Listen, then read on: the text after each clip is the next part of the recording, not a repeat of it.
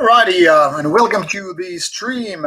I apologize, first of all, being a little bit late. I promised to get this started around 7:30 or 8 o'clock UTC, that is GMT. But here I am, still about 30 minutes late of that later time. But man's got to do what man's got to do, and in my case, boring chores. That means had to do some laundry, had to finish one last review of the day, and here I am. Now worry less because these things are now done. Now, excuse me, I'll just tune off my C player and amp, and welcome to the stream. I'm gonna start doing the stream with some beer, obviously. And the theme of today is questions and answers. Now, I originally meant to do this stream already last fall, but as it is, I was kind of collecting your questions, not necessarily but questions anyway. And then I kind of forgot it because, I mean, there wasn't too many questions, or then I just answered them on video. Kind of a bad habit that I have, that is, I don't want you to kind of keep waiting. I don't want to keep you waiting with the answers you are maybe looking for. Because sometimes you keep asking things on any given review video or interview or whatever, that it's like, I want to just reply you right away. I have a bad habit, but it's also a good habit, obviously, to just reply you right out of the bat. And I want to do it because, for me, having a YouTube channel or whatever channel is about interaction. It's about being social. It's about me talking to you, you talking to me. So we're creating, in essence, a conversation, a discussion of sorts. Sometimes we might even debate, like how wrong I am with my reviews or opinions or whatever. And sometimes it's about just, commenting how bands are, how certain releases are, and all that stuff. Now, because of that, I have a hard time remembering to adding your questions to the questions and answers list. And as a result, I keep doing that list and then doing the video. So I just got this spontaneous idea today that I could stream for a while. And in this stream, unlike so many other streams before that, I don't have anything to unpack. I don't have anything to unbox. It's kind of a fun to do that, but that also keeps me a little bit distracted. So it's harder for me to just read your comments on the chat and reply to you. So that's why I decided to do this way. And also because I keep unboxing the mail on weekdays, it kind of helps me to set up my review queue, because after all, it's 250 plus at the moment. Been getting some heavy loads of records here and there, and I kind of want to unbox it as soon as the mail comes, not just keep waiting for the weekend and then start unpacking and unboxing it here while trying to at the same time to talk to you guys. So anyway, just giving you a little bit of an introduction with 3 minutes, having some beers. I hope you have something to drink, otherwise you will be bored. You might be bored anyway, but that's a different thing. And let me know if there's technical quality problems. I see that, this lighting, these LED lights are kind of creating these weird halo effects. But to be honest, I don't have batteries for, set up the kind of a LED lighting before me. So you just have to live with it. And it's not like this is a beauty contest thing. It's not like you need to see my face in full detail. Anyway, here it goes. Cheers to all of you people who are joining the stream. I don't know how long I will be doing that. I guess something like 1 hour, but it depends. If you have good stuff coming on, I will keep doing longer. I have plenty of beer. Don't worry about that. But if this, dries out in some 30 minutes, that's what it's going to take. Thank you, Great Wanderer. You're actually the very first person ever to donate money with Super Chat. I have never, ever seen anybody using that. Thank you very, very much. Your money will be put into good use in terms of developing Rauta and helping us to do those trips, which in essence means interviews which is why I have this Rauta Patreon thing. Of course, I want to encourage people to, donate money for Rauta channel, but I don't want to be begging. After all, people have plenty of things in the world to use their money, food, groceries, clothing, I don't know, PlayStation games, so I don't want to beg any money. Feel free to donate, and I will obviously comment if you do that. So thank you, Grey Wanderer. It's nice to have your support here. Anyway, before I start to do these answering your questions from the list, I have something here, like a few comments, a few questions already. I will first read the chat, then move the comments, and then come back reading your questions and comments. And in case somebody is wondering, I still haven't started this brewery collaboration, which I kind of want to do, and I have one in the works, but I don't know if and when it will happen because there are some technical difficulties. But today I am drinking Brewdog's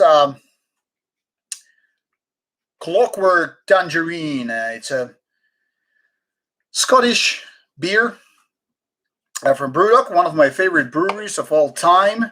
And this is because I ordered a box of beer in December and I got it delivered here in January. So now I have plenty of good beer. All right, let's start saying hello, all you people. Hello, Alex Rose. Nice to have you here from Ireland. I hope you have gotten my Patreon deliveries, those CDs. I hope you have gotten them. I haven't yet sent you the February parcel, obviously, but at least the one sent in January should have been gotten to you. And Tim Richards is asking thoughts on the new Dread Sovereign. I haven't heard it. To be honest, I could be clicking it right away here. And let's see if I get some information on it. Because that name kind of rings bell. But, oh, it's Metal Blade Records. I probably have heard it now that you mention it. Well, to be honest, I might have missed it, or I might have heard it, but now it doesn't really ring bell beyond the fact that I've seen the name. So unfortunately, for the time being, I don't have any opinion about it. So sorry for that. Yes, Alex, you can always knock on my door. That's very, very nice. And Gamma Corvises says, greetings from Poland. Well, greetings to you. I actually was reviewing a couple of Polish releases this week, one today, and that is something I haven't yet reviewed for Rauta. This will be next week. This one is Abominated from Poland. I just did a written review of this. My CD even is still in the player. Anyway, gonna be reviewed early next week. Hello, Cheese Puff. Greetings from Mexico. I love Mexico. Hola, por favor. Great cerveza. Yes. And hello, Metal Miners, Florida. How is Florida treating you? I hope everything is cool with COVID and all. I hope you have more warm than here. I would show you outside. Well, technically speaking, I can show you how it looks outside. Let me turn the camera for a bit and try to spot the snow.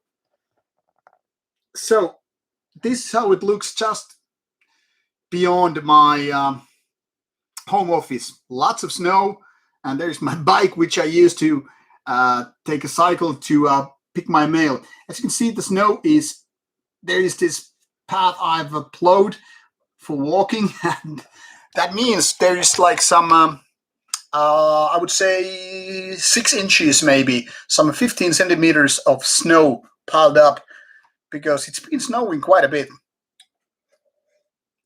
And once again, thank you, Grey Wanderer. Really, really enjoy your support. And good to hear, Alex, that sound and vision is fine. Obviously, I'm reading the backlog here. So I'm trying to reply you as I go on with the channel. What else? Hello, Brazil is also present with Senilton. Very obrigado. Nice to have some people from Latin America. I really have a respect for Latin American people. Everybody I've met from Latin America, really great and sweet people. And hello, Alistair. from America once again. And Alex is having wine and prostitutes. I love your thinking. Send some to me as well. And hello, Chris Slange to Scotland. Hello, Ulfang. Hello, Erju. Will there be any heppalas in this video? I don't know, Alex. What is heppala? Heppala, is that something to do with horses? Gamma Gorvis drinking Lomza. What the hell is Lomza? Please enlighten me and the rest of us. And Cheese Puff Enrique is always having a sunny time in Mexico. I can imagine that. I missed my time in Mexico or Mexico. Great place. Metalcasts Latvia is asking, am I familiar with any bands from Latvia? I think I have heard like 2 bands from Latvia over the years. But I'm not sure about them at the moment because I think I'm mixing some of them with Estonian names. But I've been once to Latvia. There was this tour with a Finnish band that was touring with some Estonian band. This was probably around, let me guess, 2005 or something. And we went to Latvia also. And there was one gig played. But really, I can't get the name in my head. Maybe it will come later on, I don't know. But I have heard only like 1 or 2 bands from Latvia, really. Greetings from Washington, D.C., the capital city of United States. Hello, Ian W. I've been to Washington, D.C. actually for a couple of days. Was 3 days. Stayed at this 4-star hotel only a couple of blocks from the White House. Visited the Smithsonian Museum back in the days, and it was a great trip with my good friend Pete. Yeah, I gotta say, Washington, D.C. was too much a bureaucratic city for my taste, but I loved the Lincoln Monument, the obelisk, obviously, what's it called? The reflecting pool, the great water area, though it wasn't reflecting back then. There was no water. And all those war memorial. I'm a big fan of statues and memorials. Whenever I go to a different city, I'm like, hello, I'm a tourist. I'm taking fancy photos. I don't know why. I like statues, and I like what British people and American people are doing with those statues and memorials. They're like showing the respect for the people who made some kind of impact in the world. Be it because of, like winning a war, being an athlete, being a musician, I guess. And obviously other people, not just American people and British people, do that. I remember, for example, in Dublin, Ireland, seeing some heavy metal or rock metal music having statues. You probably know what I'm talking about. Anyway, and INW is listening one of the best, or maybe the best, depressive black metal album right there in the world. Abyssic Hate, Suicidal Emotions. Well, that's a really, really great CD. I think I got it like 2 decades ago, and I still love it. I've made a classic review of that album. It's a really, really good album. And hello, Bleeding Ears from Iowa. You got a meter of snow there. That's crazy. That's super crazy. I didn't even know that Iowa is getting so much snow. That's really, really crazy. I would love to see a photo if you can. A Pagan Forest, that's also a name that rings a bell. But yeah, there's a plenty of band. I mean, doesn't matter how many hundreds of CDs and LPs I go through every year. There's still always bands that I should be checking. I mean, it doesn't matter what kind of genre we're talking about. Heavy metal, thrash metal, death metal, doom metal, black metal, or some weird-ass post-rock, whatever. There are always bands that I kind of want to listen to, but I really don't have all the time. I will show you in a bit what I mean, but let's get these questions answered first. Mwa Svatidoni Legion is saying hello. Well, hails to you. Hello from Dubrovnik, Croatia. It's a nice thing to know. Never been to Dubrovnik, but I've been to Split, Croatia. Had a fun time there as well. Great people, great food, nice city. And Portugal is also here. This is very global. I mean, I'm honored to have you all people right there. I can even, remember all the countries you already mentioned: United States, Ireland, Brazil, Mexico, Portugal. It's really, really nice that you're joining the stream from all over these places. And Brett was asking, great view. Do you live in the countryside or the city? This is technically speaking an island. And this island is technically a countryside area. I will show you more, but you really can't see anything because it's dark. And well, I'll try to show you in a bit. I'll get these conversations first, then I'm gonna shut some lights off, and then I'm gonna show you how it looks. There's not ocean, but sea right next to me, only a few meters away, and then there's another island, like that way, like a couple of 100 meters. So there's a sea, and this is a small island with not too many people living here. I guess a few hundred. And this is countryside, 20 minutes drive from the city central. So quite close, but still countryside. What else? What is my opinion about Cradle of Filth? Well, that's a good question. That's a really good question. Now, Cradle of Filth was one of those, I wouldn't say first, but among the first extreme metal bands that I got to listen in mid 90s. I think it was 1996 when I found Cradle of Filth. They had Vampire MCD out, plus obviously the first full-length album, which in my opinion was never that good. But Vampire totally took me by the balls, and I was very, very much into Cradle of Filth for relatively short amount of time. That is Vampire plus the CD that came out after that. I even had this really cool Digibook version, or well, Digipack, I guess. Can't get that name in my head, and I won't open Metal Archives to just distract me from the chat. But the point here is, for a few years, I thought Cradle of Filth was really, really good stuff. But I guess I wanted to go towards the rawer end of black metal and obviously death metal as well. So I kind of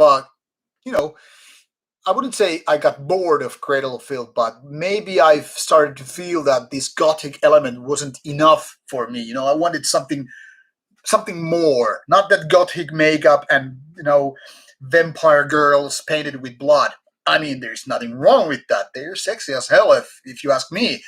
But the thing here is, Cradle of Filth started to go into different direction where I was going. I still respect the band, and I can't really agree with the people who want to slander Cradle of Filth, because that was what was going on in the late 90s, early 2000s, because I like that they went, full middle finger, against society. They had this Jesus is a cunt kind of shirts. And I was like, yeah, this is badass. Not because profanity as such is badass, but because of, they were ready to insult. They were ready to shoot their bullets with blasphemy. So they were not apologizing. They were not, safe zone band. Like so many black metal bands out there, like, like we don't like Jesus and God and all that stuff. But then they, have these nonsense lyrics about how much snow is coming or how many icicles they're dropping. Kind of a nonsense. Some bullshit bad prints on on these t-shirts and long sleeves. Well, Cradle of Filth went just, hey, Jesus is a cunt. I mean, that's really, really offensive, and I like that. But like I said, musically, they went to a different direction where I was going. So I guess I kind of got a little bit bored with Cradle of Filth over time. Anyway, still a good band, even though it's not musically that much my cup of tea. All right, once again, going with the backlog here. Oh, hell, Alex, Heppa, a tiny horse, yeah. And now I get you. We don't have any horses right here in the stream. What else? Am I happy with Twitch? Well, yes, when I'm gaming, I'm happy to stream on Twitch, and I plan to do that game stream today as well, once I'm finished with this stream, that is. And hello to Colombia. Hola. I hope that it's warmer than here in Finland. And yeah, Iron, yes, it's definitely a nice city for statues and museums. But yeah, COVID's sucks so much. All right. What else? What else? Do I have a battle jacket? Was asking. Enrique was asking. Do I have a battle jacket? I really don't. I have this leather jacket. The kind of a biker jacket, if you will. But I never got into having battle vest or battle jacket. Patches and all. I mean, I don't dislike them, but it's not my cup of tea. I don't want to see myself, sewing these little patches all over the place and showing my multitude of love towards different bands. So, no. Hello from Israel. It's nice to have that Israel is also present here in the stream. Ecuador also. Well, this is really, really great. We have a really global international stream today. The Jason say, yo, Jerry, thanks for all the interviews. My pleasure. There's two things which I like to do interviews. First of all, I get to ask those crazy questions from the bands by myself. That's my part of it. And secondly, it's nice to do those interviews for you people because you seem to be thankful them and you seem to be enjoying them. And I have good news. Horna interview already aired today for Rauta Patreons and Patreon service for patrons. And that will air next Friday. So Horna interview is now ready and it will be out a week from now. Sargei's interview is under editing process by my editor. So I guess a couple of weeks more and I should have it. Alex, what do you mean, Jerry on Mastermind? Vampire is a good release and also a good band from Sweden. We have a Russian. Hello. Privyat, I guess you say in Russia.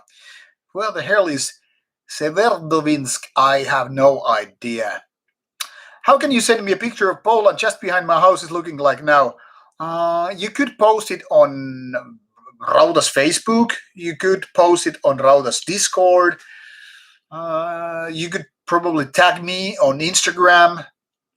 I guess those are the ones. Or then you can just, dig up my email under this YouTube channel info page and just send me email. Up to you which way you want to go. What else? Hello, rock/extreme metal/classical music forever, Brazil. Nice to have another Brazil there as well. Yes, and 80 just said what I said. Jesus is a cunt, indeed. What else? Gamakorovi would like to send me a photo. Could be included in incoming second tribute book for Pejas the. And well, that's interesting. Please send me photos wherever. You can just send me email. People can send me email or snail mail as you like, or messages. I'm getting messages on Facebook, Instagram, and all over the places. So feel free to spam me all the way. Greetings to Sweden. Hey på dig, fermented taco. How is Sweden doing for you? I hope you are not in the middle of COVID. Brew in Sweden. Take care. What is my opinion on Johannes Nefastus and the work with black metal lyrics for Baptism, Q, etc., and the Star of Azazel? Now, I haven't been reading Johannes' books, but I know that he's a skilled writer. He has also written a role-playing game. He's a thinking man. And while I haven't really met him face-to-face, I have talked with him over Facebook and discussed, and he seems like a nice person. He also used to date a friend of mine, but I don't know. I haven't been seeing him for a while on Facebook. I don't know if he's still there or have we been disconnected. I don't know. But I haven't been reading his books, so I really can't comment them. Do I have some thoughts on Dimmu Borgir? Asked the main bro. Well, yes, I do. I'll get back to that in a bit. Just hold on, I will go a little bit further with this back scroll and I will get back to you. And I need probably a new beer. I'm already done with this because, we have been 24 minutes and even with my talk, beer is going down. And do I hate DSBM? If yes, why? I don't hate DSPM, even though I'm a very positive person. I really like when music gets really dark and nasty. So I guess I kind of like um, suicidal and depressive black metal. Like I said, the Abyss Hate album is one of my favorites, and I also like early Shining work when that was really all that depressive and suicidal. So yes, I do like DSBM. And yeah, INW also said that with the Abyss Hate. Morjes vaan, Quine, how are you doing? I will enjoy your new album. I bet I won't. I'm gonna give it like 4 out of 10. I'm just joking. I'm looking forward to hear your new fine album. So all that. Do I have a gun? I don't have a gun. Guns are hard to get in Finland. That is legal guns. And if you don't have illegal guns, you have a problem in your hands.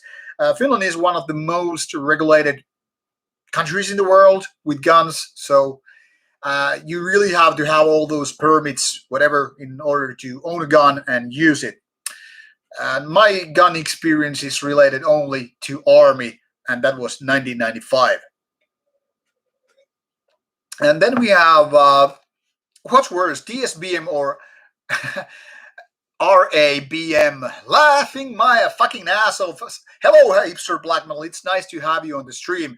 I'm, by the way, still looking forward to hear from you in order to do some kind of a collaboration video, which I suggested to you a few months ago. I hope you haven't forgotten it.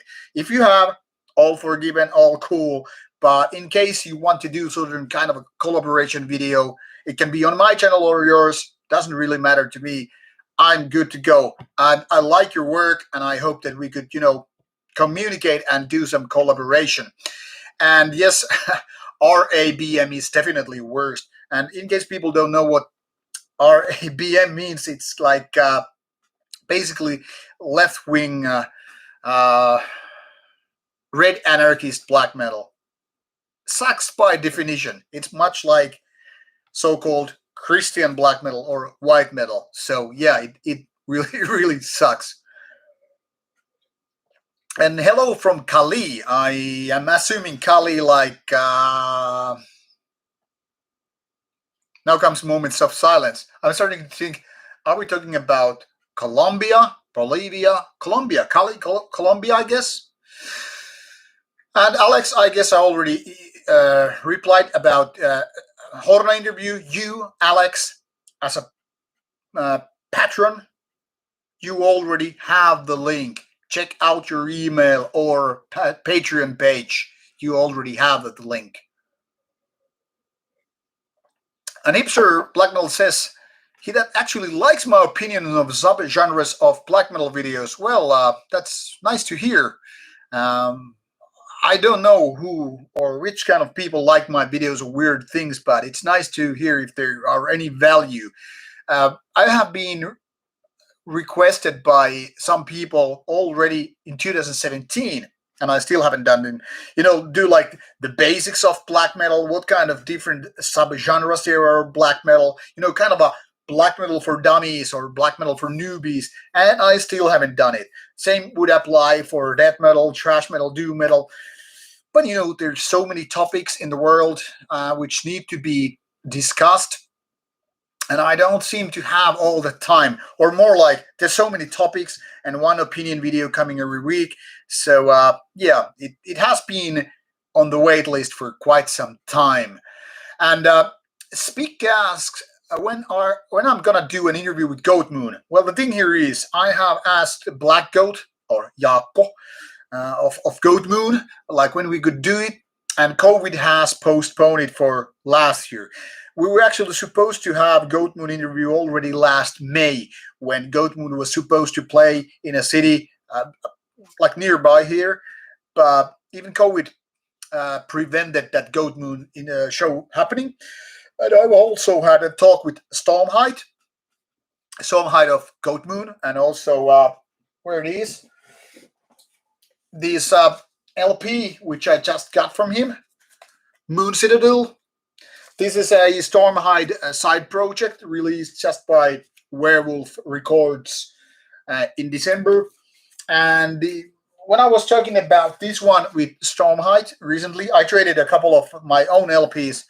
The Night Side LP on the background, you should be seeing it right there. Oops, there. There's Night Side. Bing, bing, bing. And Stormheight said that he would be cool to do also not only Goat Moon interview but also Stormheight interview, and well, this Moon Citadel interview. So all these are planned, but COVID kind of prevents us traveling, so I don't know when. But I hope that Goat Moon interview would finally be happening this year. So that it is. Guten Abend and hello to Equilibrium from Germany, I would say. Um, what else? What else? Then Blazu is talking about RABM. We can skip that. Tell you about my music collection. It's not that vast. You can see some of my collection right there. Oh, there. It's hard to point when you're just figuring out which way to go. To be honest, I was recently counting my CDs, and I was expecting to have only like 600 CDs. I have, I guess, about 700. I'm really picky. I mean, I've reviewed roughly 6,000 releases over the years, plus both a few hundred. So I guess I have probably sold some 6,000 CDs over the years because I'm really picky. And even now and then I feel like if I'm picking some CD, if it doesn't really click with me, like I have to feel it like 8 out of 10 or better, I'm just going to get rid of it. Why? Because I don't have the time or will to get back to that. But I can tell you about my CD collection if you want to. I don't know if that's that wonderful. I have mostly black and death metal CDs. Black metal, I guess, the most dominating. Then I do have quite a few soundtracks. I have quite a few dark ambient albums, some heavy metal albums, obviously some trash metal. But I would have to guess that probably 70% of all the collection I have is probably black death and trash. Mostly black and death, I guess. So that's it in a short version. Hello, Volmont from France, if I recall correctly. You have to work on your music. Well, that's more important than watching some douchebag talk on a stream. And Hipster, nice to know for doing a collaboration. You have means how to reach me: Facebook, email, Twitter, Instagram. I don't know. Your shot. Thank you, Gamakori. Messenger is just fine with the pictures. What else? You would like to see more of the area where I live at some point. Well, I try to do some videos sometimes when I go outdoors. That could be done if I just, pick my phone and do a little bit of a selfie stick thing. I guess that could be done. Enrique asking if I will be attending Inferno Festival in Norway. I have attended that in 2004. And I would like to go there once again. But the thing here is COVID is probably going to block all the festivals from happening. And what else? What is my opinion on cancel culture? Depends how you define it. Define it and elaborate, and I will give you proper answer. What else? Gyro Lambi is praising Goatmoon as a great live band. Good to hear. And hello, Perkele Faldo. Yeah, trash metal. I guess there's kind of a hard for me to properly say trash metal versus trash metal. Oh, it doesn't matter. What else? And yeah, well, nice to hear you from France. I'm gonna pick another beer and then get back to you. But first, I need to answer Erju. Erju was wondering how my listening habits would change if reviews were in the way. That's actually one of the questions which I have in my Q&A list here today. So I will talk about in a little bit. Like you were asking, like what kind of genres or bands do I miss? Anything you would probably drop, or I would drop.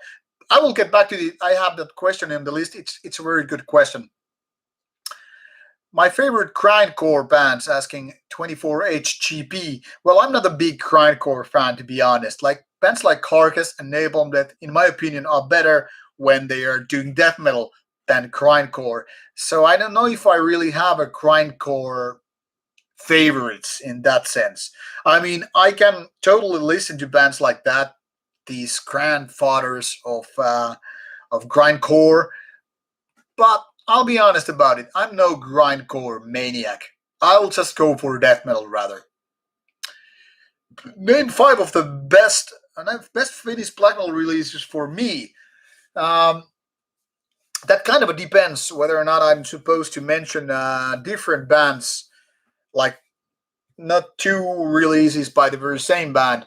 But I would definitely say that some of the Satanic Warmaster stuff is among my favorites. I'm not sure if Old Blut would be one of them. Then I guess Phlegane, one of their releases, would be among my favorites. Um, what else?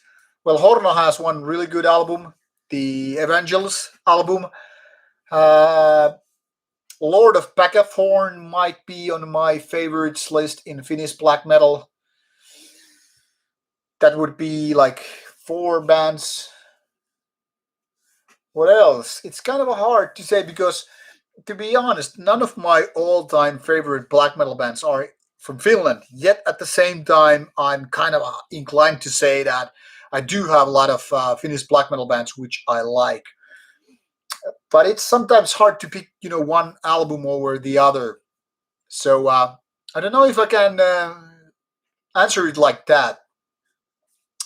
So rather mention those names: Satan Warmaster, Phlegane, Lord of Pagathorn, Horna in that respect, and the number five would be tougher call to make. I need to think about it. Do I know bands from Slovakia? Hails from Slovakia. Hello to Slovakia.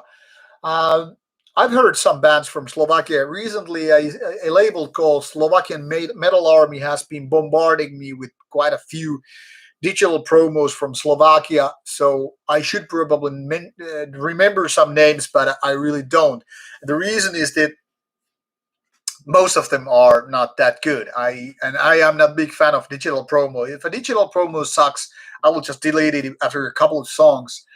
So right out of my mind, I can't get to remember any of good Slovakian bands. If I like soundtracks, I should 70s Italian horror movie soundtracks. Well, yes and no. I mean, I know the kind of a music you're talking about, gyro. The thing is, I'm not exactly looking for that kind of a soundtrack music. The ones that have really plastic sound of the 1970s are not exactly my cup of tea. So I don't know. Might be some good stuff there, but I'm really into different kind of soundtrack music. What do I listen when I want to chill or drive? I'm gonna get back to that in a bit, and I need to answer this question before getting next beer. Main bro is asking when mentioning death metal, how do I feel about death? As they are pioneers or godfathers death metal. Well, that is my all-time favorite death metal band. The thing here, weird thing is with death that I find symbolic the best. I actually made this video, Death from Worst to Best video, 2 years ago maybe. And the weird thing is, I like symbolic over others, but my next favorite would be Leprosy, followed by Scream Bloody Gore. The thing is, I love the technical parts of Death, and I do like the first old school parts of Death. And I really think they are both pioneers and leaders of traditional death metal, as well as pioneering the progressive technical death metal, much like Bathory was, pioneering first wave black metal and then creating essentially the Viking metal genre. So Death is one of my favorite bands of all time, and of death metal bands, I would pick no band above Death. Hello, Samantha. Oh, judging by your picture, I know you from Discord.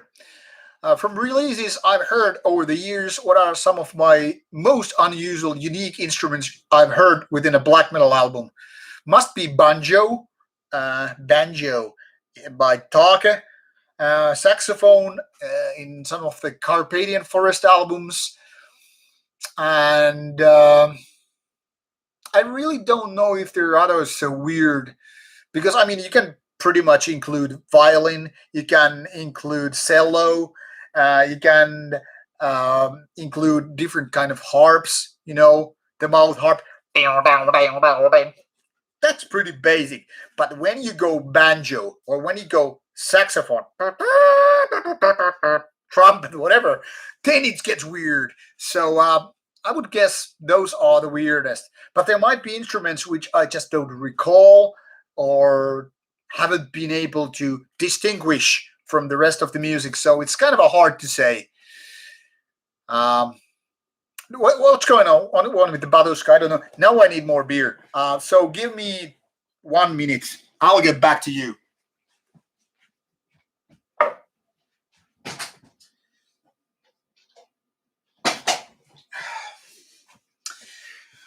And all right, back in the business.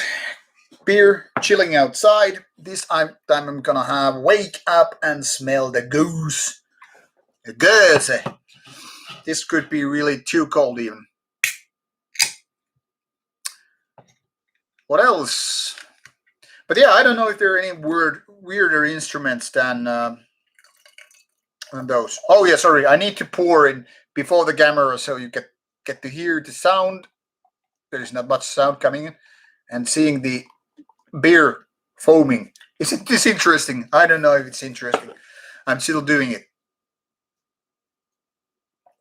And I need to get back about that one question about Timo Borger and then one other question about, reviewing. I'll get back to that. Um, can I suggest some good internet stores to sell albums from the black metal underground scene? Teo, it depends totally where you live because locally you would probably like some distributors and stores which have less shipping costs than some of the labels and distros and stores which are closer to you. So it totally depends on that. And Shaqui, how is that pronounced? Shaqui Duran is asking, what's my favorite ancient album? That would be Svartalvheim. That's when ancient was its rawest, and in my opinion, that's the best era. Trolltar, MCD, and Svartalvheim. Voltman, have you never heard of Blood Thepes, or are you still having that comment about the French bands? Blood Thepes and Mutilation, well, some of the best French black metal bands of all time. And Gyro, I do agree, Leprosy is very underrated. Leprosy is almost like the perfect death metal album. So, yeah. 24 HEB is asking me a question which reveals he hasn't been watching my Mayhem interview with the Hungarian legend Attila Zsihar. Obviously, I do know Tormentor, and because, I mean, after all, this Tormentor legend joined Mayhem for the Mysteristum Satanas. And I remember Tormentor back in the days. I mean, obviously, I didn't hear it in the 80s, but yeah, I do know the band, and I think it's somewhat good. It could have been better later on, but I guess Attila got thrown into other bands. Alex Rose is asking interesting question about Nietzsche or Heidegger. I have read more Nietzsche than Heidegger, so I really can't choose between those two. I guess I would go with the Nietzsche, but I haven't been reading too much of Heidegger, so I really can't question that. But if you would asking me like Nietzsche or Schopenhauer, I guess I would pick Schopenhauer. And yes, Herbelis used trumpets. That's true. Good reminder. You want to see my Jackson on the background? I will get it in a bit. Now I owe an answer about Dimmu. Yeah. So back in 1997, when I was back to commercial school, and I had been listening to black metal for a few years, maybe 3 years. I think I first found my first black metal bands in 1994. Um, so I found Dimmu Borgir around 1997, and Inthrone was a big thing then. I had this really cool CD which was shaped like a chainsaw blade or something. Not chainsaw blade, but this circular saw blade. It was really cool, and I liked the very majestic, very powerful production that they did, and I was very much into Dimmu pretty much at the same time, a little bit afterwards, after Cradle of Filth, and I totally got into the band. It might have been, by the way, already 96, 96 or 97. Anyway, it doesn't really matter. So I got into Dimmu Borgir, and I liked it. When I heard Stormblast, I felt it was too plastic sounding, kind of a too cheesy melodies. Then again, I liked the a little bit more the first album, but Enthroned was always, my love with Dimmu Borgir. But then Dimmu Borgir started doing those really, really goofy things, like having those Santa Claus outfits. I think they kind of made a parody of themselves, if you will. So it kind of annoyed me because I wanted my black metal to be serious. I still do now to these days, even though I'm a kind of a goofy person, I know. But there's a difference. You can be goofy and you can still be like serious about some matters. So when Dimmu Borgir kind of became this joke in magazines, I started to lose my interest in them. And then they started doing music which was less appealing to me, like when totally overboard with synths and orchestration and all that stuff, where I was going to the roar direction, like when I went with the Cradle Field style. So I wanted my music to be more like, Graveland and all that stuff, which I guess came to me in around, I'm guessing 98, 99, around that era. So I wanted to listen to these kind of band, Ildiarn, Graveland, I guess Urgehal, Mutilation, Veles, stuff like that. And Dimmu Borgir was becoming more majestic, if you will, like big sound, big orchestrated, lots of synths. I didn't want any synth. I wanted to listen to Panzer Division Marduk. I wanted to be raw, fierce, violent, blasphemous. Not, oh, look at funny hats, lots of synthesizers. And I was like, fuck off. I don't want any part of that. So I kind of got very quickly bored with Dimmu Borgir. And for a long time, I really couldn't care less about their music. I would review if a review copy would, arrive. If not, I wouldn't be checking it out. Remember, this was pre Spotify and all that stuff, pre YouTube in a way. So later on, I kind of lost my interest for Dimmu Borgir totally, and didn't really care. And I remember seeing it in Wacken Festival 2008 or so, when Dimmu Borgir had, I guess, the dummiest black metal slogan of all time: "Religion sickens me." And I was joking with my friend who I had, with Finnish friend, a really good friend of mine who I was spending time at the festival.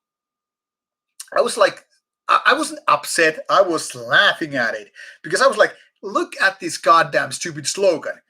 There with Cradle Field, you had this Jesus is a cunt. Yeah, Jesus is a cunt. Blasphemy. We like it.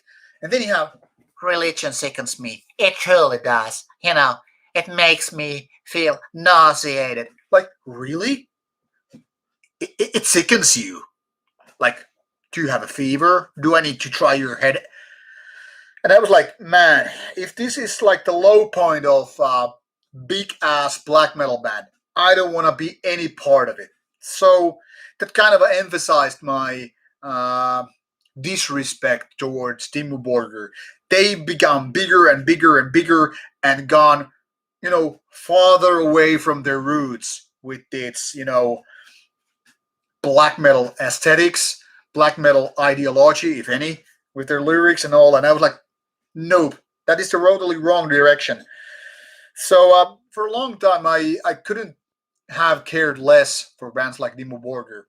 Now, with a couple of years ago, maybe 3, 4 years ago, they came out with the album called Aeonian, which was even more orchestrated after like 8, 9 years break. But I seem to like it. And the thing here is, I liked it because I kindly have finally accepted that they are not this traditional black metal band at all. They're a big show, a circus of things, if you will. And they reminded me of more Therion, which is one of my favorite bands from Sweden. But whereas Therion always kept it kind of like bombastic, but kind of a smaller, not exactly mainstream, with their orchestrated parts, symphonic parts, way before Nightwish, if you will, yet being with the same genre. But Aeonian was reminding me of what Therion was all about, being this kind of a mysterious band with somewhat esoteric ideas, and yet being kind of a big with orchestra and all. And I was like, okay, maybe I just should change my own adjustment, not thinking that they are the next dog throne, because they're not gonna be that. But just accept for it is what it is, and it's more like this Therion kind of orchestrated band rather than being this traditional second wave black metal band. So I've kind of made peace with Timo Borger in my head. I know this sounds ridiculous to a lot of you people, but what you really need to understand about me is that even though I'm a very, very positive person, I am a goofy person. I make a lot of jokes all the time. I like to entertain people around me.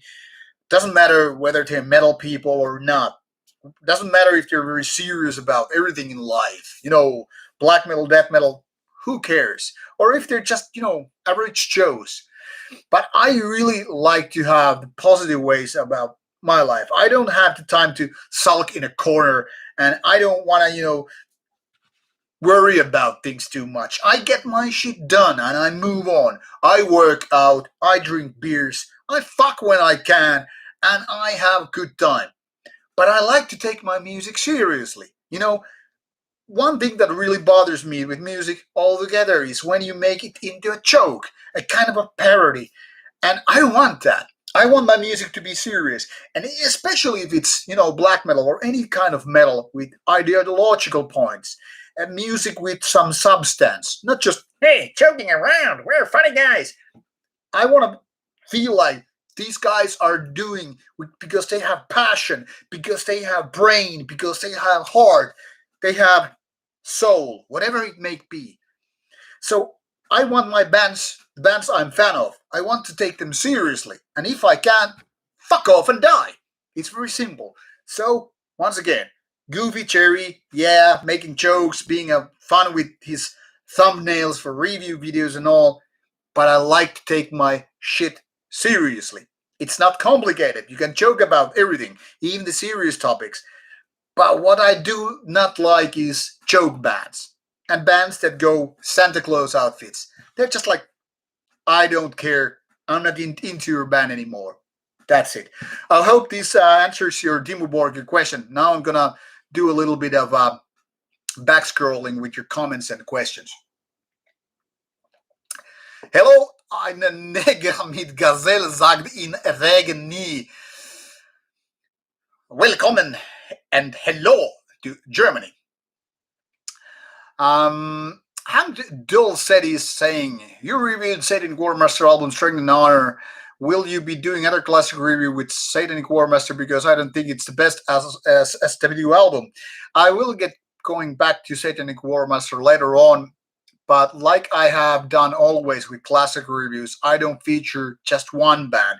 I want to change the genre, between the different classic reviews. I want to change the bands. It's not like I want to do 5 months of Satanic Warmaster alone. So I keep circulating different ideas and picking various bands. You can always suggest me what to review. But for example, now that I reviewed Satanic Warmaster in January, I don't think I will be doing another Satanic Warmaster this year anymore, because there are only like 12 months in a year. And if I want to feature one classic review per month, I'm not going to waste 12 like 5 months out of 12 months on a single band. I want to keep different ideas to keep it fresh, to keep it more diverse, if you will. My opinion on Drudk. Well, to be honest, I liked when I heard Drudk for the first time, along with Hate Forest, and this was probably very early 2000s. But later on, I started to feel that Drudk is just repeating itself too much. So I kind of fell off out of interest after a couple of first albums, and I started to kind of give up. I mean, I kind of like their idea, but it doesn't speak to me enough. Cheese Puff Enrique, what is Caguarma? Can you enlighten me a little bit? The craziest question of this evening: Diapsigir or Velvet Cocoon? I would say neither. Uh, Now I'm scrolling too quickly. And CDA, well, glad that you like Svartalheim as well. Is it Lucky is asking, what is the reaction in Finland in the media or black metal scene when Children of Bodom guy died? Well, there was a lot of comments about Aleksi Laiho's death. Some of them being very upset that he died so young and that he had a lot of talent and she should have been continuing with Children of Bodom and all that stuff, yada, yada, yada. But also many media were criticizing that Aleksi Laiho was not a good example because he was using so much alcohol and blah, blah, blah. So it was kind of divided. Some people were just very sorry about it, and some people like, hey, he chose the path. So, yeah, not a very unanimous opinion. What is my favorite horror movie? Asked 24HGP. That is a very easy question for me to answer. It is The Thing by John Carpenter. Definitely the best horror movie of all times, in my opinion. And Manny Bro is drinking vodka. What kind of vodka are you having? Next is Wolman is tagging me with a question. When you can check out German band Feldgrau playing black metal, main theme of World War One from historical view. Once again, I would like to check out more bands that you keep suggesting, but as I promised, I will show you my review piles in a bit, so you can get a glimpse why I'm not picking so many suggestions, because I have these review albums. And Alex Rose, your sister loves Schopenhauer. I love your sister. Have I ever been into German thrash metal, 1988 stuff, Destruction, Creator, Sodom? Actually, I used to like early Destruction a lot. I never somehow got into Creator so much. I mean, I've met Mille and I've interviewed him. He's a great person. And I like some stuff Creator does, but I never got it, big. Sodom being my favorite of all German thrash metal bands, but for some reason I never got to listen to it too much. So I'm not big into German trash, but I do like some trash. Do I know Evil Fest? Yes, I do. Voltman, it's weird that you never heard of Vlad Tepes. I think Vlad Tepes and Mutilation were some of the same scene, more or less. The what the hell it was called? It's something like noir something. Well, definitely they had some kind of a scene going on in France. You should definitely check out Vlad Tepes. It's one of the raw black metal bands from France, a cult band, definitely.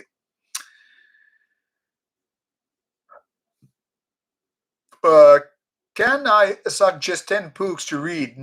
Do not recommend Jordan Peterson, please.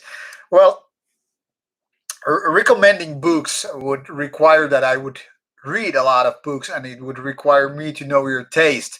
So I can't really recommend books because I'm kind of a random reader. I mostly read magazines, zines, the fanzines, as well as magazines because of my work and all that stuff.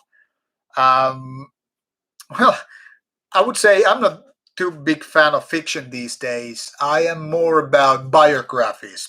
So I would suggest reading biographies of known people. A couple of really good books come to my mind. One would be the Mötley Crüe biography. Another one would be Arnold Schwarzenegger biography. Really inspiring work. And one of the more I don't know if gruesome is the right word, but one of the more interesting stories, but kind of a nasty one, is the Jenna Jameson, the porn star biography, and also Marilyn Manson biography. So I guess I would recommend people reading biographies. And yeah, I really don't know. I read occasionally some philosophical works, but they're kind of a heavy duty works. So I don't know. It depends if you're into philosophy in the in the first place. And The Art of War by Sun Tzu. That is definitely something I would recommend people to read. And hello, Gates of Tyrant from Chile, South America. That's really good. I hope to really visit Chile one day. Manny Bro, you asked me why did I choose to go to Split, not Dubrovnik. Well, I guess there were just flights more easy to accessible to Split. Definitely would have liked to visit the Dubrovnik because of Game of Thrones and all. But maybe someday. Maybe someday.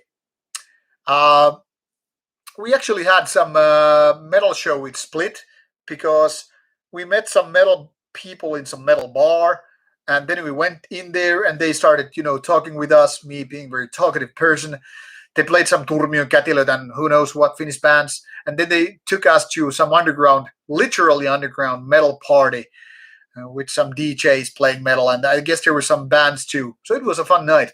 Yeah, Split, small city, not that you know wow thing, but I liked the week we spent in Split.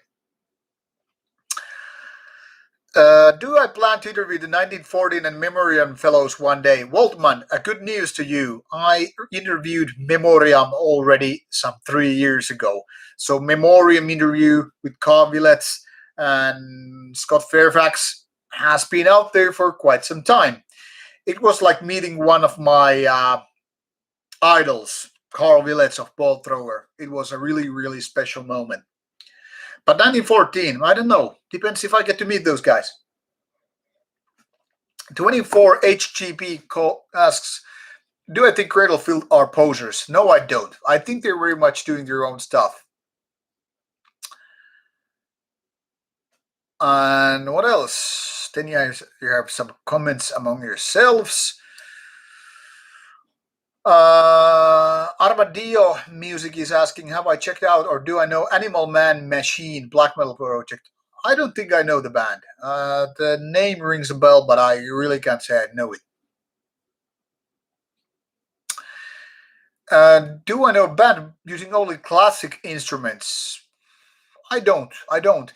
The thing is, can you really make metal music just with classic instruments? No metal guitar and all that stuff. It's a tricky question, really. And Satan Supremacist is asking the same thing which I already answered about Goatman interview. Goatman interview will happen when it's possible to meet those guys.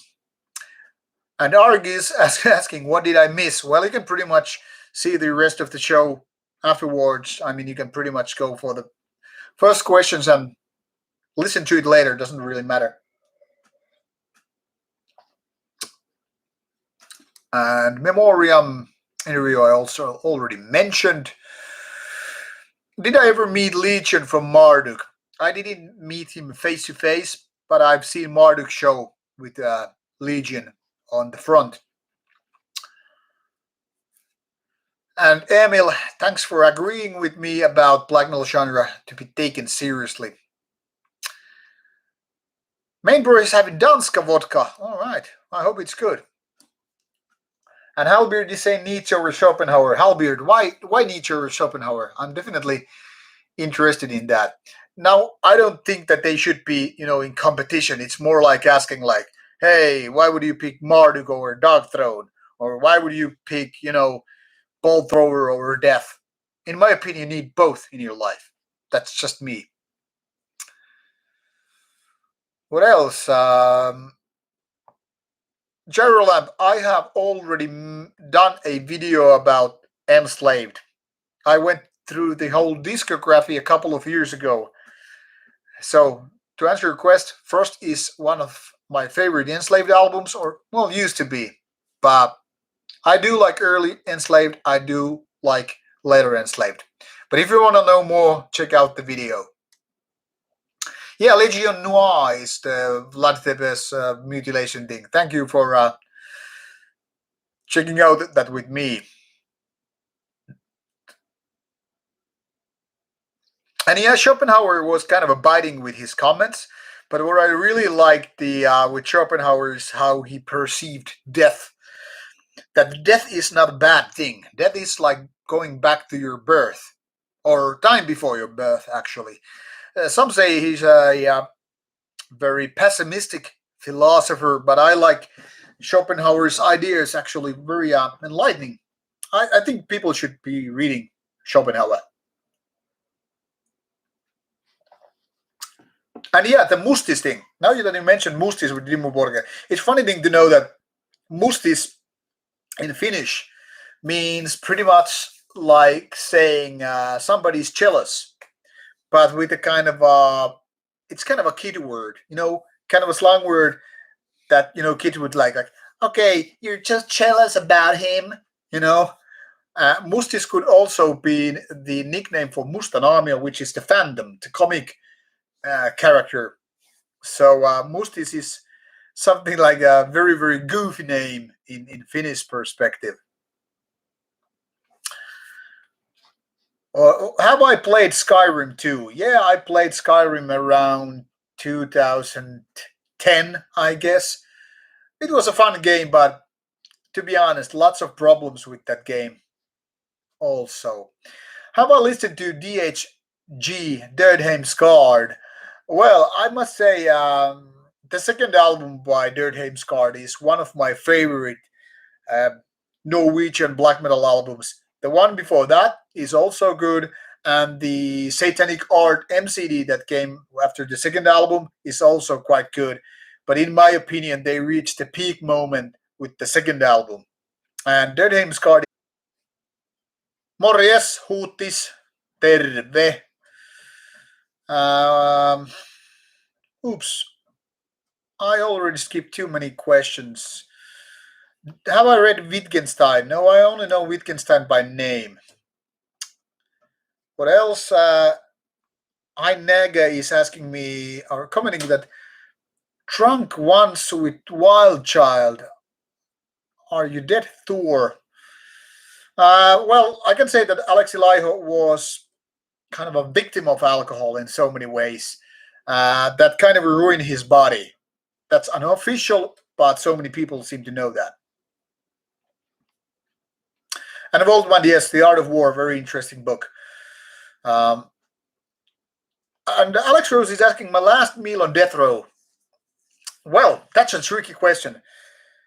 It could be some really good pizza, but then again, it would also could be some Tex-Mex like tacos.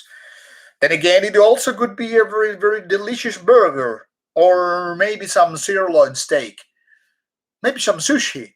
I don't know. I would have to answer that question with my last meal on death row, depending what I had eaten before that.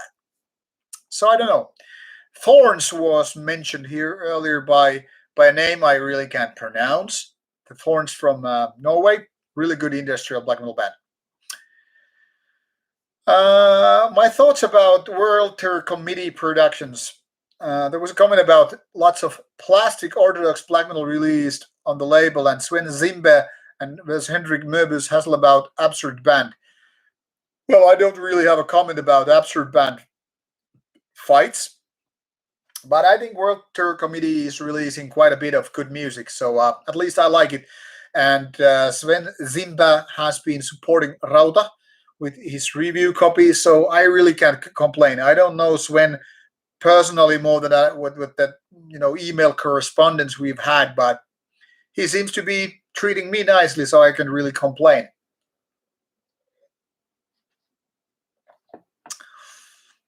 Um,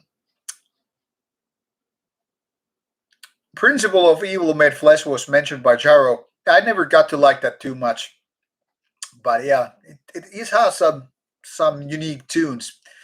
And Apocalyptica, I don't consider Apocalyptica to be metal. It's just music with cellos, really.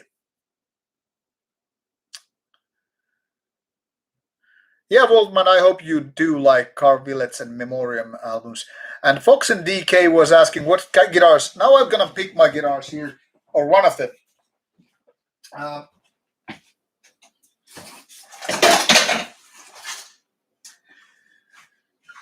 this one is very, very dusty. I haven't been cleaning it for ages, so as you can see, it's a lot of dust. It's missing the key here. Well, key, the string that is. This is probably out of tune because I haven't really been playing this for months. I got this guitar in around 1998, I guess, roughly. Might have been 1999 when I was living still my friend as a kind of a bachelor apartment. I got this from my nowadays band member. He wasn't my bandmate back when I bought it. I think I paid 1,000 marks, Finnish marks, which is roughly something like 150 euros, something like that, back in the days. And that's where this Burzum sticker is already coming from. And with this guitar, I created, pretty much everything in Annihilatus, my band from 1999. And this was used for a long time until I got another copy of this Jackson PS1 a couple of years ago, which we used to do the second album, Death from Above. And curiously enough, it also cost me 150 euros, but it has better mics than this one, and it actually has all the strings in place. But don't ask me any kind of complicated questions about guitars. I suck at a guitar player. I'm not a real musician, if you will. Biitin tekijä kysynyt, että onko konana? On konana, on kona, kyllä. What else? Based comments already. So, and Samantha, yes, do go to Enslaved Discography. It's one of my favorite bands. I think they have been making good music throughout the years. Main Bro asking, what is my opinion on banning people from social media just for having different opinion? I think it's ridiculous, but then again, social media companies are private companies. They can do what the fuck they want. 24 is asking me, do I believe in aliens? In the sense of movie aliens, no, but I do believe, and I think it's really likely that we have extraterrestrial people or beings, in some other places, like different planets and all that stuff. It's just likely to be that way, but I don't know if they exist. Who knows? Enslaved is such an underrated band. I really agree. Have I been playing Player Unknown's Battleground? No, but I kind of like the genre. I do like Player Unknown's Battleground more than Fortnite. I have been playing Fortnite, and I think Fortnite is kind of a too much a kid game for me. I don't like the crafting part, but yeah. I should have check out meme channel right away quickly.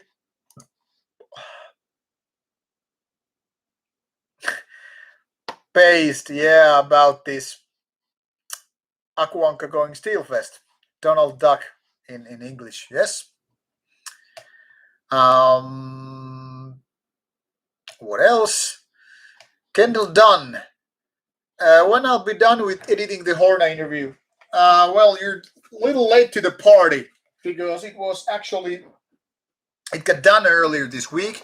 And my editor finished it earlier this week, and Horna interview is watchable by Rauta patrons, that Patreon supporters, and it will air 1 week after this one. So there's a 1 week head start for Rauta patrons because after all they put their money, so they kind of deserve the head start. What are my thoughts on Cannibal Corpse's new guitarist Eric Rutan? Well, Eric Rutan has been doing good job with Hate Eternal. I actually downloaded already the new Cannibal Corpse album, and I'm very much looking forward to hearing it. And I will do listen to it probably next week. I have faith in Mr. Rutan. Hello from Bulgaria. How are you doing, man? I've been to Bulgaria once actually. That was in 2002 or something like that. What else? I'm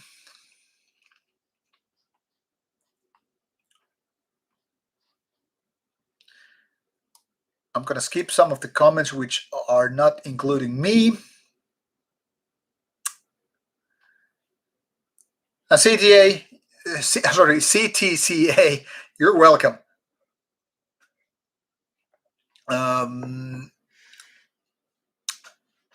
Alex, can I play some Eagles? No, I can't. And people definitely should check out Thorns now that it was mentioned again.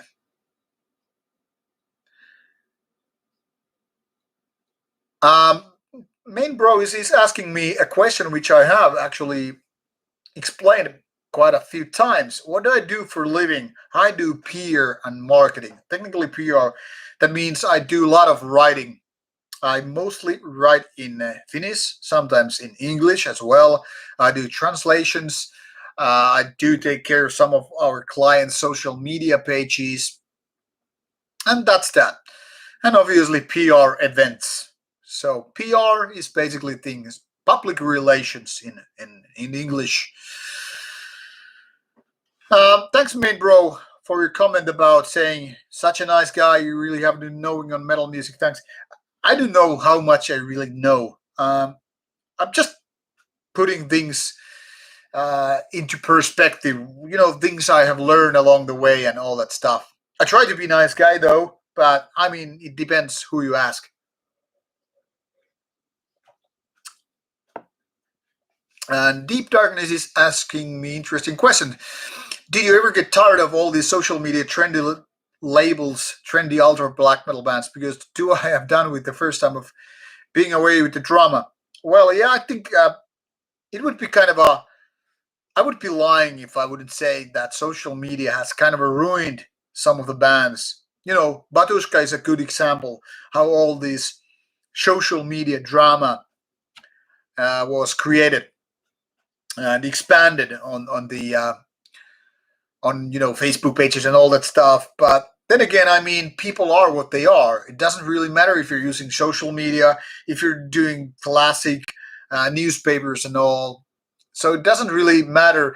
Social media basically speeds things up. That is, same kind of conversations would have been happening without social media. I mean, back in the days when we were talking about philosophers, Schopenhauer, Nietzsche, whatever, those philosophers would send letters to each other, doing kind of a correspondence, and they would kind of disagree on things. Maybe they would agree on certain things also, but they would even fight. Have a debate on things because not necessarily they could meet, and they would argue about things. So social media is basically doing the same thing, but instead of writing big letters and waiting for the people to respond in a matter of weeks. You now have click, bling. Oh, there's a meet. Then you click, click, click, click, click, suddenly typing your message. So I don't think in that respect social media has, in that sense, changed too much. I mean, obviously it's connecting all of us here. I mean, we wouldn't have Rauta with our social media, right? Because YouTube is, after all, a social media service, by definition anyway. But I think it does both good and bad because that's what people are. Am I familiar with Rudan's first band, Ripping Corpse? Only by name. I never actually listened to it, but I know the band by name and by fame. Uh, Args is asking me, Kalaman Kandaya interview, any chance? Theoretically speaking, I have talked to Kalaman Kandaya main guy about possible interview, and it might happen. But once again, it depends on so many factors because first of all, COVID is causing a lot of delay with interviews and all, but it's possible. And hello, Tot and Dance, nice to see you again as well. Rutko Siusi is asking, do I have kids? Yes, I do. I have one daughter, 6 years old. Already been to a couple of heavy metal shows with me. Been listening to brutal death metal such as Cannibal Corpse since she was something like 3.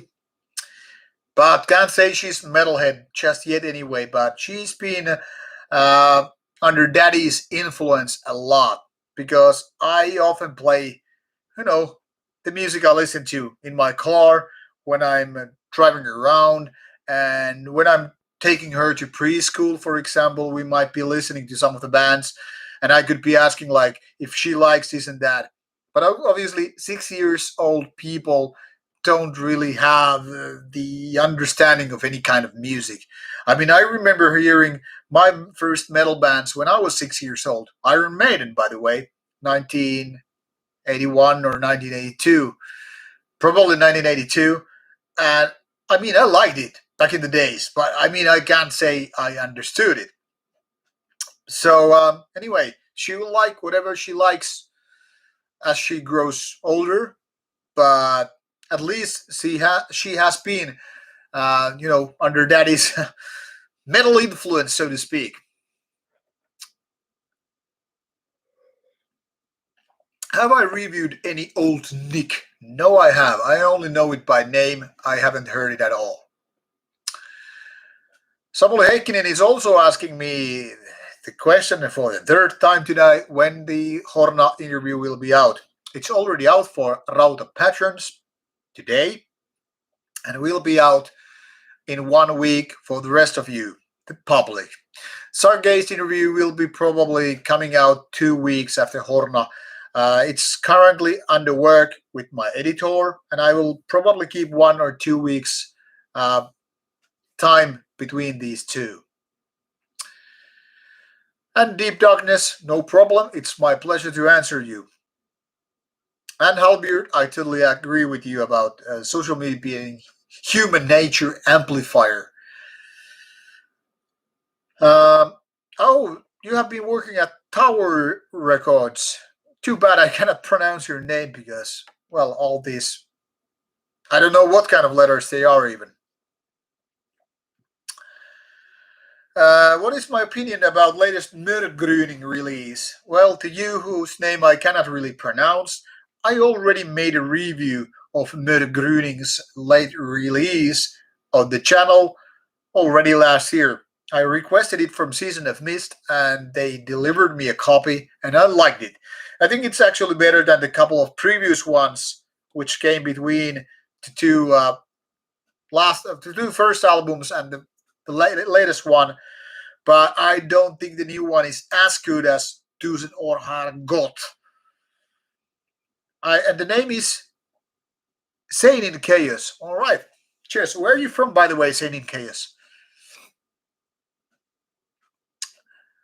Uh, Tommy Tomescu is asking, do I listen to DSBM? We already discussed it earlier in the stream, and yes, I do. But I don't know the band called Gerard or is it Gerard. I don't. Um, Kat is pointing about etheric conversation in Bardo and mentioning rye bread, I guess a rye bread, not rye breed, saunas and nudity. Is he right? My thoughts on that. Well, rye bread is very common and liked thing in Finland.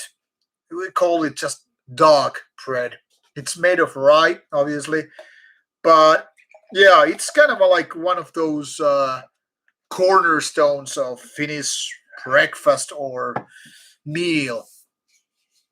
I would say, yeah, it's one of those essential Finnish things, rye bread. But saunas and nudity, even more so. Finnish people in general tend to be very okay with nudity. We don't have problems seeing each other's asses, breasts, genitalia. We have seen more, well, whatever hangs in between your legs, penises, vaginas. We're totally cool with that. Going to sauna naked, it's no sexual thing. I mean, you can have obviously sex in a sauna, but that's not really the thing here. And Finnish people are very, very accustomed to be nude with other people. It's a no-brainer. It's a no problem. It's a very natural thing to do. So yes, both nudity and sauna are, in my opinion, the cornerstone of understanding Finnish culture. Sauna is one of the things I really want to talk about. I'll get back to that in a bit, but I would basically agree with the etheric comment about that. Waldman's daughter is almost 11. Very nice. And it's good that you let her listen to whatever she likes. Oh, Sadie Case from Los Angeles. Yeah, but I was wondering because I had a friend, well, I still have a friend who used to work for Tower Records, but she lives in New York. So I was just wondering.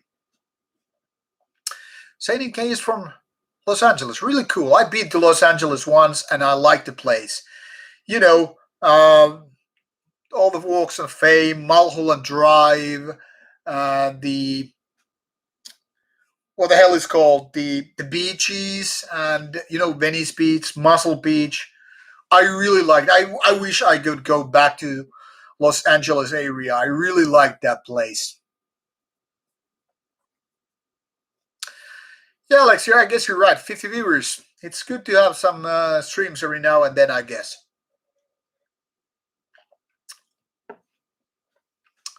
Uh, have I listened to Thomas Eriksson podcast? Well, no.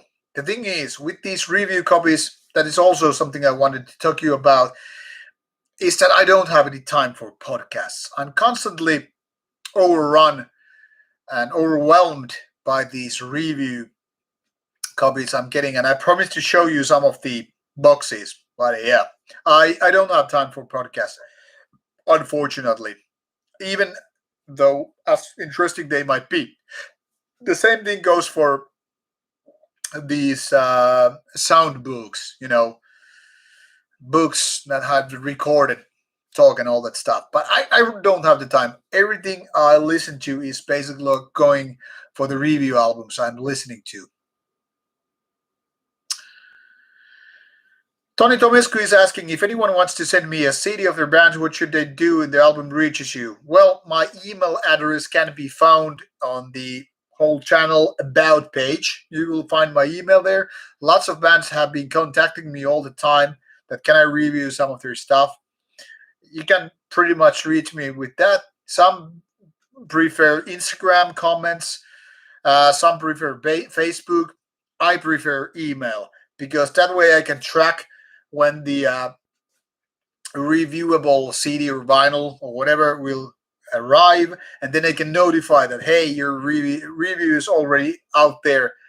With Facebook, it's so easy to just forget it. I try to keep track of everything, but it's kind of hard being bombarded with a lot of review albums.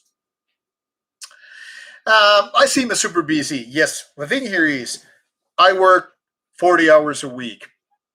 I do review roughly two albums every weekday. Not on Saturday or Sunday because I'm not really listening to music on Saturdays or Sundays.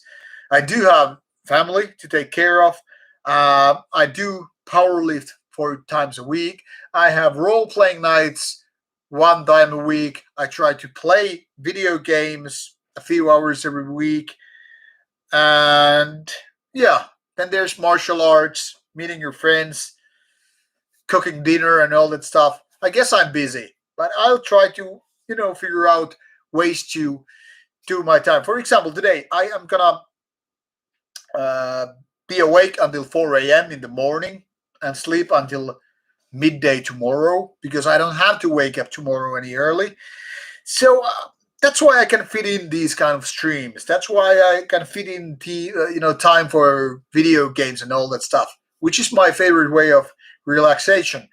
Obviously, I watch movies, I read something every now and then. Like currently, I'm reading Bardo Methodology issue number 6. I have some books under work or in works, and obviously, I watch quite a bit of television series. So I'm just trying to balance things out. Everybody has the same 24 hours. It's up to you how to use them. So I totally understand if somebody doesn't have the time, for example, to watch Rauta. I mean, totally understandable. I'm not saying people should watch my streams or watch my reviews. They have better things to do. The cat is coming out. It's in the sauna right behind me. Not that door, but by the. If I would show you, there we have this window, and roughly there where there's laundries, there's a door to the sauna, and we have a one stray cat right there, and yeah, he's creeping out. Hello, cat. Oh no, he's going back to the sauna. So what I was saying is like I totally understand when people have things to do, you know, studying, working, family, bands, other kind of hobbies, maybe wanking all the time, maybe having sex all the time. I couldn't complain if I had to do that. Drinking beer, we all have our priorities. So obviously everybody can't do everything. My passion is music, however. The biggest passion, right after sex, obviously. Uh, and I like to listen to music. I like to review it. I like to recommend good albums to people. I like to interview cool bands. Spread the message. It's by us, for us kind of a mentality. That's why I pave the way for more music. That's when I want to talk about music. That's why I want to review music. That's why I want to have these opinion videos about music. That's why I want to do these interviews and different kind of stuff. My passion is music. That's why I do music myself with my own bands, and I want to talk about it. That's it. That's why I make time for music. That's really everything there is to say about. So yeah, um, I am busy, but that's because I want it to be like that. And Sadie Chaos LA will always have a special place in my black heart. I can totally understand why. 24 is asking me, do I like the band called Leviathan? Well, there are plenty of bands called Leviathan. If you're referring to the American-based black metal band, not too much. I think it's kind of a mediocre band if you ask me, but there are other bands as well. And said in chaos, yeah, you should visit Finland as long as you're cool to try out sauna and some skinny dipping. Then you're really cool to go. Yeah, a papa. I'm a papa. I guess you can say that.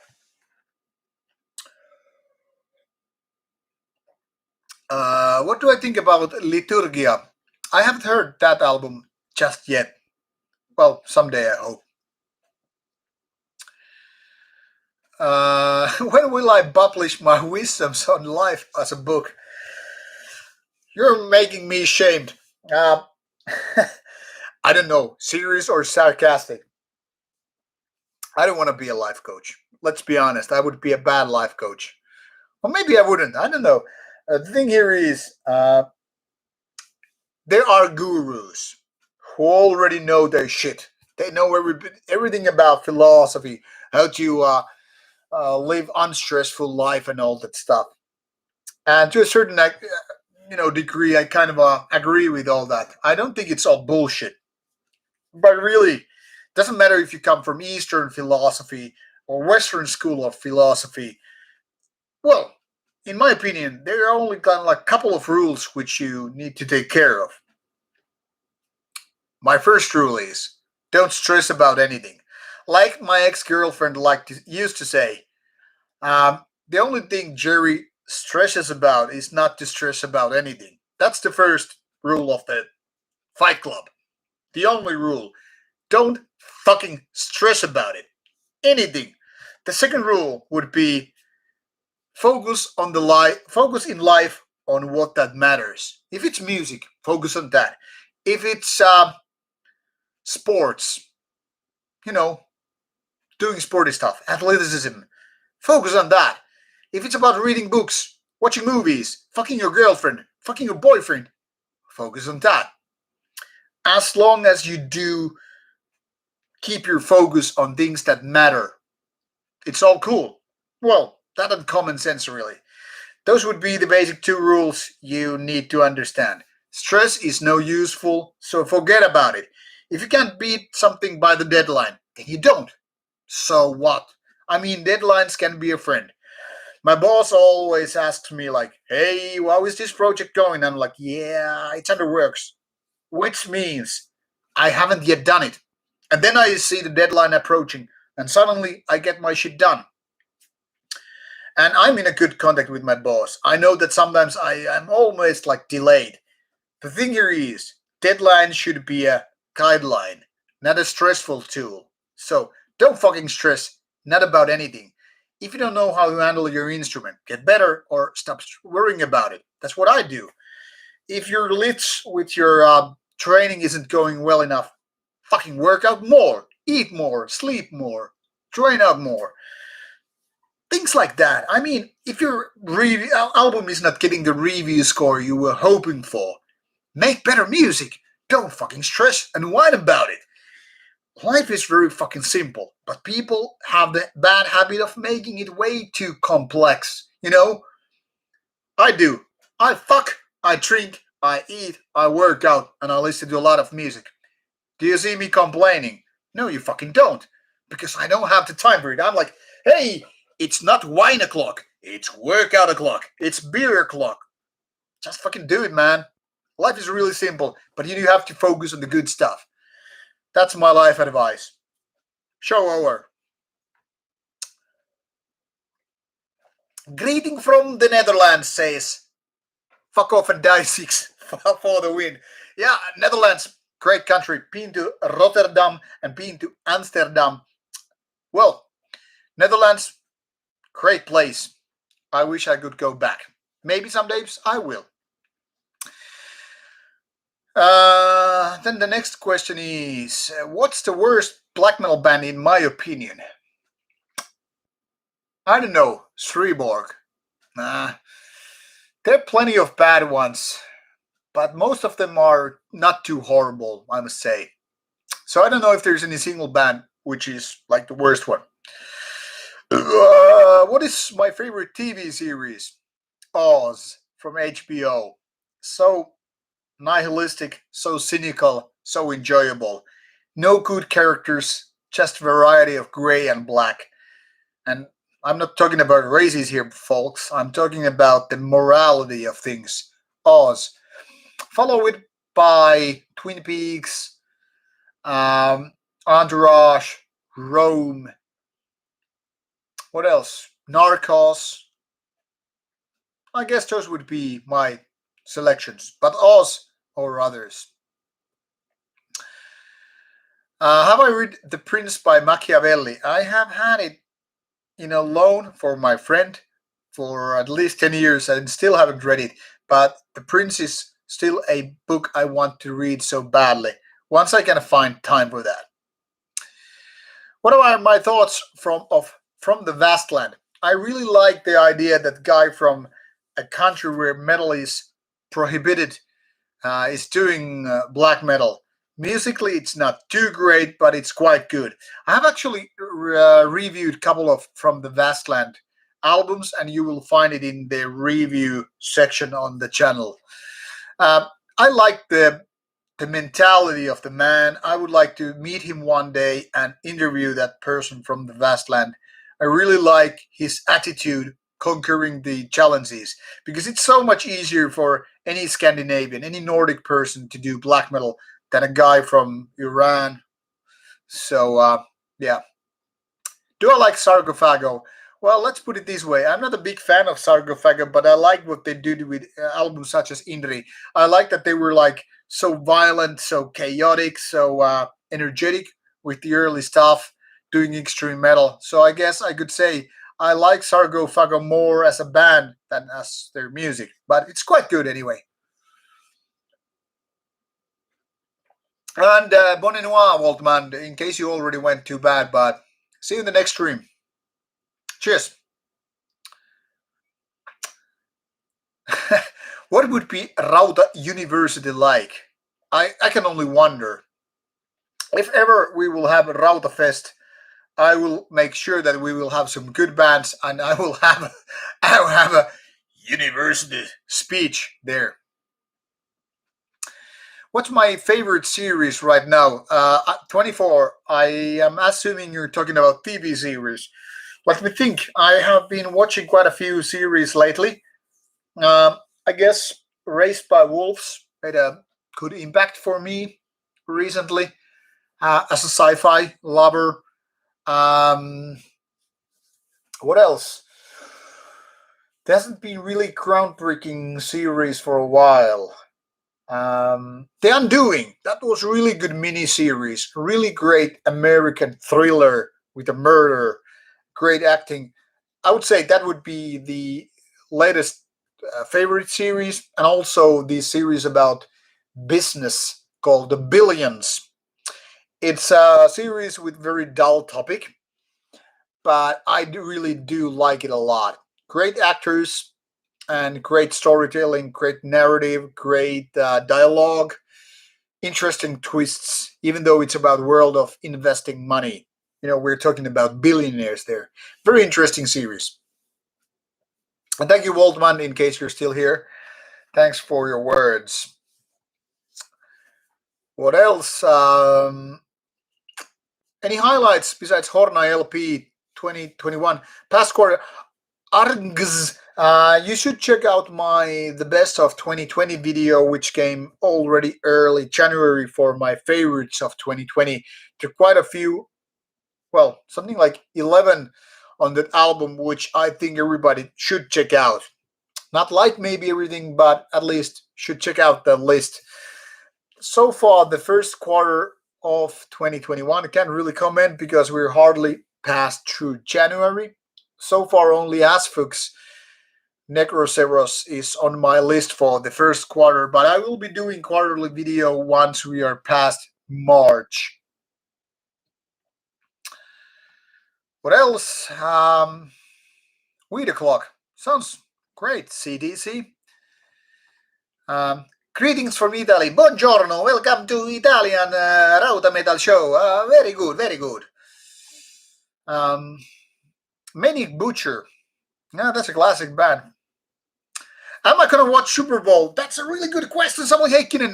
Very much so. I'm inviting friends over for Super Bowl. We're going to have some, I guess, wings, ribs, maybe some French fries or sweet potato fries, lots of candy, lots of ice cream, lots of potato chips, something in that direction anyway.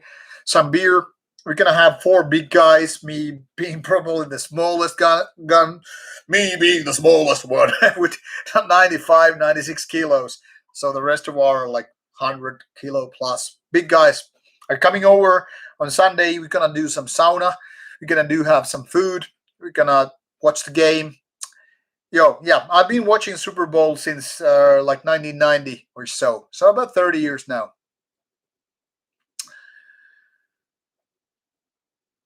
And I'm gonna go for the Bucks because Tom Brady of ex-Patriots.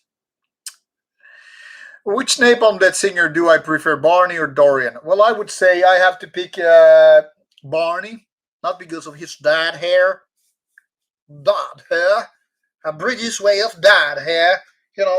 I'm Barney from Napalm Death. Cut the hair all off my face. Now, because I'll do like Napalm Death's death metal phase more than the grindcore phase. That's because of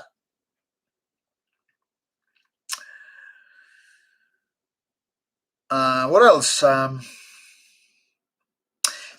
About Sarcophago, Gerald pointed out very well that Sarcophago were anti-Christian in Brazil, which is a Catholic country. And in the 80s, it was dangerous to say some of the stuff. Yes. But also I've read that Sarcophago were kind of a rich kids. I don't know if that's true, but what I really like is that they still were anti-Catholic, anti-Christian in a world, or in this case, in a country that was very much Christian. So yeah, I do agree they were made a bold move. School of Rauta University would be something similar as a school of rock, but with more sauna. That like fucking awesome because sauna means nudity, beers, relaxation. Sauna is good for people. I was going to talk about you about sauna. What makes sauna so perfect? I'll get back to that. I need just some more beer. Um, do I believe in any conspiracy theory? I'll say this much. I think there are conspiracies, but most of them are bullshit. The real conspiracies are probably the ones that we don't know about. So yeah, there are conspiracies, but do we know about them? No, we don't.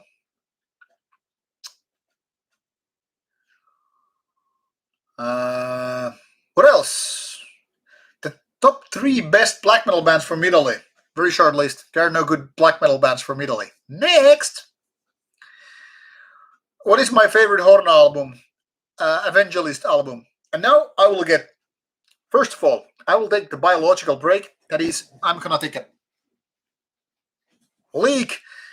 I'm gonna fetch another beer, and then I'm gonna talk about sauna, and then I'm gonna talk about some review CDs I have there in pile. Back in 2 or 3 minutes. Amorim is quite decent. I've seen them live. They were crazy with the neon lights and Attila on vocals. But I'll get back to you. More beer, Cherry taking a leak.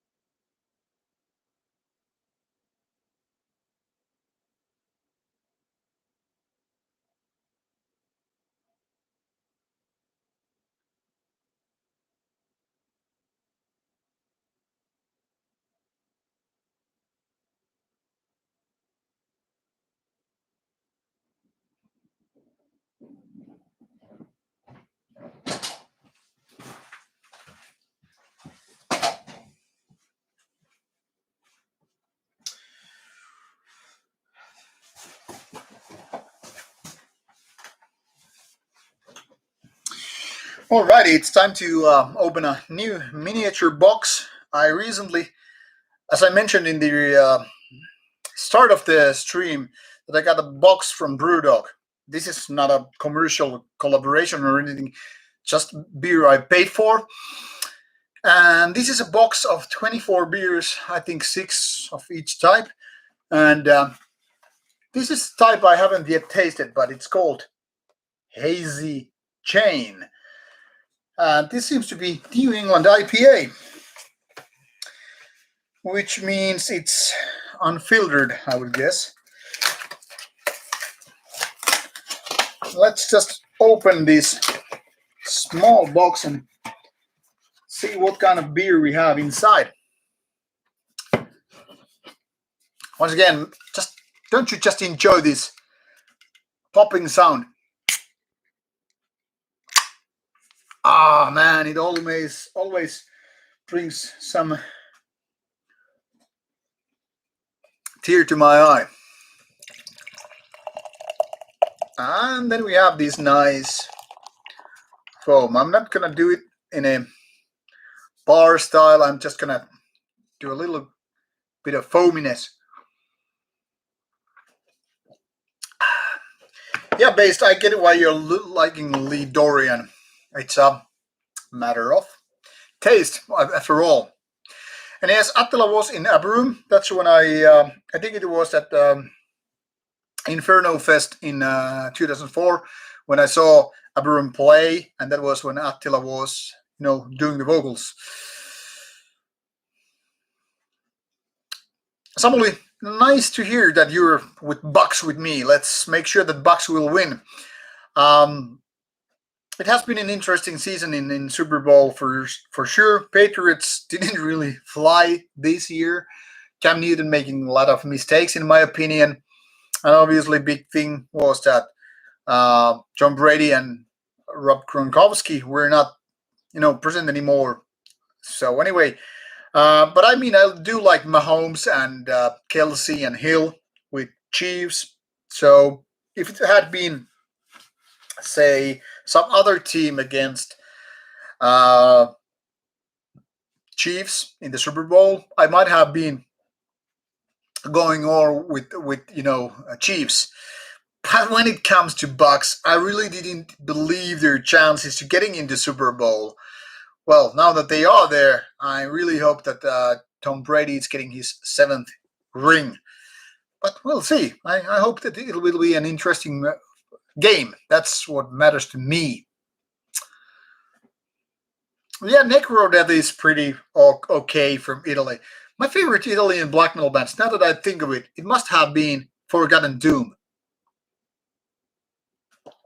Hector Garcia, you are very correct. See, I actually bought some rather good tequila for my friend when I was in Mexico for a couple of weeks. And it was pretty good stuff, actually. I just don't remember the name. Oh, Magnus Bruce already knows Hazy Jane. Yeah, the thing is, what sucks with these craft beers is that they keep changing their recipes too much. But this seems to be rather nice. Uh, New England Pale Ale. As you can see, it's pretty hazy. It's pretty unfiltered, like always. So yeah. And I need a Budweiser Black Modelo's. Please, Hector Garcia. No. No. I don't need any Budweiser. I don't need any Miller. The American lager. Not for me. What else? Negro Budget. Well, Negro Budget have made some interesting music, but it's not really my cup of tea. I mean, I respect that they have their own style and that they kind of do have their unique feeling with the music. But mostly, it's not my stuff. Every day is asking what is my guilty pleasure. Now the thing here is, I really don't have guilty pleasures. If I had any, it would be wanking. Seriously speaking, I'm not ashamed of anything what I listen to, what I like, whether it's about music, TV shows, games. I mean, I'm very based in those terms. I used to say that Depeche Mode, bands like that, would be my guilty pleasure, but I don't feel guilty about it. I don't have the Western moral guilty feeling. I just like what the fuck I like, and if somebody doesn't like it, piss off and die. Best metal logos. That's a tricky one. Halbeer, you already know my take on it. I like logos which are readable and which still look cool. And I think the best metal logos in black metal, for instance, are the type that kind of give me the impact of what's going on. So, for instance, I kind of like Dark Throne. I think Burzum is kind of a dull, but Dark Throne has always had the kind of a ugly feeling with the music. It's like it's more than a stain on the wall, so to speak. But my favorite logos would be among death metal, so I don't know if I can just pick up best black metal logos. Happy birthday, Brandon! How old are you now? Am I familiar with the band called Amnamrod from Saudi Arabia? Unfortunately, I only know the name. I don't think I have heard the music, so I can really comment about it. Hector is also a Patriots fan. Go Hector. Um, well, I kind of think that Brady had to do what he had to do. That is, I mean, if you think about Brett Favre of Green Bay Packers and then moving to Vikings, he made kind of a history of becoming the first quarterback to beat all the teams. Because after all, with Vikings, he had already beat all the teams. Sorry, Packers. So when he moved to Vikings and beating Packers, so he made a history. And I think Tom Brady wants to do exactly the same. He has gotten everything he could have done with Patriots. Now he has a new team, and he still has some stones unturned. So I think he made the right call. I'm not gonna, you know, bitch at him for loyalty. It's much like artists. When you have done all there is to do with certain band, you move on. You make different kind of music. That's life. You have to do sometimes make these tough calls.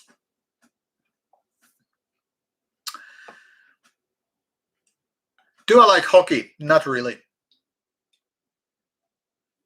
Do I listen to any shoegaze? Not really. My opinion, well, it sucks if you have to be like that, you know, staring at your shoes. You can't make your eye contact with the audience because you're too shamed about the size of your dick, the quality of your music, the lyrics you're singing about. And then you're like, good night. I'm gonna go depressed in my backstage room and cry myself to sleep. Do I like that? Fucking no. I come from the background of heavy metal, trash metal, death metal when it's all about let's fucking win. The audience over, man. It's all about power, metal war. It's not a. I feel so depressed. Do I make my point clear? So yeah, I'm not so much fan of life is so hard. Fuck it ain't. I mean, it will be. But the people who are complaining life is hard, they don't come to YouTube or social media like, hey, my life is hard.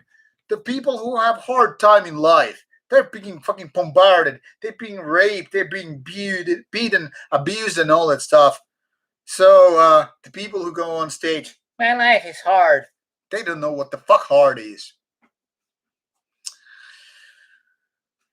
What else? What do you think about the French black metal scene nowadays? Cheers from France. Love my accent. Nice to hear, Oliver. French people, very nice. Paris, very nice city. I like French black metal.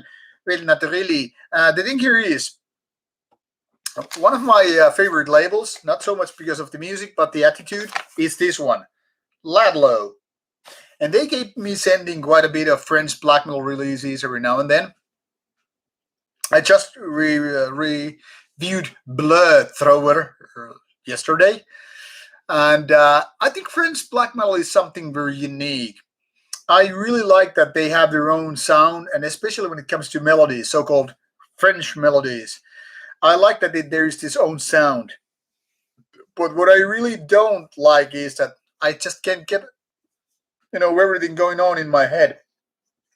The thing is, French people seem to have their own mindset, and it's really hard to get into that mind unless you're a French person yourself. But I don't know, I don't have really the kind of a French favorites, if you will. So once again, I like the style and I like that they have their own attitude, their own culture, and all that stuff. But do I like most of them? Not really. Even Dead Spell Omega, which used to be one of my favorites from France, isn't what it used to be with the first two albums. So at the moment, I really don't have any French favorites, but I like that they're doing their own style. And Brian Mons, you're not late for the show. It's been going on already for 2 hours, and you can pretty much see the beginning of the show later on if you want to. And Lumine Wall, oh, my pleasure. It's glad to be your window to the Finnish culture. And I promise to talk about saunas, But first, I really need to get these questions and answers going on, which I promised earlier. And because in the first 10 minutes or so, I was thinking that I will just get on with these questions, then moving on, then I would go play to my Xbox. And here I am 2 hours later, still drinking beer and answering your questions. But then again, you're a good audience, so why not? Um,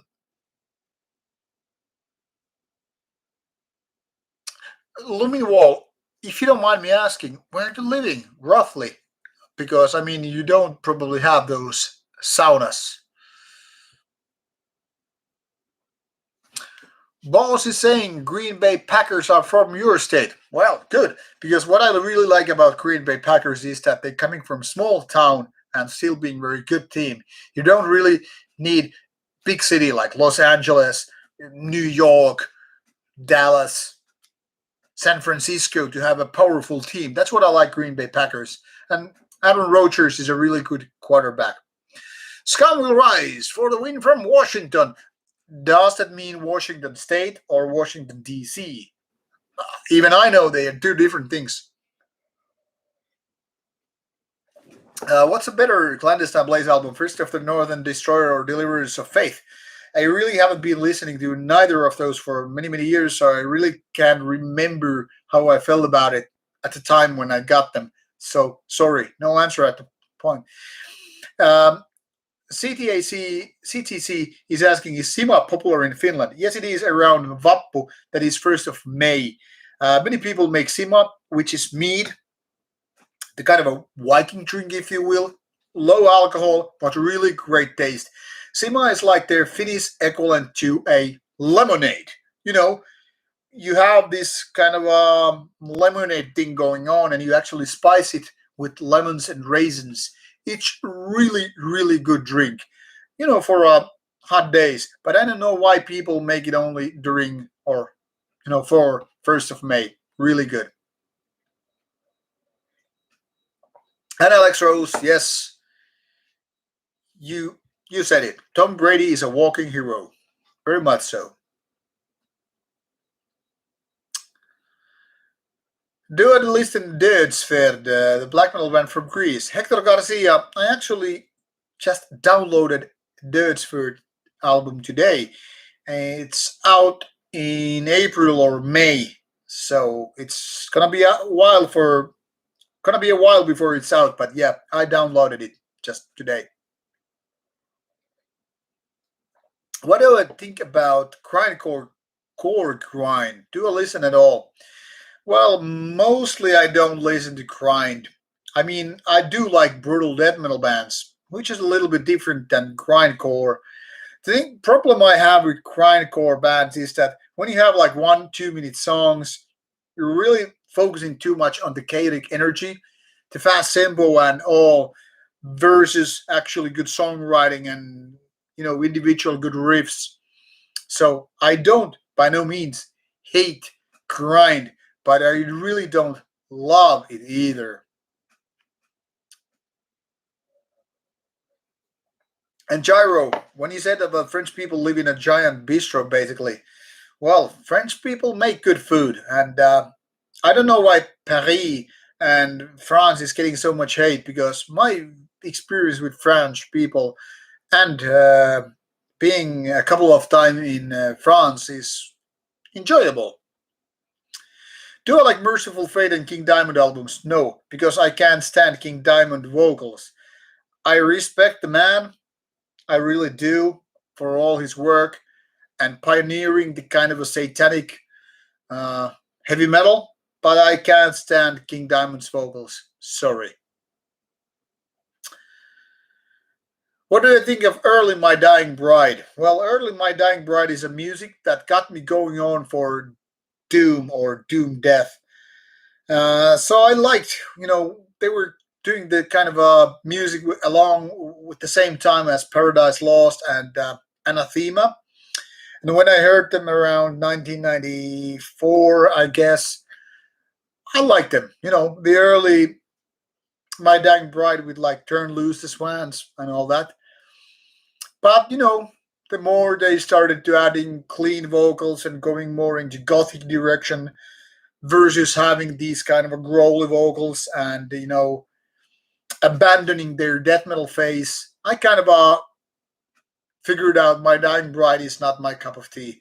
But I do think they have some good music, and I really like that they have done their own style, these 30 years or so. Scumber Rise is from Washington State. Howdy is Washington State. I guess imagine a lot of snow, a lot of cold, not so much enjoying going to the Seattle Tower and all. Samuel Heikkinen, thumb for Deshaun Watson.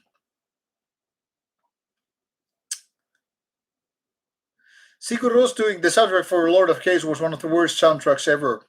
I don't know. I don't know, really.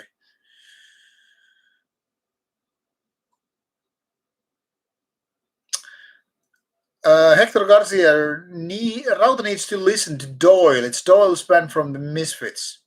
Okay? But I will talk about you soon about my review albums. What's my favorite energy drink? Coffee.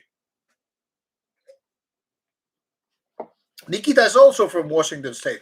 Great. I've never been to Washington State, I must say, but I hope that one day I will be traveling to Washington State. And if I like France, I must visit Quebec. I would really love to visit Quebec and, Canada in other ways as well. Hello, Ivar Rasmussen. Are you from, based on your name, are you from Denmark maybe? Or are you from other places? Ivar Rasmussen sounds so goddamn Danish to me. Why did I review Lividity? Have I reviewed Lividity? I don't know I have. How do I explain the Finnish mentality to non-Finns? Now, that's an awesome question. I'll get back to that in a bit. Alex Rose was asking, is Nadrid still here? I hope he is. He has been popping in for gaming streams every now and then. And actually, I think Alex Nadrid was asking, where is Alex Rose? We haven't seen him for a while. That is like a week ago when I was playing Assassin's Creed and streaming on Twitch.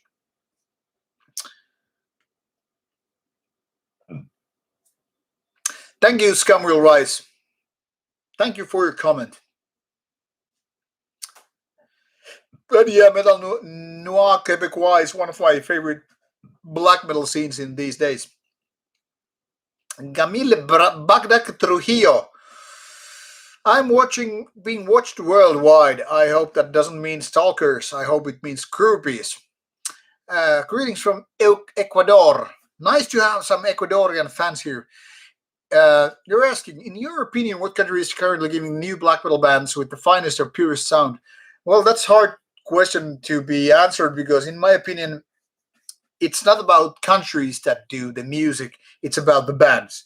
I think a lot of Finnish bands are doing good black metal music, but also I think a lot of Swedish bands are doing good music. A lot of good music is coming from Canada, especially the Quebecois area. Also, some German bands are doing good stuff. Even the United States is doing good stuff. There's some bands coming from Portuguese scene.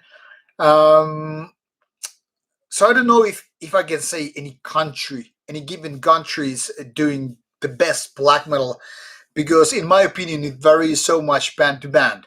But I would say, and even Iceland is doing great black metal these days. I would say my favorite bands come from different parts of the world, so I cannot just name one band or one country.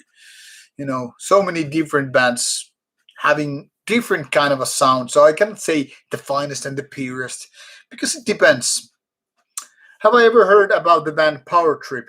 Yes, I know them by name, but I don't know if I have actually heard them properly. Heavy metal music saw Lividity on the channel. Which album? And yeah, I know Quebecois black metal is very distinct from the rest of the Canada, and that's why I like it. very melodic most of the time. Sword is saying hello from Italy, buongiorno. Do I like any of the Italian black metal bands? Most of the Italian bands, no. I've heard plenty of Italian bands over the years, but I guess Forgotten Tomb, especially the early ones, would be my favorite. Oh, Eva Rasmus is from France.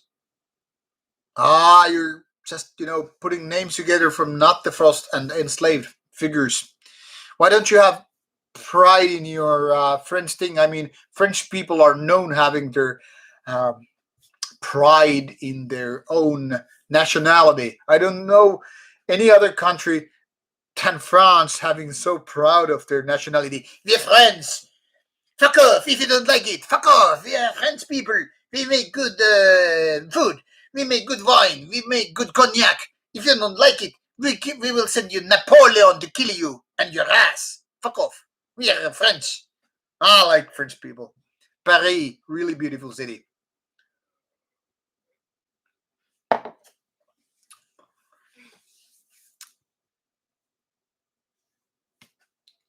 Alex, who would marry you? There's a big scene in China. I would like to know more China bands, to be honest. I have only heard like two China bands along the years. What about Gamil is also having this question. What about someday making a list of Finnish not so renowned death thrash metal bands or sound closer to black metal? Recently discovered Mengele and it was a blast, really good.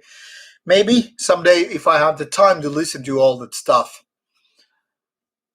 Hello, Joni. Hakoken is my favorite Laplandish person. What else? Top 5 slasher horror movies. Slasher movies are mostly boring. My top 5 horror movies. I'm not really big on horror movies because most horror movies are crap. But I would say The Thing by John Carpenter is my favorite horror movie. Then the first Alien movie would probably in my top 2, something like that. But most horror movies are boring because they don't really bring up the horror in me. Logan's Boots, Turkish people. What about them? I said French with a German accent. No, German accent with very different. We are coming to Germany. We hide French people. I'm gonna destroy it with my Hitler mustache. And French people would say, "Fuck off, you German people. You don't know anything about war. We have war. We have Napoleon. So piss off. We have Paris. You have Berlin. Berlin, ugly city. Paris, beautiful city. A city of love. A city of lights." And German people would be like, we're gonna destroy it. We're gonna destroy the whole because we have a very, very big German army. We will destroy it. We have tanks. We have everything. Sorry, we were destroyed. I know Arnold Schwarzenegger is Austrian. Don't get caught by that. Austria, German, who picks sides? I mean, they're the same. Hi, by the way, Brian Mons, this is a very, very unofficial Apocalypse Now shirt. I bought it from Facebook, some marketplace a few years ago, because I love the movie. It's my favorite movie of all time, and I have actually commissioned a painting made after Apocalypse Now from my friend, who is a painter, professional painter. And it has been 2 years in the making, I guess. I hope to get it someday to put it on my wall right there. Where you see this amp by the CD tower and television screen right there, there would be a perfect place for the Apocalypse Now painting. Pramsay 2020, Pramsay 222 or 222 asking what video games you playing. Currently Assassin's Creed Valhalla, but in general I keep playing action role-playing games, first-person shooters, action games of different kind. Like before Assassin's Creed, I was playing Prey on PS4, Ghost of Tsushima, also PS4, The Last of Us 2 on PS4, Death Stranding on PS4. I guess I could say role playing games and action games mostly. Do I like post punk? Asked by Smasher. Not really. And Renan Guerra is like the fourth person to ask today when I'm gonna upload Horna interview. It's already been uploaded and now watchable by Rauta patrons. It will be out next Friday. I guess Turkish people are also very proud and vocal about the country of origin. Nothing wrong with that. And sorry for my bad humor regarding accents and all. Uh, like I said, I'm a goofy person. I like to entertain people if I can. I know that I cannot I make all the people laugh, but hey, that's their problem. That's a very good question by Olivier Benjamin. What is the first metal festival I'm gonna go after COVID shit? What is my favorite? I guess the first one will be Steel Fest or Steel Chaos. But then again, I also hope that Darkness Guides Us in Scotland will keep going. I guess after all these years, I would like to go to Wacken in Germany because I haven't been to Wacken in 2000 after 2008. I don't know. Gamma Korvi is asking, "Are you kid?" Yes, I am a kid. And Ivar Rasmussen is coming in third track has accent for sure. Yeah, boy. Um, Brian, I have been playing Assassin's Creed Valhalla about 70 hours plus, and I'm gonna continue it today. That is when I can finish this stream, and I'm gonna continue. I have totally liked it. 9 out of 10 for me so far. I'm glad to hear that there's more Apocalypse Now fans. Not me being the only one that is. What about Emperor logo? Emperor is a great logo. And Midnight Express is a good movie, but I still haven't seen Deer Hunter, even though I have a DVD. I'm a weird person like that. Drive that tank, Cherry. Alex, only with you and your sister. Uh, Saving Private Ryan is quite good movie, but it's very American movie. It's not even close to movies like Apocalypse Now, Platoon, or Full Metal Jacket. Saving Private Ryan is very viewable, but in my opinion, Band of Brothers, the series, which used the same, what do you call it? The background and the backdrop and all that stuff as Saving Private Ryan. I think Band of Brothers is way better than Saving Private Ryan. And yeah, I probably shouldn't apologize, but I don't want to, you know, offend you, any people out there, and your culture, because it's not like I have anything personal going on with you. What else?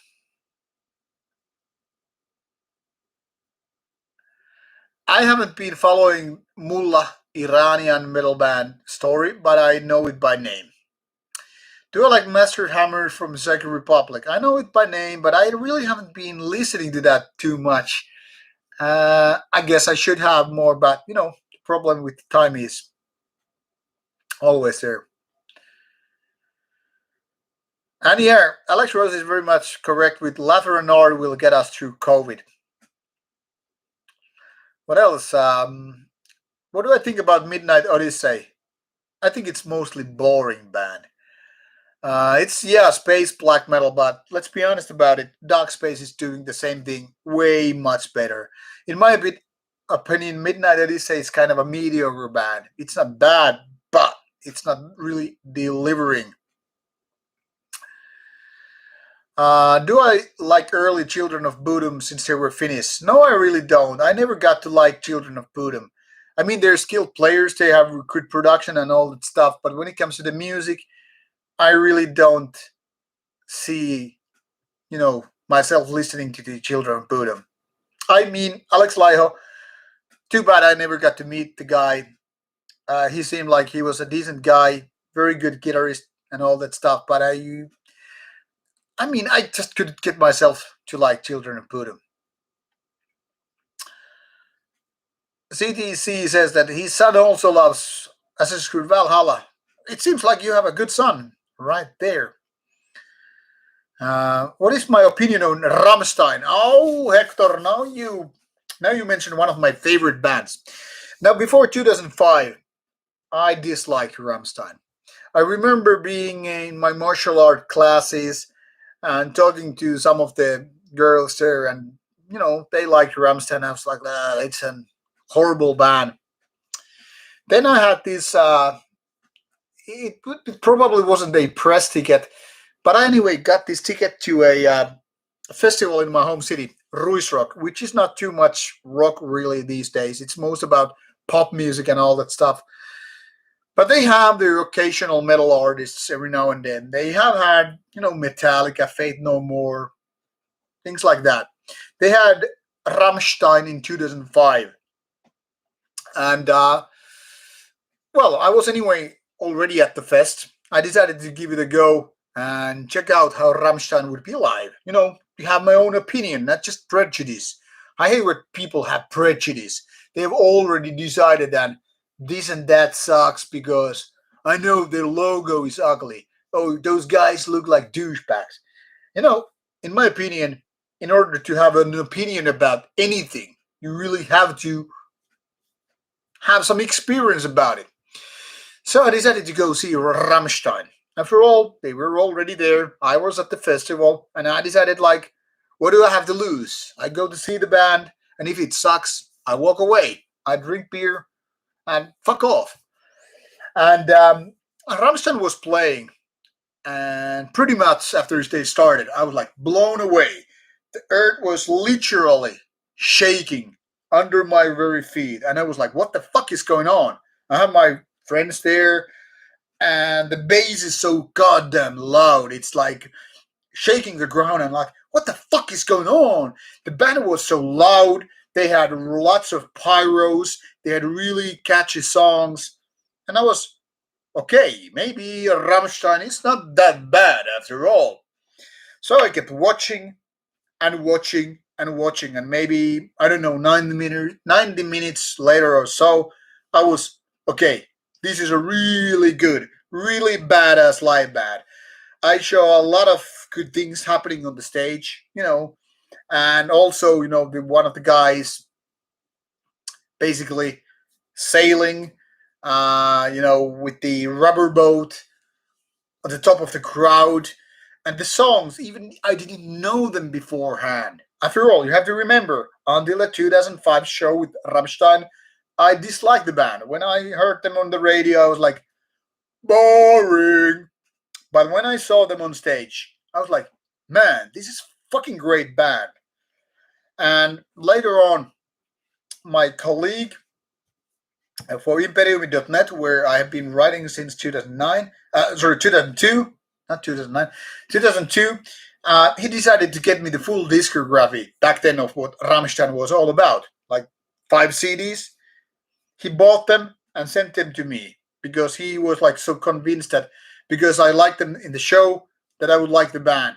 And he did me a great favor. And back then I was playing a lot of World of Warcraft. This must have been 2005, might have been already 2006. And I was playing a lot of World of Warcraft and listening to a lot of music while playing it. And I kept going from the discography from the first album to the latest one back then, and then going back. And then going to the fifth album, and then going back. I was listening to a lot of that stuff, figuring out how much I really liked the band. I really noticed that I really didn't like the two first albums, Sensucht and what else? What the fuck that else was? I really didn't like the two first albums, but from Mutter to Reise and Rosenrod, I really liked the band, and I was like, okay, now I'm trying to understand, and I'm finally understanding why I really didn't like Rammstein before, because the two first albums are not my cup of tea, but the rest They had catchy songs, and even though I didn't understand most of the lyrics, I could understand here and there something that they were singing about, and it made a powerful impact in me. I suddenly started to feel that Rammstein is not only good music about catchy songs, they had clever lyrics, they have great music videos, and they know how to perform.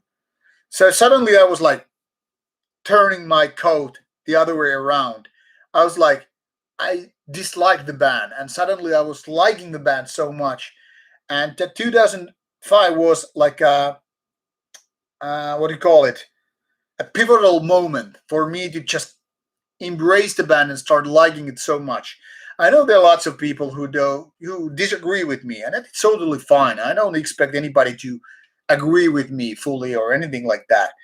But I started to really like the band and respect the band. I mean, I learned about the band that they've been really hard working from the grassroots level to become this big band, making their big shows, making their own pyrotechnics, making those lyrics, shooting a big amount of music videos and all that stuff, and honing their stuff. Be it about stage performance, be it about creating the wonderful, powerful industrial metal sound.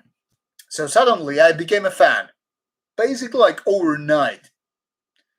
And it didn't hurt that I got laid after the festival. But that's a different story. It has nothing to do with Rammstein.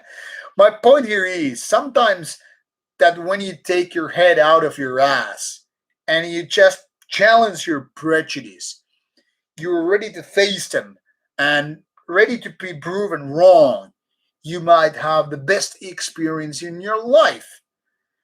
As if you're going to a restaurant and saying, like, I'm not gonna eat that food because I've never liked it. Because you have never tasted it. And then you taste it and you're like suddenly like boom, your mind just gets to have this second chance on deciding on something. So my story about Rammstein is that I disliked the band and suddenly I really like the band. Is that an explanation to you? I hope it is. Now to read your comments.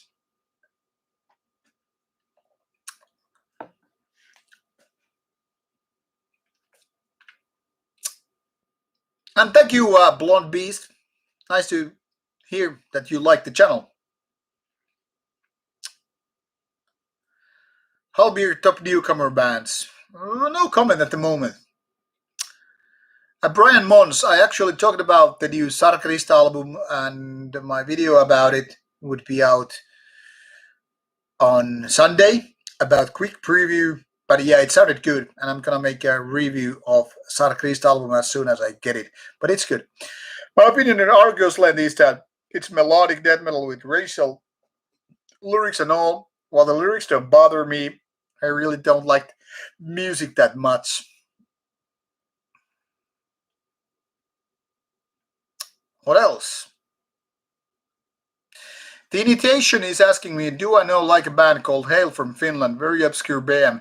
Well, some person like 3 years ago was a really fanatic follower on the channel, making really good comments back in the days. Somehow vanished, however, asked me to request Hail CD to be reviewed. So I contacted the guy because I know the Hail guy, and he delivered me in 2018 the review CD for of Hail for the channel, and I reviewed it. It's an interesting and unique band. Not my favorite in terms of music, but I really like that the band is very different from most other black metal bands. Do you have a soundtrack to movie which you like the most? That's a very good question, Nikita. The thing is, sometimes I like soundtracks of movies and games which I really don't like as games and movies. And sometimes I like a movie and game of which soundtrack I don't really like that much. Now, my favorite would be Conan the Barbarian because I really like the movie a lot and I really, really like the soundtrack a lot. So that would be the favorite of mine. Samuel Heikkinen is asking, what's my favorite Marduk album? That is an easy one for me. Panzer Division Marduk.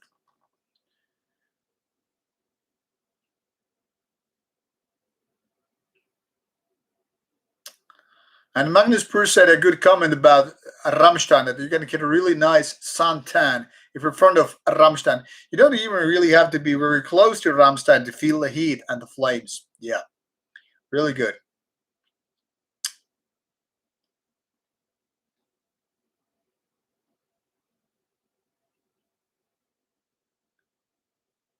What else?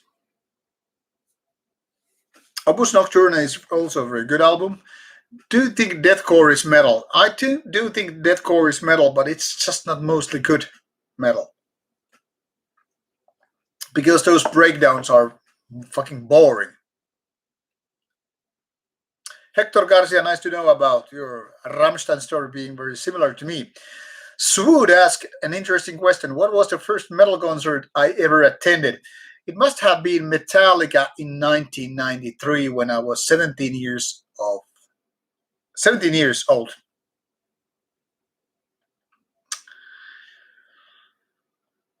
What else? Argus Land was already mentioned. Nanone, I already mentioned Argus Land. I must say I really don't like Turmion Cadillac, though. What is my opinion about Meshuggah and the other band Portal? Never liked Portal too much. I think it's way too weird. Meshuggah, I saw it for the first time in 1995 when they were warming up for Machine Head in Helsinki, Finland. And that was around their first album, I guess. And while I think Meshuggah had be really, really heavy and kind of a brutal in their own ways, I never liked that kind of a gent thing too much. So it's not a band I listen to, but I respect them for the word being pioneering the whole genre. What is my opinion about the European Union? Well, I think it has totally helped the European countries to connect with each other and help traveling, help financial situations, but obviously there's problem to everything. And I'm no expert on politics anyway. CTC is asking, where in Finland are you from? I am living in Turku. That's my home city. I have lived in other places as well, but Turku is where I'm from. Turku is where I'm living at the moment. And that should also answer Eva Rasmussen. Do I wait for the events to meet bands and interview, or do I travel? Well, now that I actually have some kind of a budget, thanks to Rauta supporters on Patreon service, for example, that Horna and Sargeist interviews were done thanks to Rauta Patreon supporters because they actually create sort of kind of a traveling budget for me and my camera crew. You have to understand that whatever I do interviews, it's not only me, but it's also people behind the camera. So we need some traveling budget in order to travel to other places. Obviously, we could fund it ourselves, but you know how well people react when they have to spend their own money to in order to do the work. Um, so usually I do my interviews at fests where I'm anyway attending. But for example, this Horna and Sargeist are the ones that I could totally travel to and just do the interviews and then get home because now we have this budget. So once again, thanks or thank more like you should thank the people supporting Rauta for making these interviews possible. For example, I'm trying to get Beherit interview later on this spring, and that is possible because people are supporting the channel with the Patreon page, and that money will be used only for traveling expenses. That is for me and my camera crew to cover these travel expenses, and that will help us or help me and the camera crew to do these interviews, even though there are no fests or gigs coming.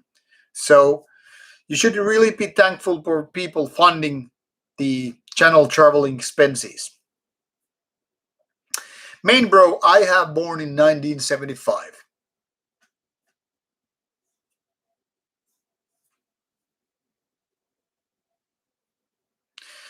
Every day is asking what's my first interviewee. Probably Aura Noir. That is something that I kind of dislike because I really like Aura Noir as a band quite a lot. It's my favorite black trash band, but the band wasn't very active when it comes to answering the questions. So I was kind of disappointed with that.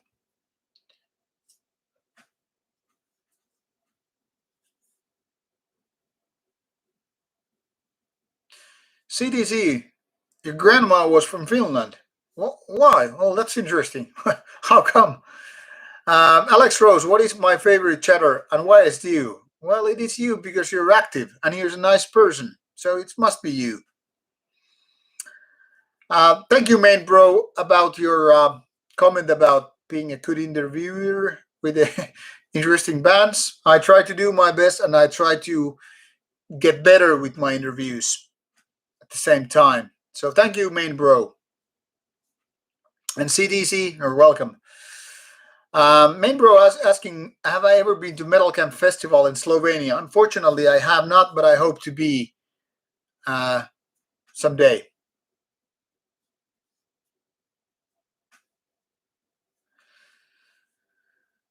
Well, Portal is not really my cup of tea. Hasn't been so far. I understand why it's appealing to some people because it's like nightmarish and all, but I don't know. I've heard darker. I have heard more nightmarish albums. So there you have it. All right, Aidan French, leaving. Thanks for being us with the stream. What do you think about Evie Schei and Holocaustus? I really don't have any opinion about them.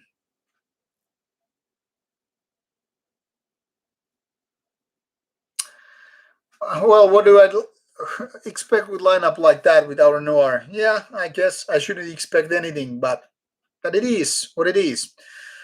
Yeah, but not the first interview I really liked because first of all, not the first was really nice person to me.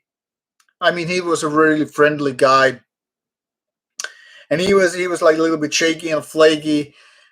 Guess what? Guess what to do with the drugs? He was really nice, so it was nice to do that.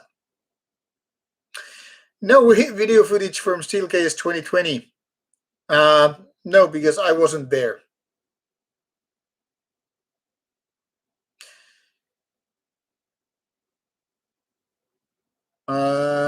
Did I enjoy hardcore bands like Chaos or Movement like that? No, I never was exactly into hardcore. I mean, Finnish hardcore is a thing. I know that, bands like Terveet Kädet, Chaos, and all that stuff. They are kind of legendary in the Finnish scene, but I never got to like that. I know that people, for example, from Sepultura, like that stuff, but I don't know. It wasn't never my cup of tea.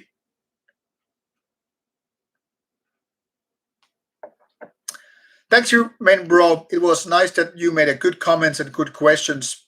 And goodbye. What do I think about Arthuric? I can say this much: their third album is their best so far. The two first albums are pretty nice, but the third one will be the best so far. Can I talk about my workouts? Yes, I can. I usually do 4 times a week, but it depends on the program I'm having. I focus on powerlifting. I should do more volume work, but I'm mostly operating around uh, strength sets. Usually means like 3 to 6 lifts per set. Heavy weights, obviously. Um, how much weight do I lift? Well, my bench press is weak, barely 120 kilos. My squat is pretty decent with 232 kilos, and my deadlift is decent for my age with 255 kilos, made last November or something like that. Given that it's my age, Yeah, I'm pretty satisfied with that. And I listen to music during my workouts, usually more on the trash or death metal, because black metal is not really a workout music. Hello, Juan David Marin from Colombia. What do you think of Tool? I like Tool videos and I like that they make unique music, but it's not my cup of tea. Sarcophago already mentioned again. Uh, Pumpkin Frost is asking interesting question. Do I think during 2010 war, black was quite forgotten and reserved for an elite?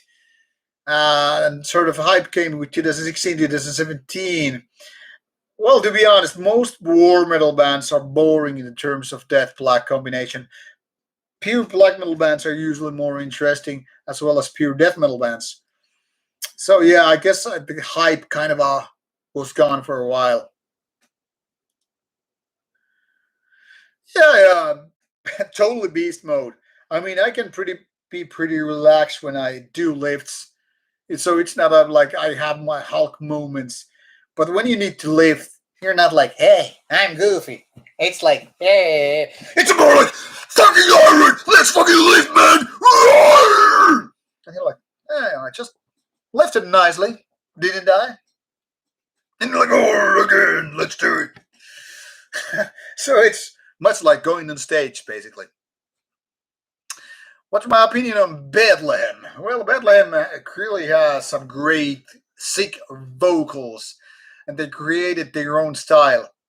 I kind of liked what they did with Dictus Tenecare, or however the album name was spelled, but mostly it's not my cup of tea. I mean, I kind of like their sick approach to so called dark metal, but not my favorite band in the world. And Panzer, no need to apologize for long questions. Long questions are good. And also from France, nice to hear. Bonjour. Do I like the band Black Dahlia Murder? Not really.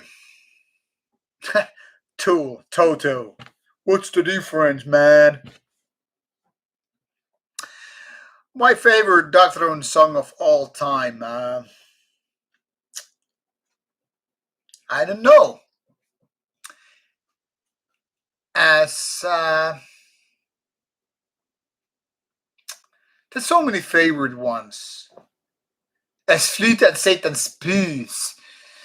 Uh, to Walk the Infernal Fields. No. Under Funeral Moon. Maybe. Scald of Satan's Soul. So many good Dark Throne songs within a span of few years. Yeah. What is your way of organizing my collection? Alphabetical one. Hail Rooter, Router, Hail Router, Hail Rauta, I'm the sweetest version of Swedish version of Rauta, I'm Router. Hey, today let's talk about some Swedish black metal. We have Marduk, we have Dark Funeral, we have Arcanum, we have Kraft, we have Svartsun. Hey, poday, poday, poday. No, that was a Rauda Swedish edition. Sorry, getting crazy here. Blame for the booze. Uh, yeah, have I been not answering any of your questions now? This is getting crazy. Uh, what extreme metal books, zines do I have or could recommend? Bardo Methodology overall. That is really great stuff. Also, Easton from Finland, something that you really need to read, I guess. But in general, I don't know. Get whatever you got can get in your hands and read that. Some interviewers do poor questions, but usually the answer make up for that.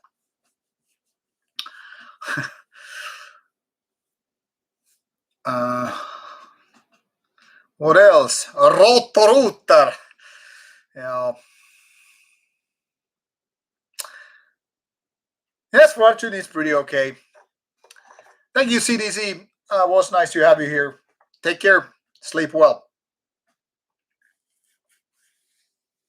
Punch Up First, that's my point. You have so many good Dark Throne albums. I guess I'm gonna pop up another hazy chain because I'm too lazy to go to the beer box to get another one.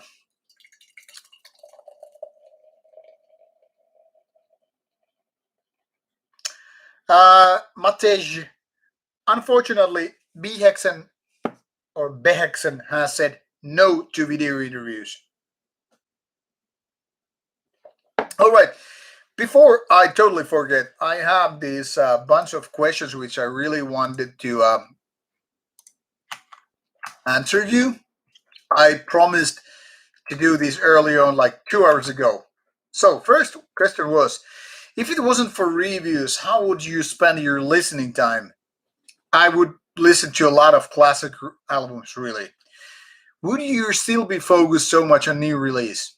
No, I would. I would be definitely listening to my favorites, such as Slayer, Death, Polthrower, Wasp, Dogthrone, Burzum. So many bands that I have been collecting and being fan of for decades. So if I didn't have the review responsibility, I would be listening to those. Second question is there a genre or band I miss the most, as if I wouldn't want to listen to most, but you can? I guess I would like to find more good trash metal bands. Because, nowadays I don't get that too much for review. I get more than my dose of black metal, obviously, because of lots of review stuff coming my way. But I guess I would go for more trash metal. And also, I guess I would listen to more soundtrack music, which I really don't get to listen because of review stuff on Rauta. I guess I would listen to more dark ambient, which is one of my favorite genres, even though there are so many metal genres.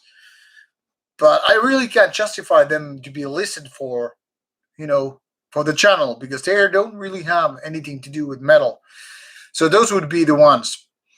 Then there was this question, Jerry, I'm curious, what made you go from skinny Jerry to want to powerlift? Now the thing here is, I started with martial arts early 90s. Then due to my work back then, I was already back at school back by then, or back then. I had to skip my karate classes after a couple of months, even though I liked it. But work was the priority. I mean, after all, I had to get some money. I mean, I get some weekly allowance from my parents, but I wanted to make more money, so I had this job that took 2 nights every week. I was a kind of a paper boy, so I skipped the karate after the initial weeks and started doing work.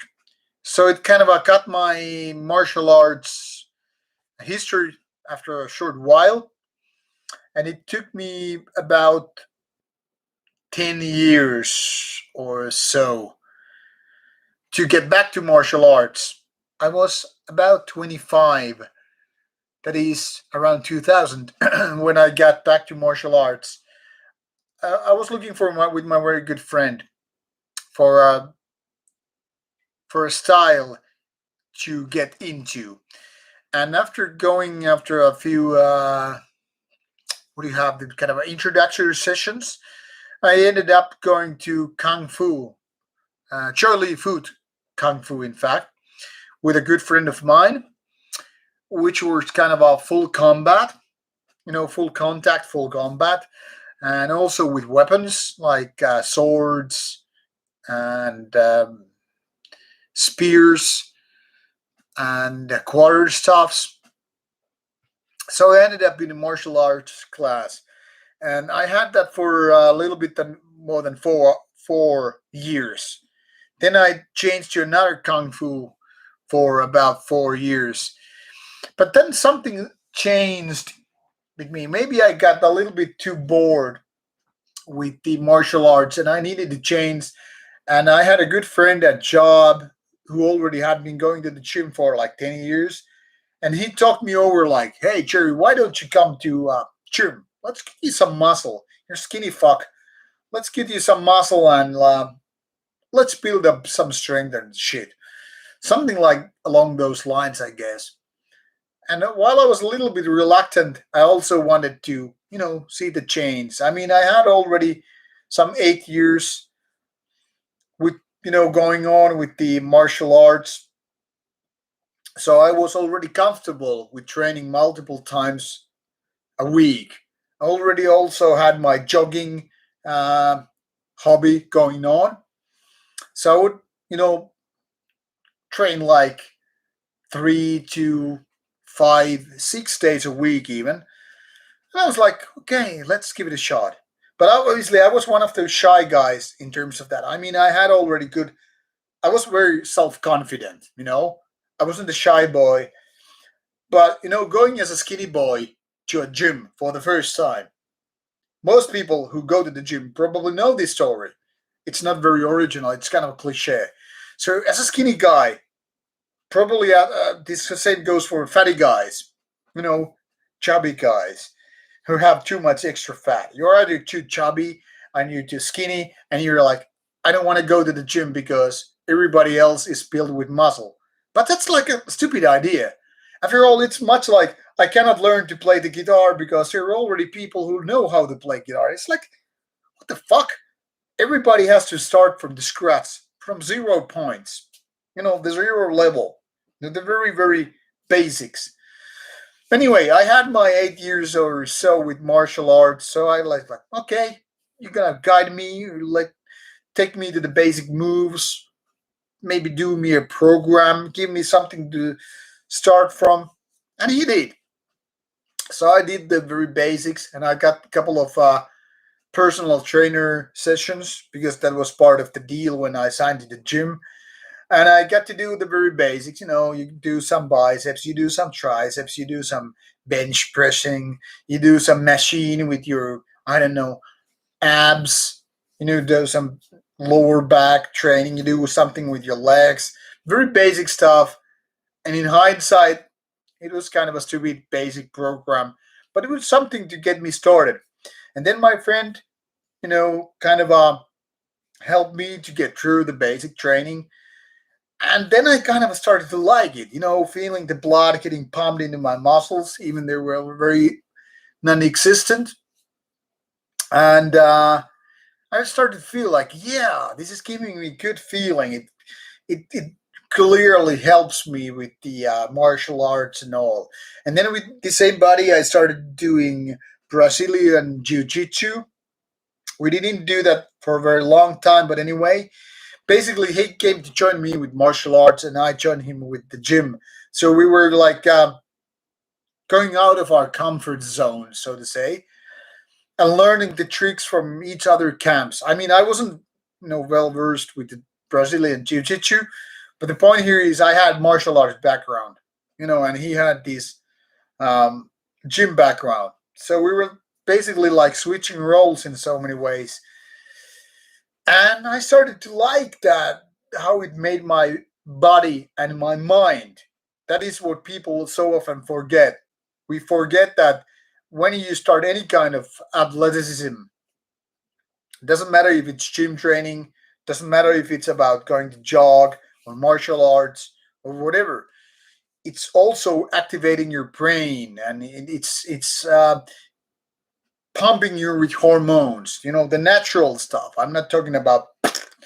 I'm talking about that once you start doing strength training or bodybuilding or whatever, your body is like, hey, okay, this causes us some pain, but it also kind of activates your body in the sense that your brain start to work kind of like they have to adapt something different, and you start getting these feel good hormones, so to say, because your body is growing, your muscle is growing, your strength is growing, you're learning new tricks out of your toolbox. The very same body that you have been going on with so many years already. I mean, I was 32 or 33 when I went to the gym. So it's not like I was a young boy. It wasn't like I was 15 when going to the gym for the first time. So I started to like this whole thing. And I felt that, okay, this is going to help me with, my martial arts. It's going to help me, feel even more confident, which it did. So after a while, you're figuring out your numbers with your lifts are getting bigger.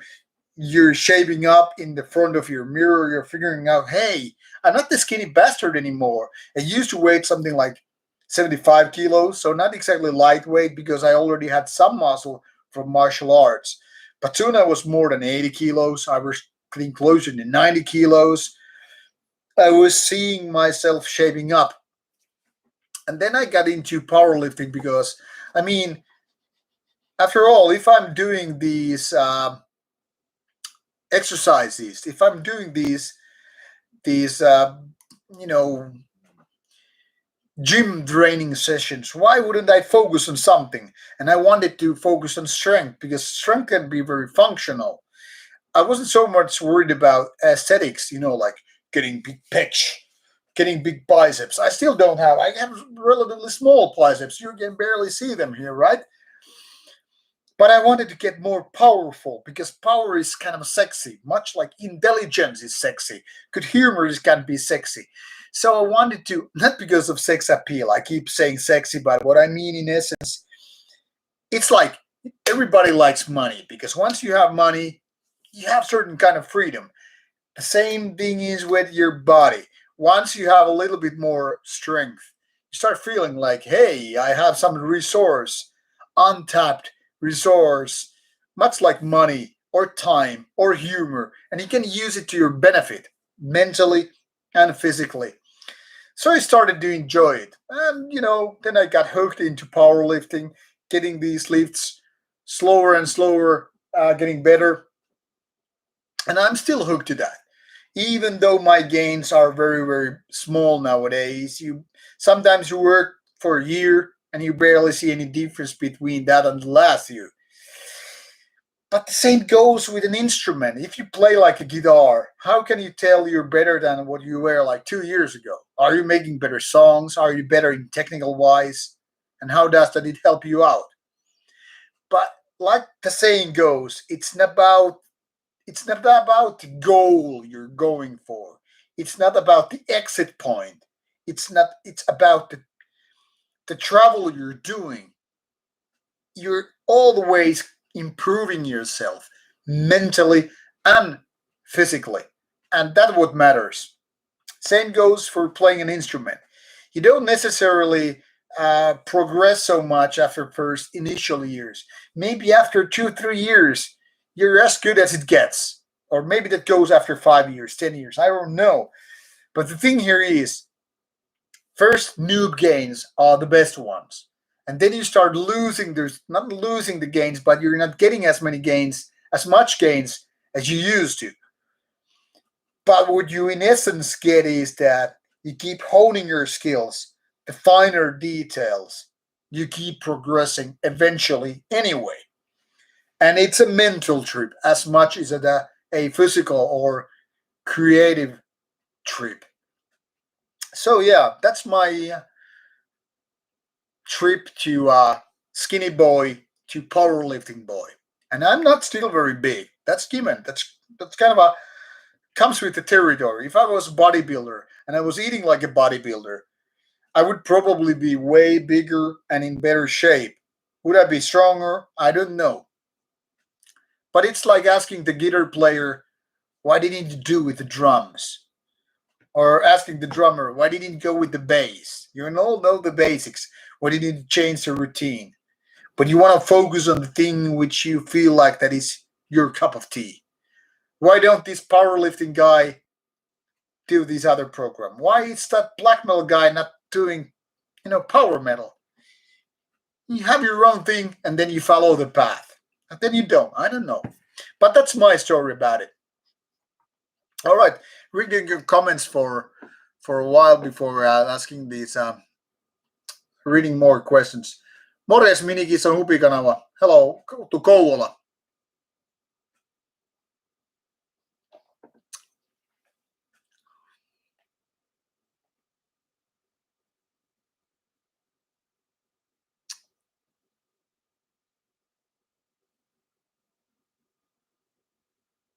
Name in your head for a trash black metal band. What the fuck? Hello, Natred. Alex was actually looking for you. Like, what's going on with Natred? And I'm supposed to show my katana collection. What the fuck would I have Japanese swords in my house? Cannibal Ritual. That's a kind of a cool name. Hector Garcia was asking, what's my opinion about bare knuckle fight sport? Well, if you can handle it, do it.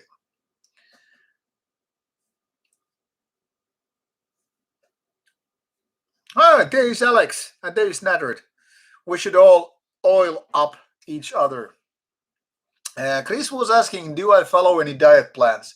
My only diet plans is beer and lots of calories. Beer for relaxation, calories to build up your muscle.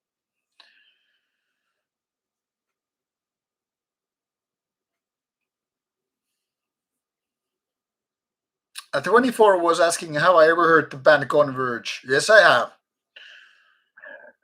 And Ivar is asking, where do we want for our next interview? It's an interesting question. Where do you want me to go?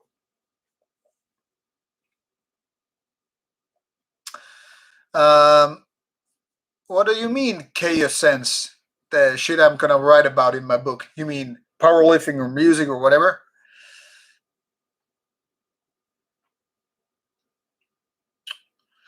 Do I know Hokute Shinken? I don't know if I know. Should I know some of my moves? Like, karate! Like, that kind of stuff. Natred wants to see more like wax on, wax off. Or more like, cookie for your face! I don't know what you want to see.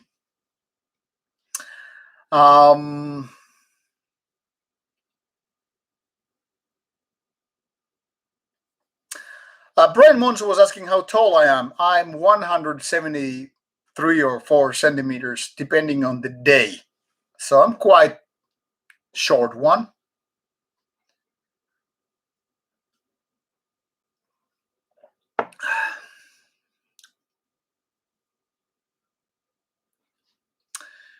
What else?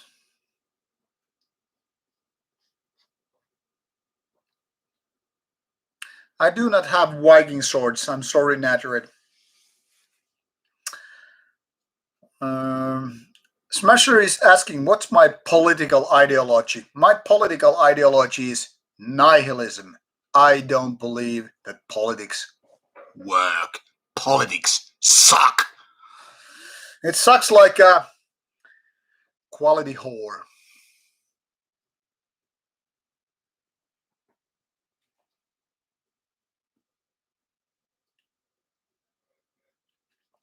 I don't know who Yuzo is referring to. Piece of shit manlet.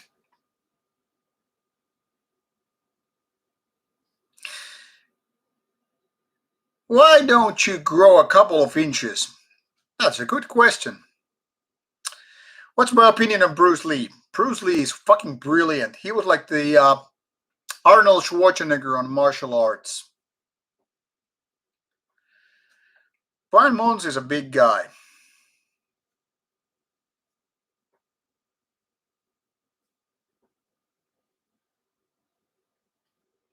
Yuzo is short and fat.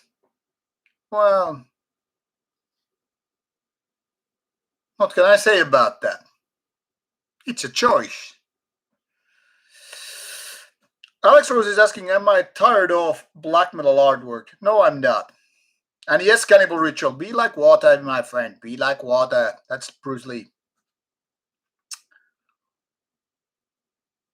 What's the brand of your turntable or another equipment? What I have here in the background, I'll show you. The Silver one here is a Cambridge Audio CD player. Got it secondhand from Facebook Marketplace. Then I have these Yamaha amplifier, which is some 7.2 Dolby Atmos thing. My previous amp was also Yamaha, so I was very satisfied. And when I was reading some reviews, this one proved to be very good. And the turntable is Audio Technica something, something like a mid-price or turntable, and I got it. And then I have these Yamo front speakers. What I have here on the other side are the here are the backside speakers, and then there's a central one also, and then I have a big subwoofer right there in the corner, which I'm not gonna show because it's behind, well, some stuff. But yeah, that's it. Then I have a LG 4K TV.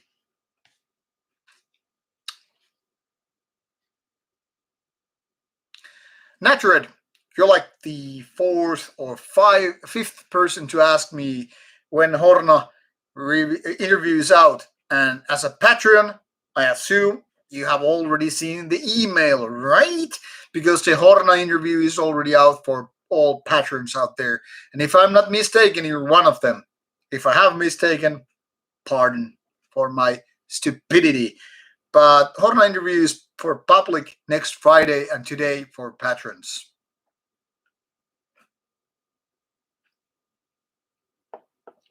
Minikissa was asking what I'm having.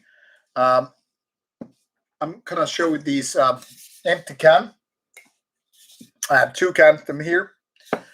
This one is Brewdog Hazy Jane. It's New England IPA. Says embraced a peg. So it's this kind of a filthy looking unfiltered NAPA. NAPA meaning New England Pale Ale. Very hazy, unfiltered, so it's not as clear as your typical lagers. Very, very hazy. That's what I'm having here. And yeah, this is good. I like NAPAs.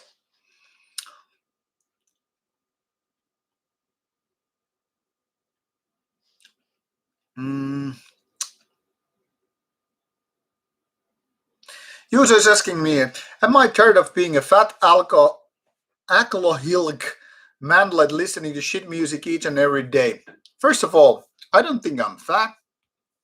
And no, I'm not tired because most of the music is not that bad. You might be trolling me hard, and I don't give a fuck. Julien is asking how different Scandinavian campers compare with the regards of extreme music. Who are the people, the scene's different. Greetings from Quebec. Well, Quebec metal scene is very good. Well, I can say that there are definitely differences between Norwegian and Swedish and Finnish black metal scenes. Finnish scene is, I guess, a little bit rawer than Swedish scene in overall, and kind of melodic, but not as melodic as most Swedish bands. Obviously, there are bands which are like Arcanum and stuff, which are kind of raw and not very melodic. But most bands operating in the vein like Batain, Marduk, and the like are, in my opinion, not as raw as Finnish scene. And nowadays, obviously, Norwegian scene isn't what it used to be. The new school of Norwegian black metal is kind of a diverse and not very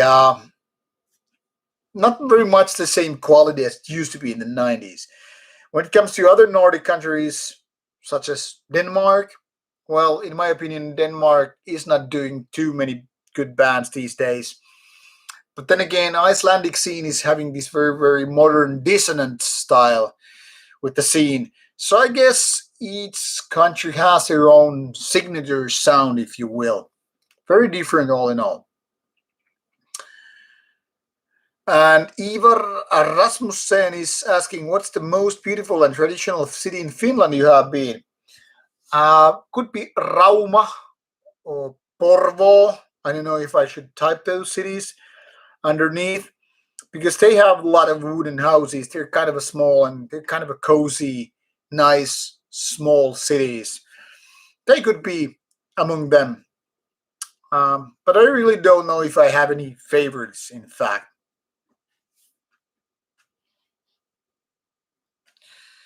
Yeah, Kammer is drunk. Go home. That's for sure. Every day is asking what I think about Vatain and Tribulation. Well, in my opinion, Vatain started to go in the wrong direction after the couple of first albums. It's not bad, but I mean, it kind of got to the mainstream black metal sound and feel. They're really professional when it comes to performing live and all that stuff. But I don't know, it kind of seems to me so overly produced these days. It kind of lost its magic. I'm not gonna say it's a bad one because I actually like their latest album, but I don't know. Bataan is very much in the middle path, not exactly mainstream, but definitely not on the underground side either. Tribulation, then again, is doing more like gothic metal. I recently, that is this week, reviewed the latest album, and I think it's a gothic metal. If you like it, then you will like gothic metal, but it's not everybody's cup of tea.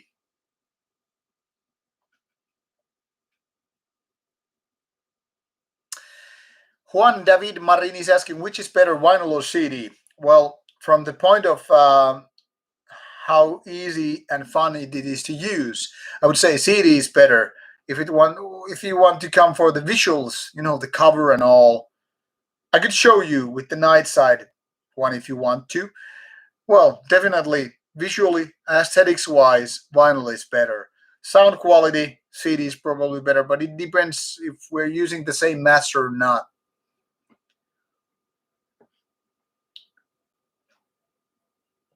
Natred, please do check your email and our Patreon page, and you will have the Horna link already for you.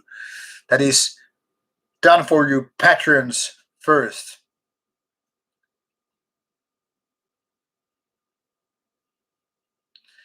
Ivar, thanks for becoming a Patreon. Then you will have the access on the Patreon site. Please do check it out. My double jaw. This is for Juuso. Yes, very good. This is with power and magic. I think all double jaw is hilarious.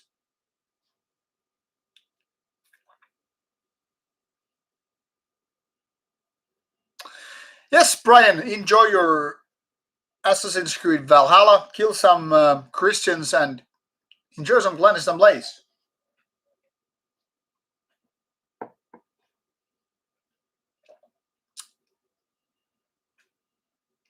Natred, I must say you missed totally some goofy moments on this stream earlier. But then again, you can really get back to that if you want to watch the stream later on. But I don't know if it's worth the time anyway.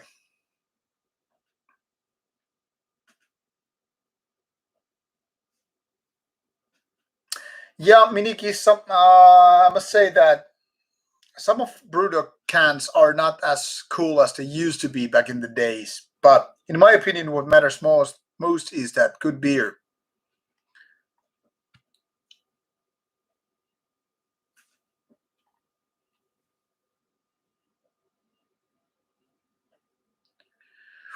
What else? Well, Natred, glad you got the Horna link.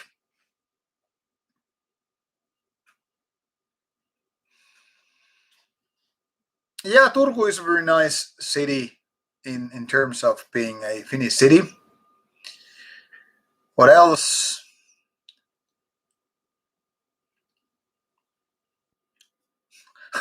Yeah, Kouvola is the best city in Finland, definitely. Hello, GD Snuff. Nice to have you here as well. GD, by the way, the Horna interview is already on the Patreon site.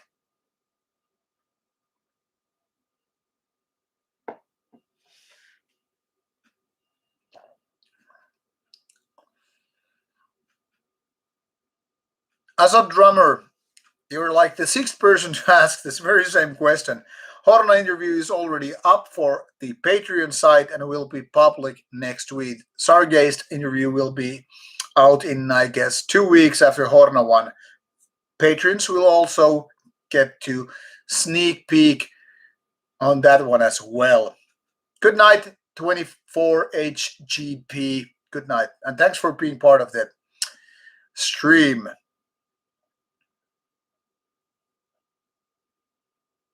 Oh, hello, Nigo.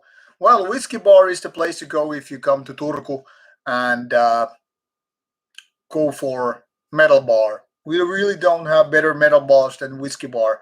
I've been going to the place since I was 19 years of old, so been there quite many times.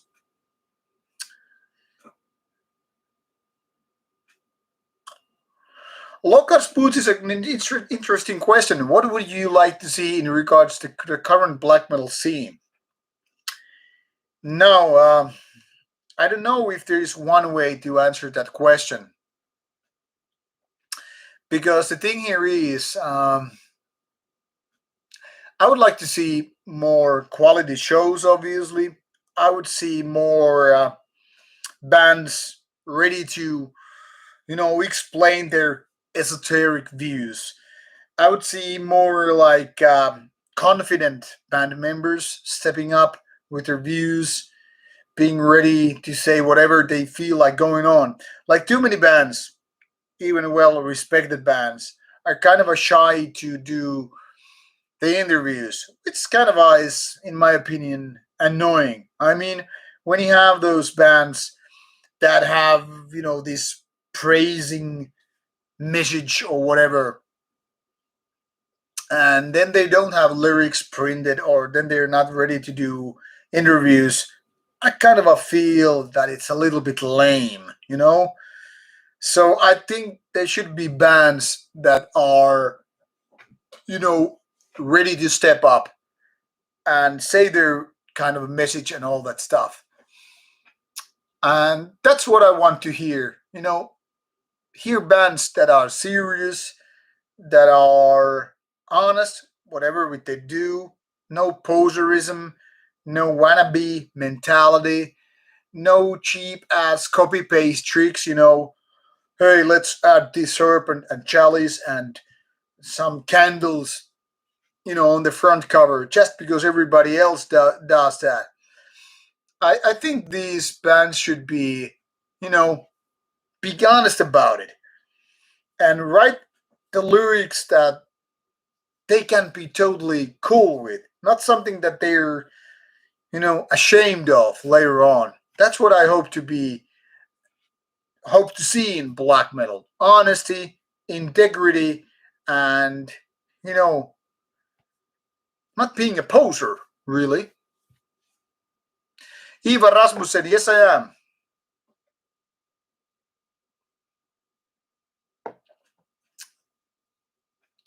What's my opinion on Misfits? I've never been listening to the Misfits, so can't really say.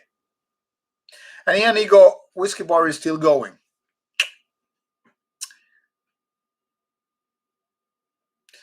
Well, yeah, Toimisto Bar is also decent one. Yeah, it's not my favorite, but yeah, it's okay. Is there any band that broke the law? I guess there are many bands that have broken the law. Most bands just don't get caught. What is the best city in Finland for honeymoon? Now, I'm very unromantic person, which is why I don't have any groupies. Um, I really don't know. Some would probably want to go to see Lapland. Some would probably want to see Finnish archipelago, like this area around here. Um, I guess there are two basic options. You either go for archipelago or you go for Laplandish no man's land kind of a territory. And of course, we have beautiful lakes with beautiful summer gap-ins. So it depends what you're after too. When will Rauta merch appear? I don't know. I'm a poor salesman in that respect. I've been thinking that maybe I should include some Rauta merchandise on the Patreon site because basically people could, order, I don't know, shirts, coffee mugs, or whatever via that site. But then again, I also realized that uh, Patreon site is taking their own cut with it. But it would make my life easier if people would just use that. But I don't know. I'm supposed to take a look at that later on, but I don't know yet. The real answer, the honest answer is I don't know when. Lockhart's boots. Yes, that's very much what I want to be. I want to have the bands their own opinions and less generic. That's very true. I'd rather have a unique band of which style I don't like musically than band that I can like music, but I don't really agree. So I want the bands to be have some balls, really.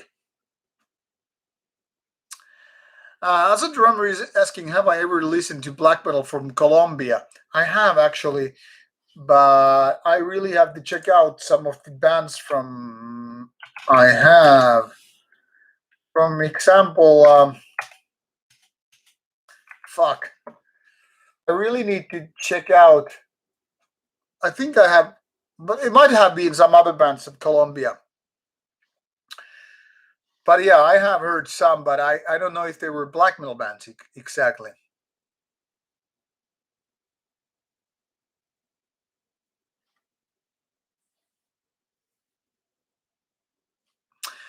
Ivar, my honeymoon was in Iceland actually. I don't know why my wife wanted to go there because she loves sunny places, warm places, and Iceland is the opposite of that. We had only a few days there. It was nice, kinda. Very expensive though, but not exactly the ideal place for a honeymoon. Thinking of that, I would say go to Mexico. That's a place. That's a really good place for honeymoon.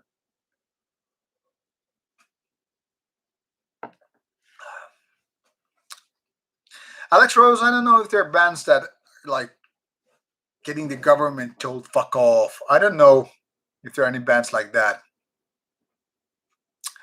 And one David Marini is asking the very good question: are the lyrics important in black metal, or is the sound, the atmosphere, more important?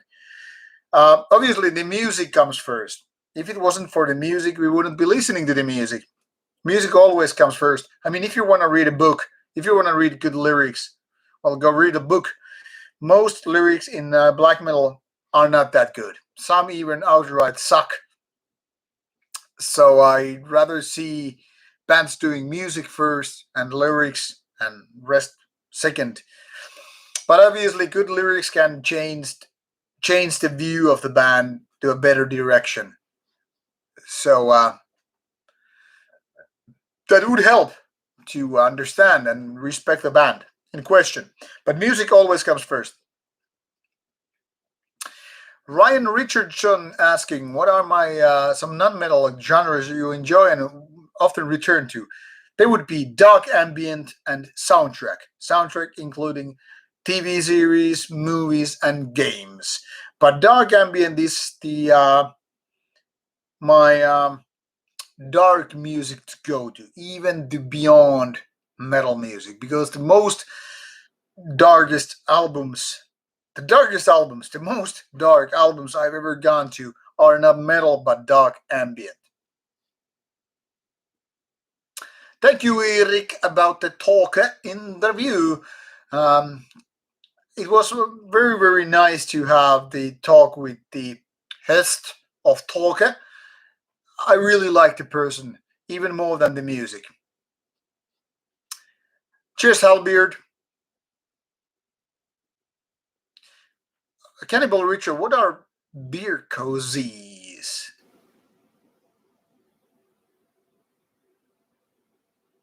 Oh, Nigo. You mean the bar called? Yeah, I know the bar you're meaning. Yeah, it used to be this old, well, old toilet basically. Mm, but I can't remember what the place is nowadays called. It used to be a nice bar though. But yeah, it was a pissing place. Anyway, what about Netrid my lifting belts? What are you after to?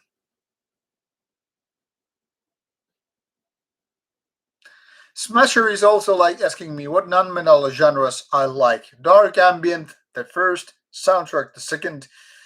Um, some good rock would be third, like hard rock, like Mötley Crüe, Skid Row. I'm really a fan of those bands.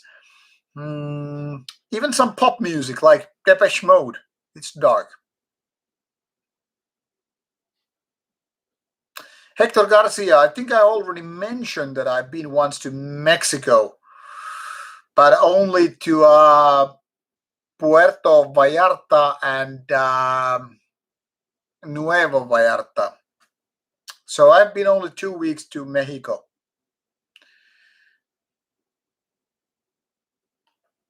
And Iceland can be nice, but it can be very expensive. Then again, if you're coming to Europe from United States, you can have these, what do you have, flyover or whatever it's called. You fly first to Iceland for a couple of days, and then you continue to Europe. That's a good way to do it. Hello, Diego Benedetto from Argentina. Argentina, nice to have that on the stream as well. Have I ever had an uncomfortable interview? Not really. Aura Noir is the only one I was very, very much disappointed to, but it wasn't really uncomfortable. Alex Rose, why not what?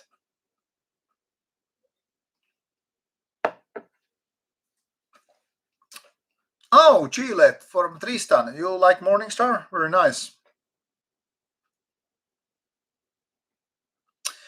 Matesh, that's a good question. As a Finnish person, do I prefer Finnish or Turkish sauna? I prefer them both. They're very different. Turkish sauna is less hot, but it's more steamy, and it can be very, very relaxing. Whereas Finnish sauna is more hot, way more hot, but less steamy.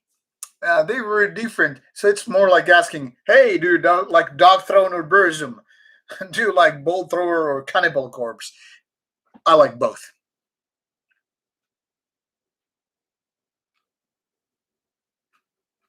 Do a list of the body count. I actually reviewed the latest body count album on the channel, Hector. So you might want to take my look at the body count album. I also saw body count play live a couple of years ago. Too bad I couldn't get Ice T for an interview. Would have been really cool, by the way. And I like what he was doing with body count. Yeah, that's a good combination. Natrid, I will show you my lifting belt.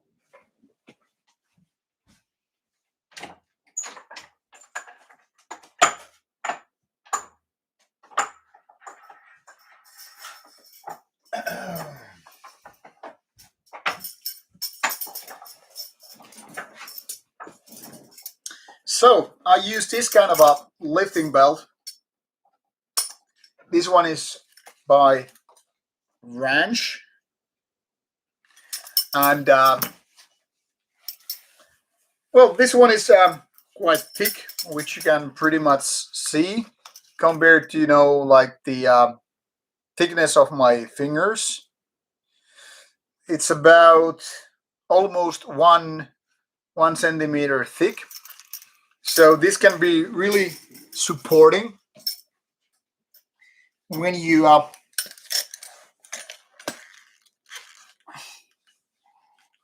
squeeze your belly in, and then you kind of have the air pressed against your belt. You really have the tight support here. So this is really tight and quite easy to get into. So that's the kind of a lifting belt I use.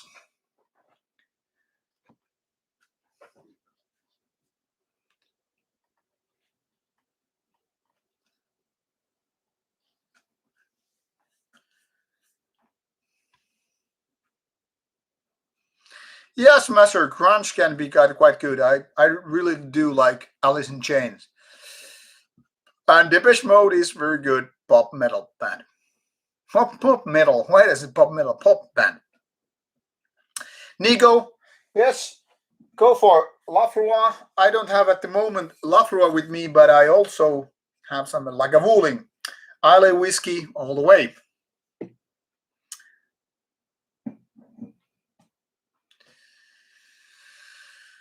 Uh, King. Yeah, let's hope that one day I can do a new Archcode interview.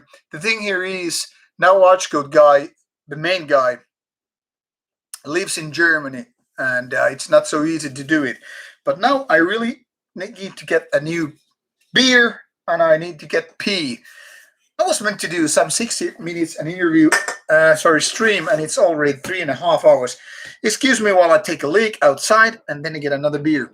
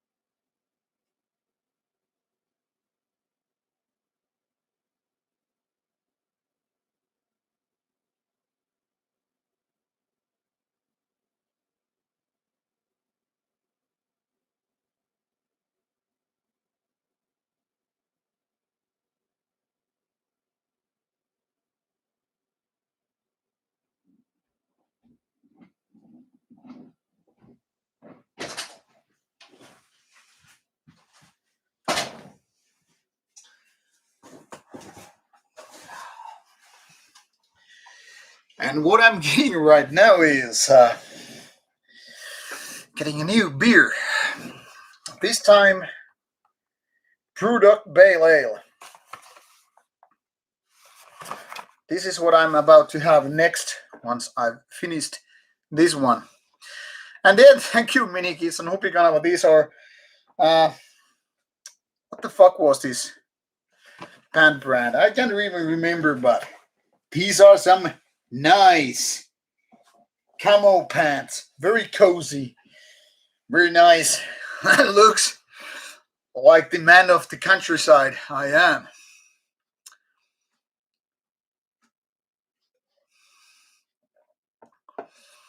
Yeah, I see interview would be really, really nice to have, but no go at that time.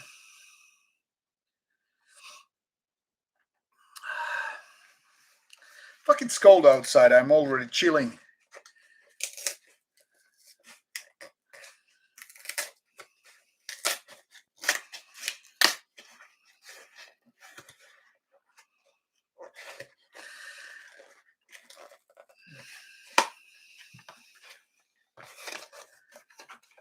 Minikis, what do you mean? What do you mean? Natural leaked?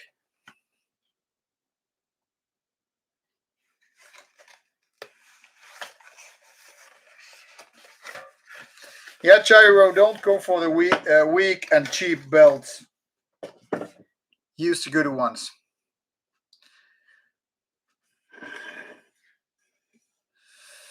Hector Garcia, you're very much correct about Morgan of Marduk being a perfect example of being serious and not being shy. Nerga and Spelgo are good examples. I agree.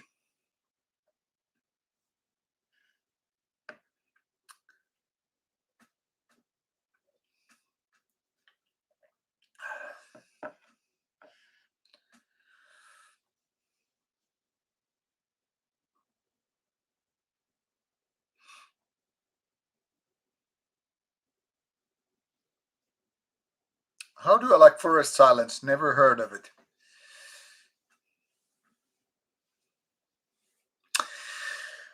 Lokar, I don't know if I'm ready to do Skype or Zoom interviews. Maybe if that's the only way to do interviews in the future, but for the time being, I prefer very much the face to face interviews.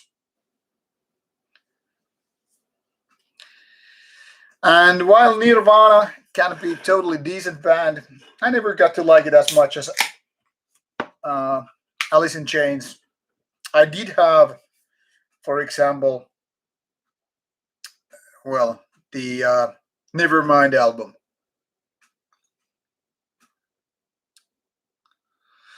Well, the thing here is, why I'm taking a leak outside is that here in my sauna building, this home office, there is no toilet. I would have to go inside the big building to take a leak, and I'd rather take a leak outside.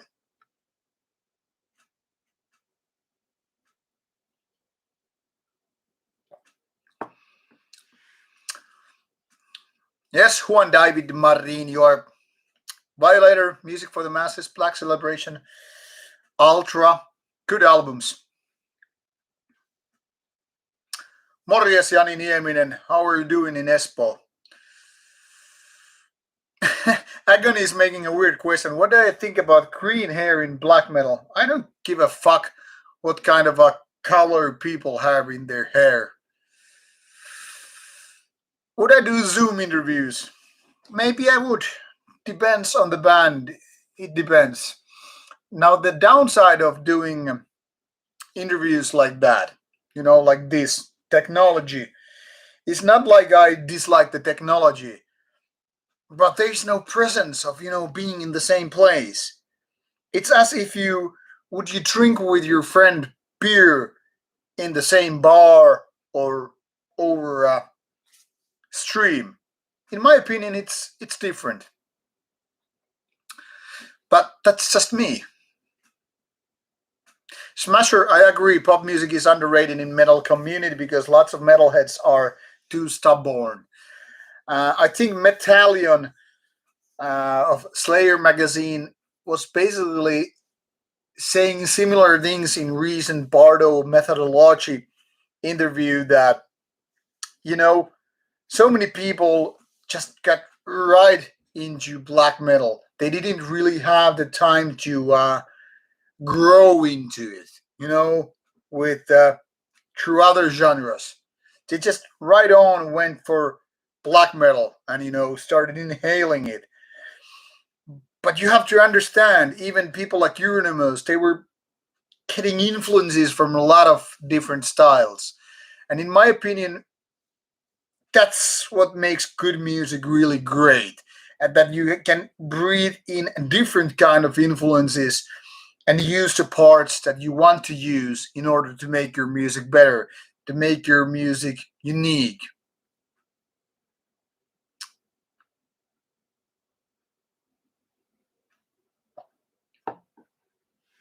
Smasher, there's nothing wrong if you like Billie Eilish. What I really think that people like you are the ones who should be respected more. You listen to what the fuck you like, and that's good thing. People who try to be like, I only listen to metal.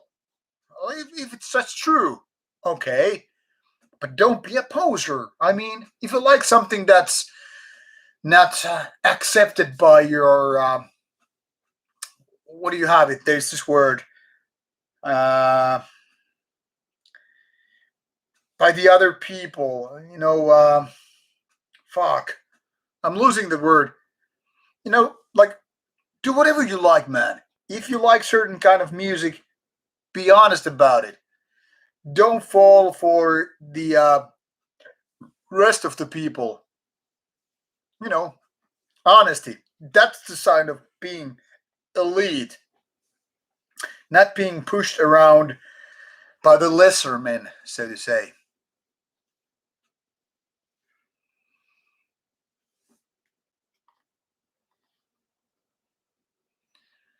Do I like Kelly T? I don't know if I would. I don't think I know Kelly T.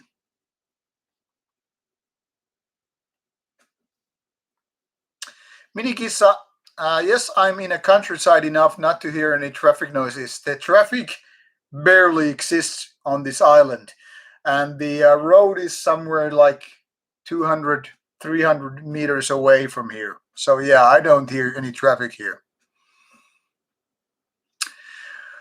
Would I do an interview with someone from Iceland's black metal scene? I've have done Odin. I'll try it in the chat.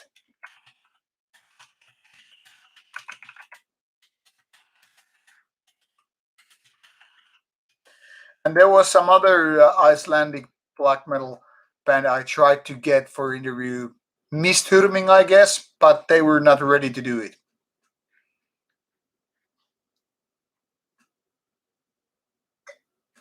And yeah, Alex, I prefer face to face because there's this presence, you know?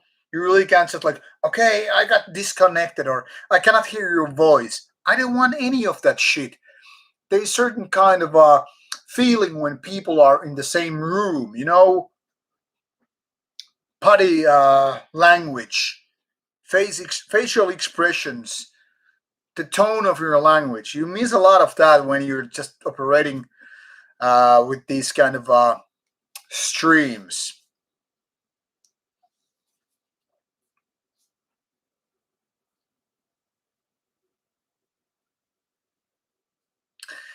Jani Nieminen, I feel sorry for you, but uh, having to do 5 times your car out of snow, it must suck.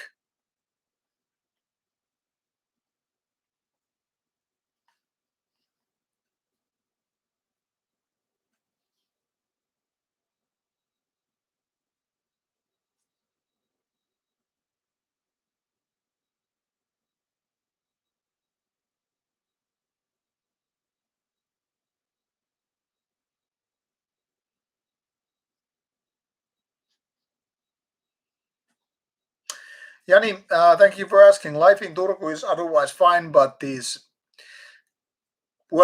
cold climate and the amount of snow is taking the piss out of me.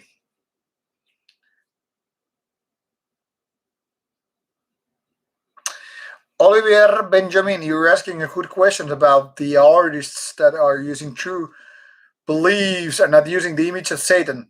Well, the thing here is, it's hard to say which bands are actually true without actually making an interview with them.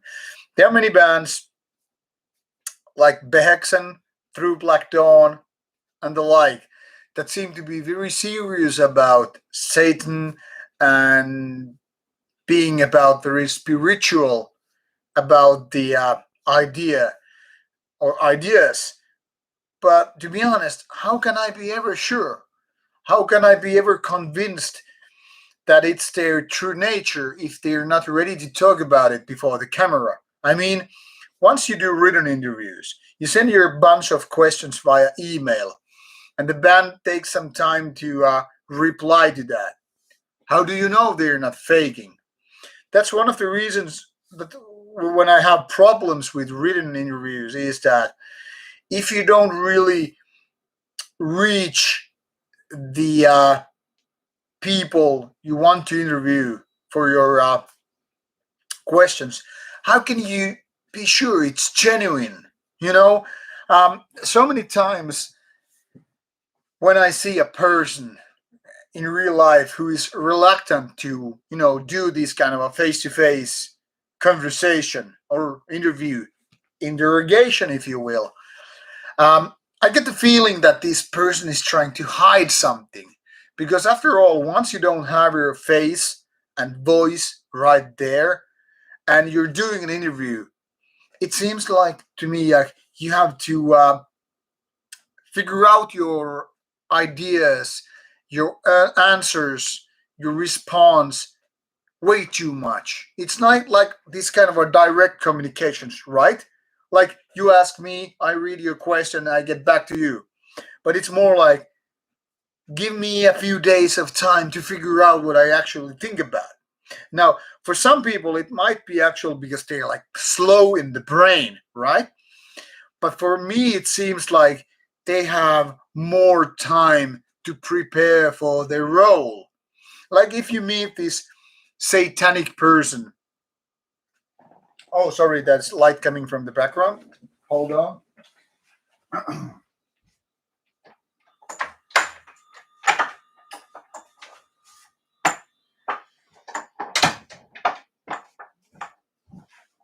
So there's this guy who's very satanic and all, explaining his or her thoughts, but needs these few days of time to explain his story or her story, whatever.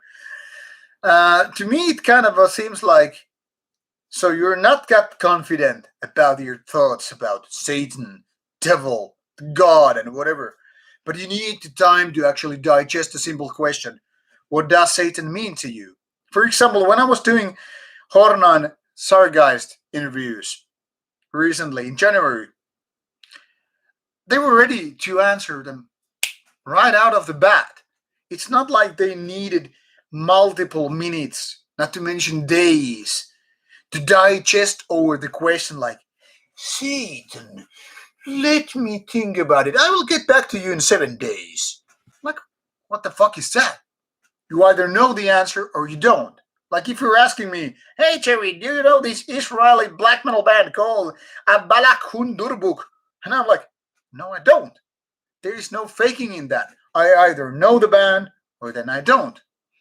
If somebody is asking me like, hey Jerry, what's your topic on religion? Can you explain your relationship with a god? It's not like, I don't know, man. Maybe I need some week or two to digest over that. Maybe I need to know what to tell to my audience. Do I really like the God? Do I believe in God? Do I believe in Satan? What the fuck is that? That is like, playing some time for you. That maybe is working for sports. Like, okay, you're leading with 7 points, and you're trying to figure out, let's play some time, let's shave off the clock so that the opponent cannot make any goals. But in reality, when you're opposed by these kind of questions, you either know the answer or then you don't. It's very simple to me. And I don't know why the more esoteric people, the more spiritual people are slower with their response. I mean, if spirituality is supposed to enlighten us, that's supposed to boost our brain, isn't that supposed to mean that we're actually faster when we with our response times? Like if somebody's asking like, do you believe in God? No, yes. It's not like I need to think about it. You either know it or you don't. It goes by heart. It goes by mind. It's kind of a initial response. You either know it or don't. If you somebody's asking like, "Hey, do you think Mark Vigerness is a cool guy or not?" It's not like I need to think about it. Do you know Dark Throne is better than Burzum? Do you know? Do you think that Euronymous shouldn't have been killed by Vigerness? It's not like I don't know. If you still have to wonder about that kind of questions after you've been pondering them for decades, literally years, you have something wrong with your brain, or you are a liar or a poser who is looking for internet clackety clack with your keyboard some answers.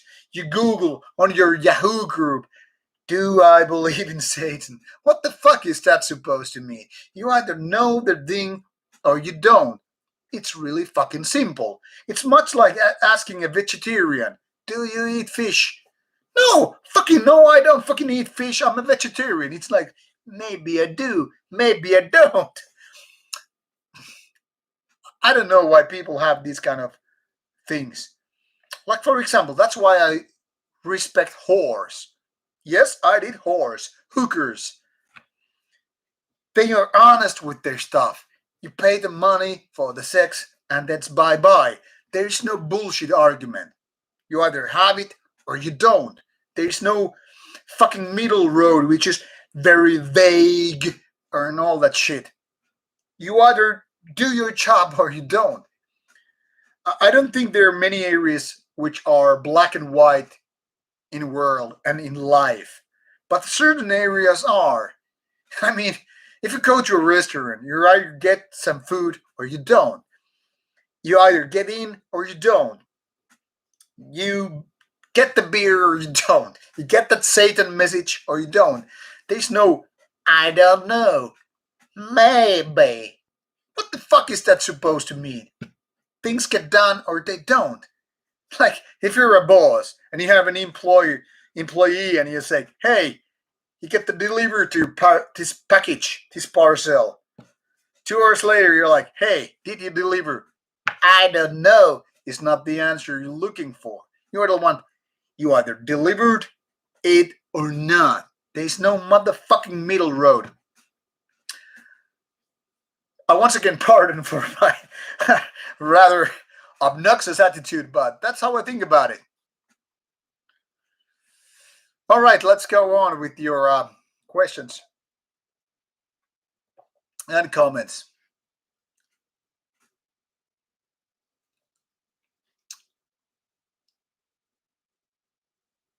What about Miniki? So once again, ask a good question. Could you do a modern pop album review on Rauta Beyond? I could, but now that Rauta Beyond is kind of a on hiatus, and I'm trying to figure out how to include non-metal albums on Rauta, I would probably include it here, and I probably would if the music is good.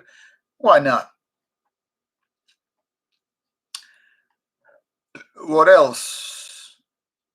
I think there are too many questions I can hardly reply to. Do I like any modern pop? Well, I guess it depends. I do once again like Depeche Mode, and I like bands like Ladytron, but I don't know if I can say in general that I do like pop music. I guess that would be exaggerating. Ivar, I hope that one day I will do a Faustian Pact review interview, even though I didn't like the music that much.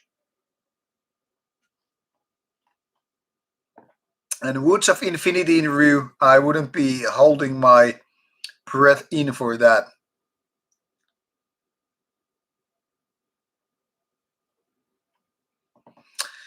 Yes, I have heard Svartidaudi. I have even reviewed some Svartidaudi or Svartidauthi, I guess it should be pronounced.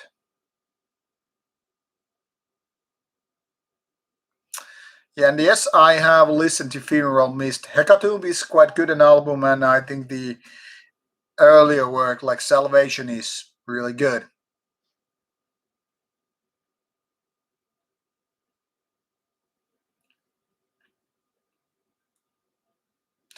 Do I have lockdowns in my area? Not technically speaking, not at the moment.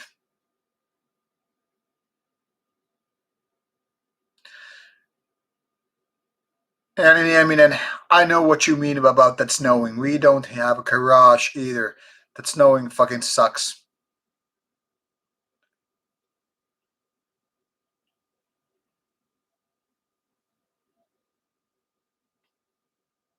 Cheers, Martin. How are you doing, man? What's my take on Life Lover? Well, I actually do like some Life Lover music. I know it's too much for some people, but I kind of like it because it's kind of a twisted and weird. I actually interviewed the guys ex Life Lover doing newer bands, but they're not on Rauta because that was then before Rauta. But I can link those interviews if you like to.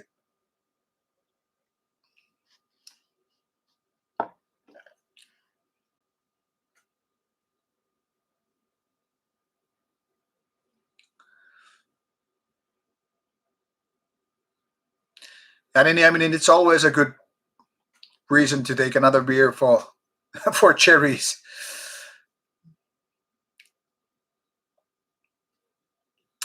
Alex Rose, what about Jung? I think the best Israeli band, now that you mention, is it's this band called Dim Aura. Yeah, Dim Aura. Check it out.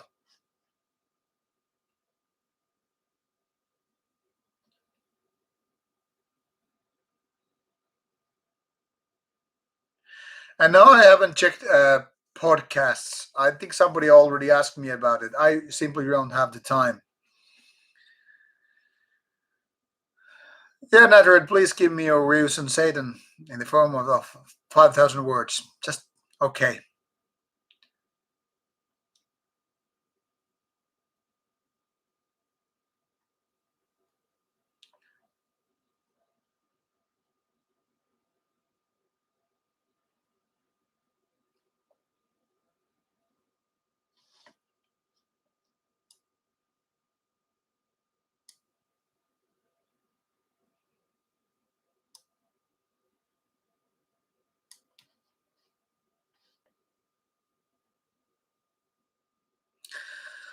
Hello, Nanna Toft. Haista vittu, Jerry. That means fuck off, Jerry. Yeah. Hello to Mikkeli as well. What the fuck are you doing in Mikkeli calling me haista vittu? Juokaa itse kaljaa.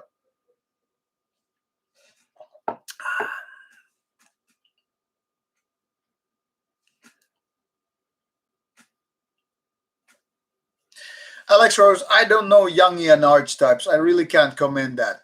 And that it's not like I don't know if Rauta Beyond is resting in pieces. It's taking a nap. Let's put it that way. Maybe Rauta Beyond is what do you have it? Hibernating. That's the word. Ottomani is asking me, do I listen to punk? Vittu mä vihaan punkia. No, I'm not listening to punk. I don't hate it, but I don't listen to punk. Jani Nieminen, at the moment I'm not doing game reviews. I kind of did that with the Rauta Beyond channel, but now it seems I'm like lacking time. I might include them later on Rauta with the non-metal Sunday.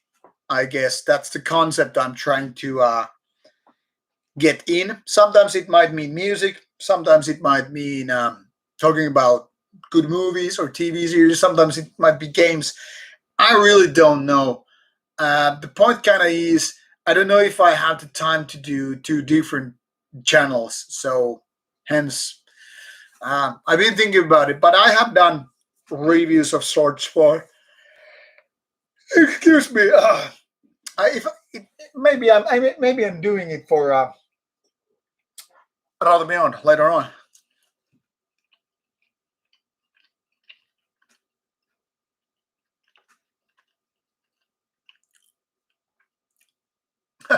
Yeah, I'm not a fan of Lady Gaga.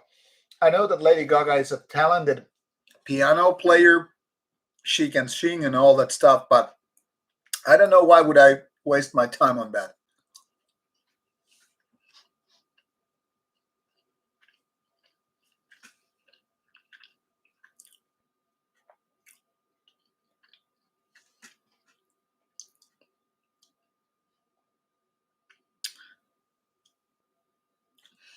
Smasher, I don't really think that screamo would be my thing, really.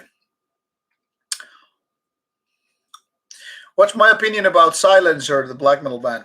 Now I have only heard one album, and I wasn't too convinced about it.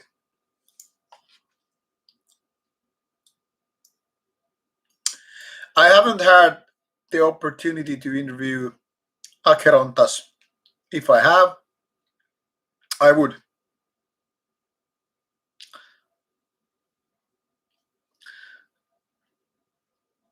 So, Nanna, how it's going in Mikkeli, I assume? Oh, yeah, Finnish mentality. I need more cheese and beer. No, Finnish mentality. I don't know if that can be explained in a brief way, but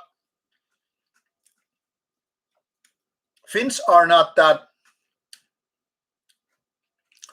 I mean, we're not that soft. Maybe we are. Maybe we just pretend to be not soft, but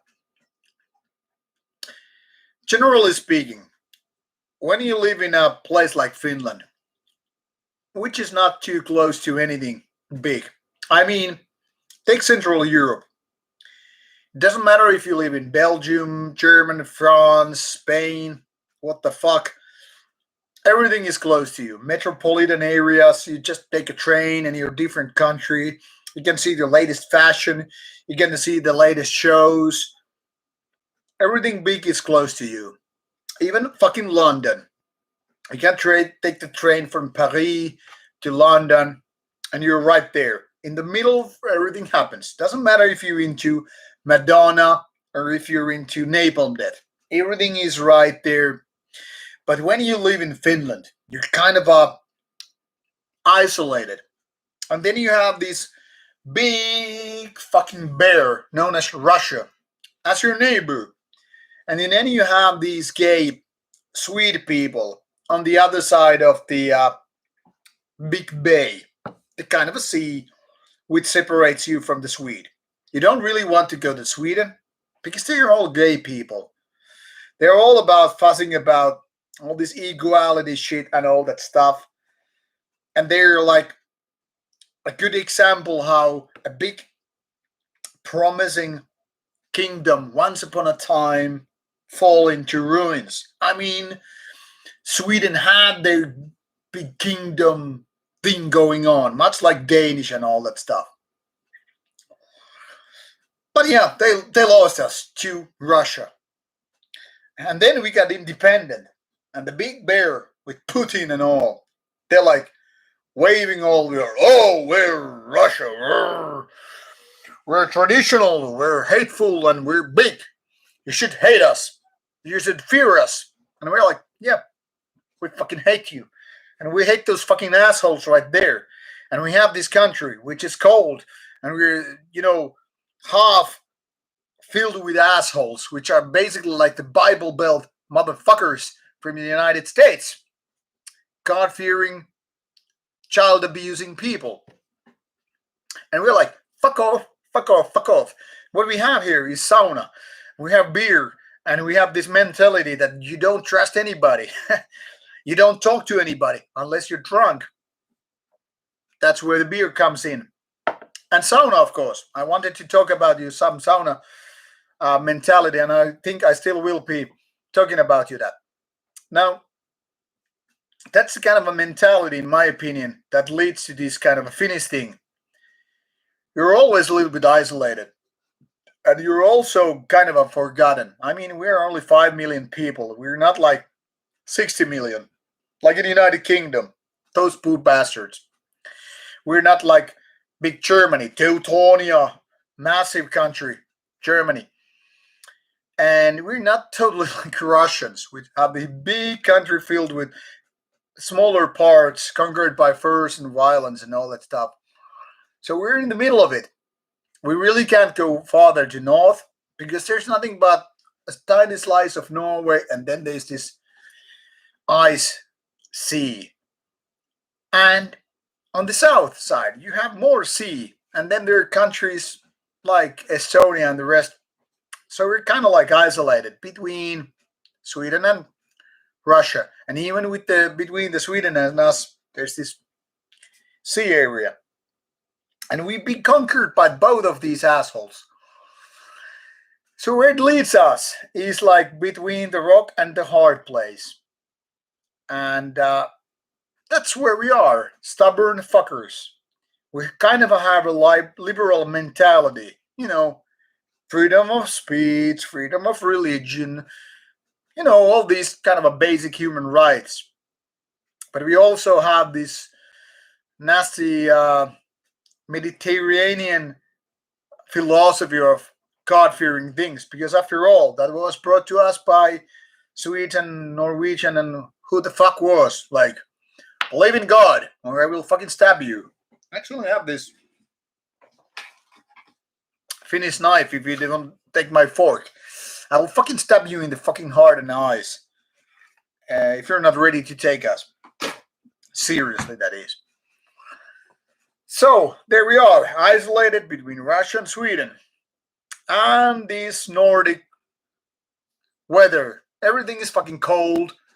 There's no place to go. But then again, you also have sweet forests, nice lakes, seaside, lots of nature, quite untouched. So here we are in our liberal cradle, kind of innocent, but also ready to pull the guns out when the enemy's about to get too close in our skin. That's Finnish mentality for you. And then we have sauna. We have sauna, and we have this idea that when people are nude, now I'm getting to the sauna talk. When everybody's nude, it doesn't what age you are, what gender you are, what kind of a rank you are, how much money you have in your bank account, how poor you are, how fat you are, how skinny you are, how much hair you have, how what the fuck you have. Do you have a band? Doesn't fucking matter.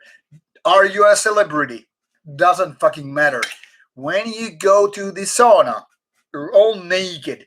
You have different size of penises and other genitalia.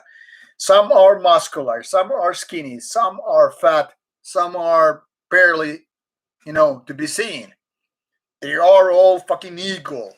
You go there in your most natural form. It does some, steam on it. I mean, that is, just does some water on the tiwas where there are these rocks which are warmed by the either by wood or electricity. But anyway, it's warm, and you get the place hot. Then you toss some water in it, and this steam gets over your place. You start, fan it too hard. But you're there by your most natural form.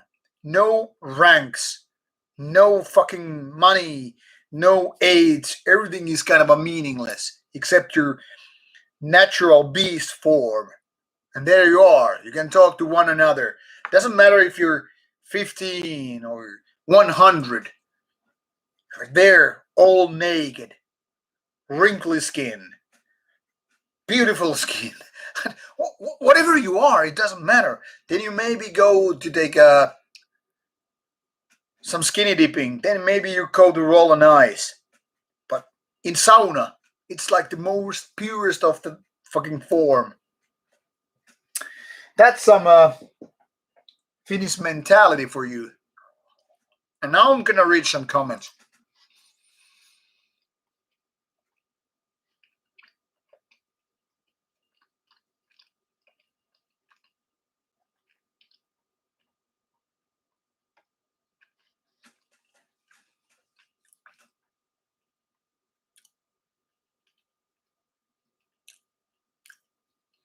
Natred, Non-Metal Sunday is the stepdad of Rauta Extended Universe. Fucking correct. And what kind of a cheese I'm munching on? I think this is some Swiss or Austrian cheese.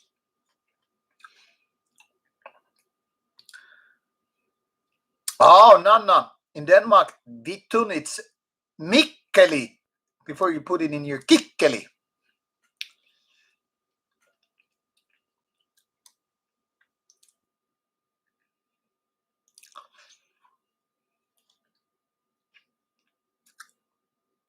What about new Miley Cyrus album? I like Miley Cyrus, but I'm not sure about her music. But I would fucking love to do an interview with Miley Cyrus or even get some weed with her.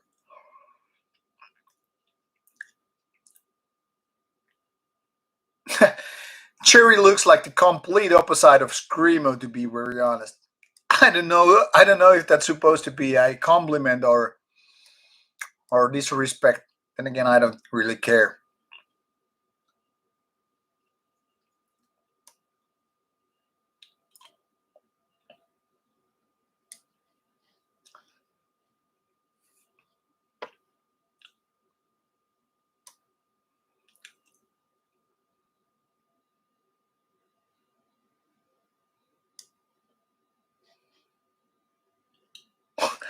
Jurgis Kudra Lomo. Gold. Or maybe I'm silver. Who knows?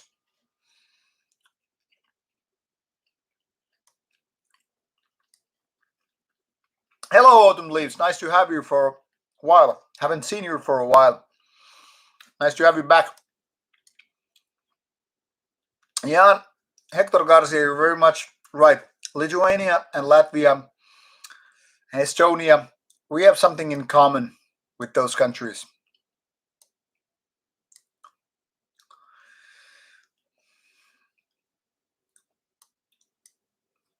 Nana, aren't you, the one that I know from Denmark, actually?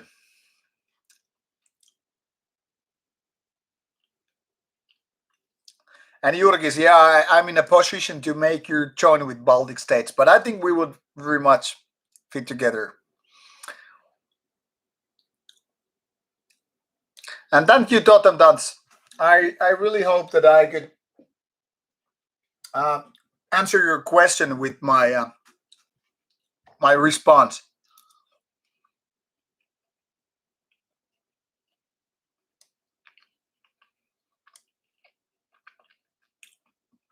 Natred, no worries.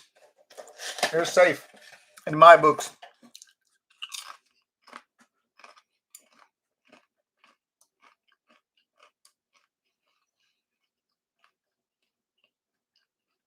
Yeah, we fucking love nudity. That's what bothers me with American people. Hello, B. Thanks for your support. I just noticed I was scrolling back. Thank you for B very much for your support. It means a lot to me. Not only because of your money, I mean that helps, but really, you have been one of the best supporters for Rauta in the United States. Very thankful for your support, man.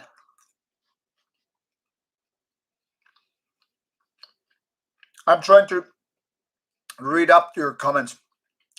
But yeah, about nudity in the different places of the world. Well, I totally understand that Christian morale and whatever can be quite hard on nudity. And to a certain degree, I kind of understand. I mean, you have to protect the children or the fucking, women from the horny men. After all, especially when everything is always clothed, you will have those horny men. The guys like me, horns up. You kind of have to protect the whole community from that kind of mentality. But let me ask you, what if we were so used to nudity that every time you see a piece of ass, you see a pair of boobs, you see a piece of genitalia, you're not instantaneously like, ta-da! But instead you're like, hey, it's just a person there. That is maybe a woman. That person is probably a guy. I'm not so sure. I don't give a fuck because I'm gonna go to the sauna, and I'm gonna have some beer. I'm gonna have some good talk, and it's not about, hey, can I bone somebody? My point here is when this natural being of us, doesn't matter what kind of a ding dong you have waving between your legs, doesn't matter what kind of a color you have, what kind of a tan you have, what kind of a shape your eyes have. Once you go to the sauna, it fucking doesn't matter. Maybe you're a Chinaman. Maybe you're one from Africa. Maybe you're a highly white Finnish person. Maybe you come from mixed races from, America. Maybe you're, original native person from Australia. It doesn't motherfucking matter. Bald, hair, piercings, tattoos, no piercings, no fucking skin hair. I don't give a fuck. You are what you are. Your opinions matter. The rest, not so much. I mean, to me, it makes sense. To some people, not so much. Do I give a fuck? figure it out.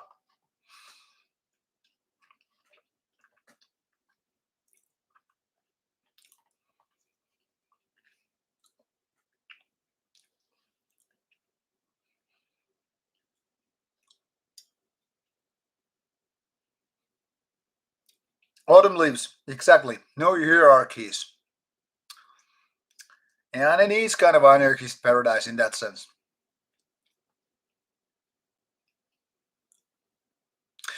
Oh, Nikita was asking what kind of a snack do I prefer with beer? Now, when I was in Belgium some 10 years ago, maybe, I went to a bar with my friend who I was traveling with. And they offered some, cheese cubes, almost like this one. And then I had some Belgian beer. And I would tell to my friend, I don't know really, I'm going to just take a couple of bites and you can have the rest. My friend said the same. And we had more beers, had more cheese snacks, and suddenly we were fucking addicted to getting these cheese things in our mouth. And why so? Because cheese and beer is like a marriage in fucking heaven. They blend together so goddamn well. Test it, and you'll understand. And pardon for me eating before the stream.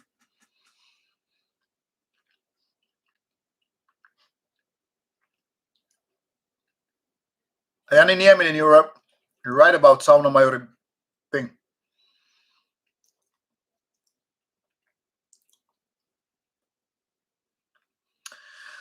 Boss was asking an interesting question. What do I think about drugs besides alcohol? Well, I think that drugs are very much in par with alcohol. That is, the person using the drugs or any kind of substance defines how good or bad the drugs or any given drug is. Alcohol can be a horrible, horrible tool, but so can be any drug. So I don't know, man. It depends what you're using. It's not so. It's not so easy every now and then. So most people are probably comfortable with just beer. Some people, the weed. I would say don't go to hard drugs unless you really know what you're doing. But I wouldn't be so judgmental to say drugs are bad, alcohol is good, because alcohol is actually worse than so many forms of drugs. It depends what you're using.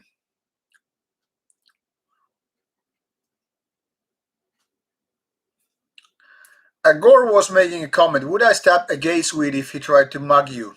No, I wouldn't. Why would I? If there was a guy, Swede guy to say like, "Hey, Rauta, you seem like a nice guy," I would say like, "Would you just like to have a bite of me?"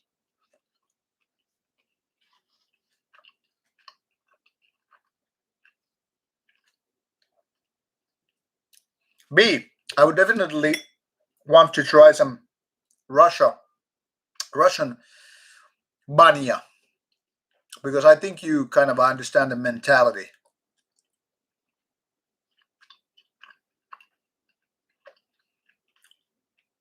And yeah, no.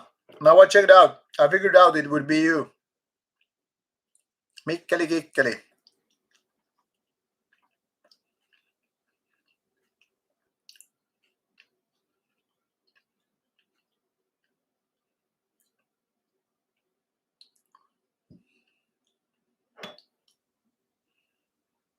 I can say I have been listening to Elder Shadows.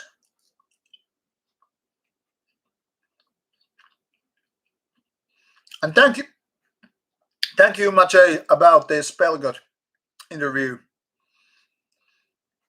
Thanks, man.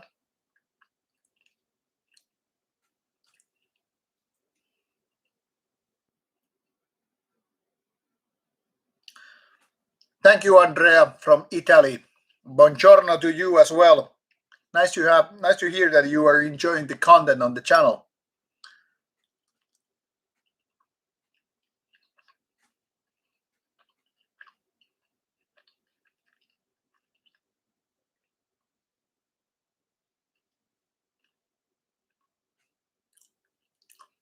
Malmbergs Mikko is asking, Hallo, do you like Der Tod und der Landsknechte låter som absurd? No, not exactly an absurd. Funny. Or fan.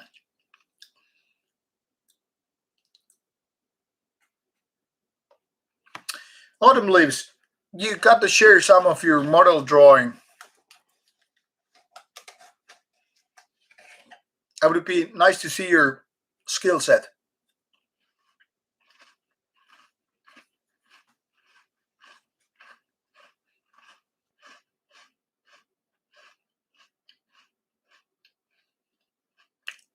Jurgis, I haven't checked out how to do those member things.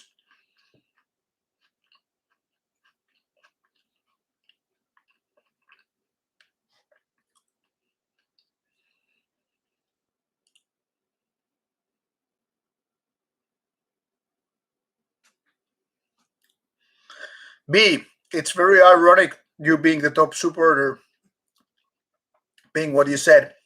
That's love the irony of it all. That's what makes, in my opinion, the metal community so worthwhile. Is that you can't just ignore certain parts in your life for the other part, which is called metal mindset, for the lack of better words.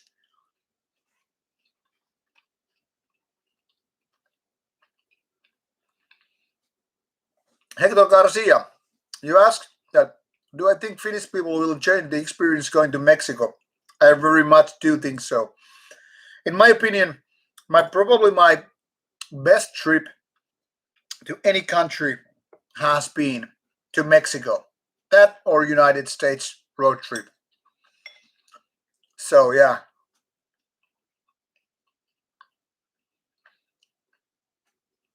Smasher, are you talking about speed as truck or speed metal? Cheers, Alex. Nice to have you here.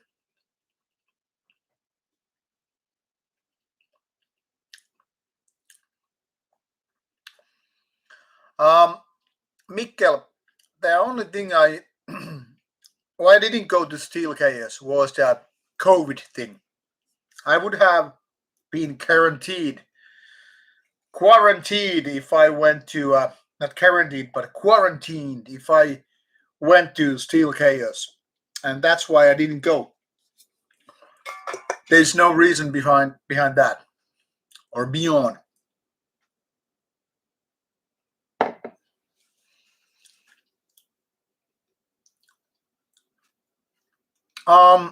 Psycho Las Vegas really sounds great, but I think everything will be cancelled this year as well.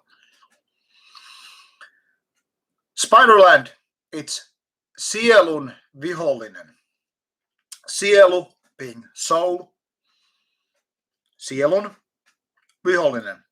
So pretty much like Nanna already said it.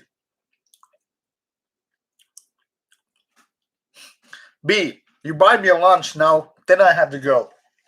But seriously speaking, I'm out of cheese. So everything's ruined.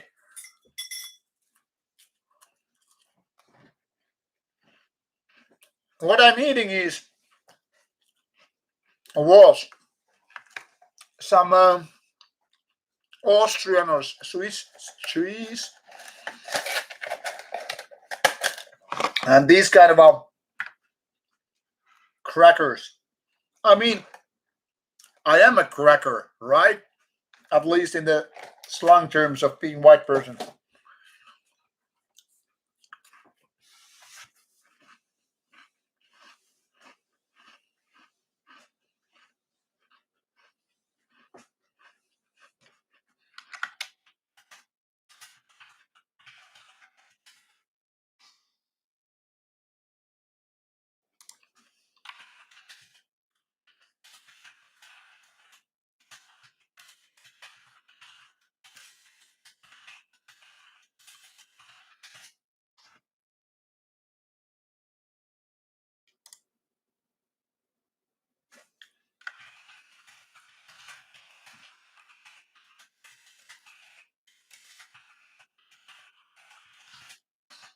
Sorry, I had to just like my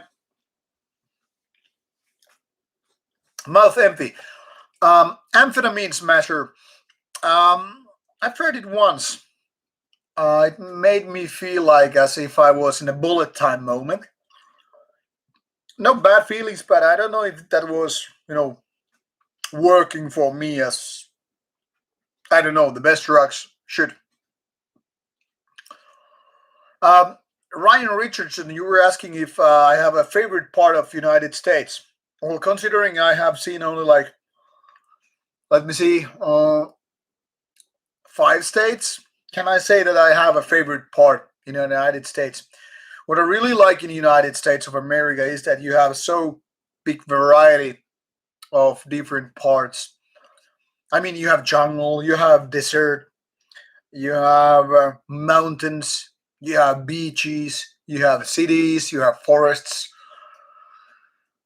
So I don't know. I guess I enjoyed the most the California area with beaches and that Road One from Los Angeles to San Francisco and all. But really, it was so goddamn great to ride from Dallas to Oklahoma and to Albuquerque, um, to Las Vegas, then San Diego to see the different parts of the country like that. It was really great. But then again, I was also really enjoying my time in New England area, Boston and the nearby cities. And well, yeah, traveling in general is fucking great overall.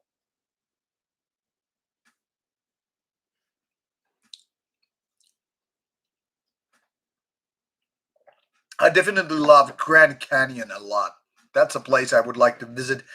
And I would also like to take a ride, a horse, and ride those classic Western movie areas, with those big ass rocks, which you see in so many movies and TV series.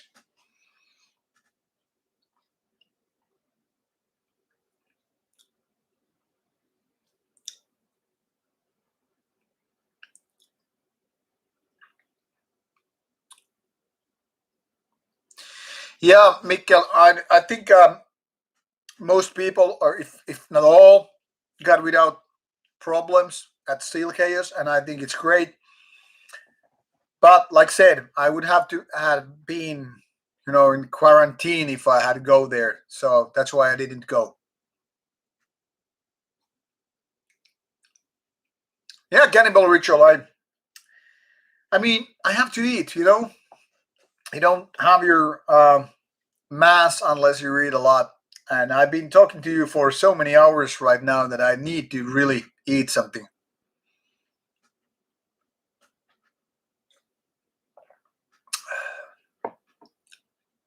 Gore, I think you're very much right about it. Forgotten Woods. I don't know if I have heard the As the Wolves Gather, but I have heard Forgotten Woods, but not probably not in 2 decades.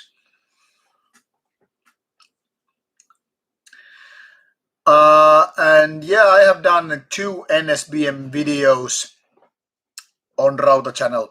So Malmbergs Micke. Uh, I'm trying to say it in Swedish, but I realize I don't have the skill to say it. But they're good 2 NSBM videos, part one and part two. So du veta på videos. Jurgis, when is the yacht Iria review coming? I don't know. Depends when I get the physical CD. Oh, I promised to show you some of my review boxes, so you get the idea. Where to start from? Let's start from the Next recent one. Uh, and B, I'm my combatant in the saddle. No, this is the first box. That is the most recent one. Um, this roughly has some, what I would say, 25, 30 CDs. These are divided by this yellow plastic. These are not ones to be released yet. I'm gonna show you something. Harakiri for the Sky, going to be out later this month. Then there's this Pestis Cultus out next week. The Pretty Reckless also out next week. Tyranti out later this month. And Sourouche Palais Paladlo. These are all February releases which are not yet out. Divided by this yellow piece of plastic. And the rest, which I'm not gonna take out, are the ones that I'm going through in order I was delivered. So I go from here. And this is the so-called A box, the most recent one. And these would be in the same box if they had the room. Now, this is basically about the next month or so box. Now, then in alphabetical order, I have 4 boxes of CDs, plus then some individual ones with their promo letters, including this one. So I have 4 boxes of these. Some of these are with jewel cases and some of are not, in case you're wondering. Roughly each one of these boxes is maybe less than 50, but I would say maybe 40. And these are in alphabetical order, so I can figure it out when I want to. Then I have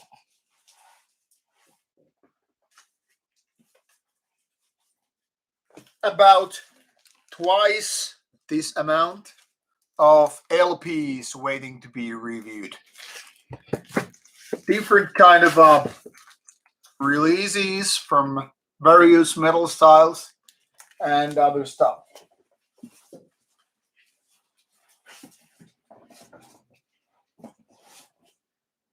Also, some random tapes.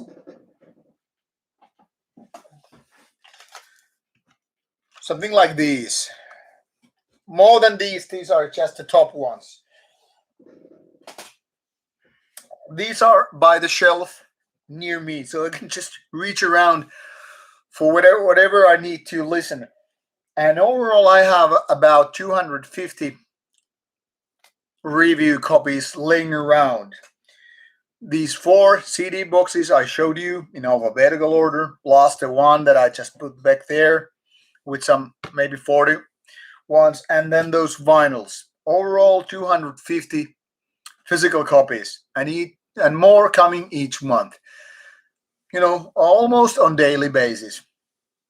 So, in essence, I'm trying to figure out how to fight this piece of CDs all the time. And by no means, I'm not complaining. My point here is there's so much going on all the time that I'm getting new CDs and I'm like done with them, and then I'm getting more. So the queue is not going down. For example, like past 6 months, I have gone under 250, maybe 6, 7, 8 times by now. And then I keep climbing back, even with my pace of roughly 10 reviews a week, 2 per day. And that's how it goes. That's why I'm not so happy to accept non-metal things in my review pile, or when people keep sending me YouTube links or all kind of Dropbox links. Hey, can you check out my band? It's only like 5 songs. Hey, only one album. Please, to check out. Please, could you review me? And I'm like, no, no, no, no, no, no, no, because I already have these 250 CDs or vinyls or tapes. So that's the problem here. Like, once again, I'm not complaining. I'm just saying it's too much work. I mean, back in the days when I had like 100 CDs or LPs or whatever laying around, I was like, okay, this is too much, but I mean, hey, it's doable. Then it was 150, and it was like almost 200, and now it has been 250 for about 6 months or so, maybe 4 months. I really don't know. But a year ago, I reached my top, and it was 180. That was a year ago. Now it's 250. So you see the pattern. Because I'm doing exactly the same amount of reviews basically each week. And the numbers are not going down. That's the thing how it goes. Now, coming back to your questions once again. All right, we already went through the NSPM ones. We went to your Iria ones. Fides Inversa. Yes, I know the band. Do I have favorite Western movies? Well, I don't know if I have the favorite Western movie, but yeah, I do like many Clint Eastwood ones, and also some modern ones, which are not, including Clint Eastwood. I was just figuring out what the name was, like Three Something to Train to Yuma, and the assassination of Jesse James by the coward, whatever, starring Brad Pitt. That is one of the better ones. So yeah, I do have some favorite ones.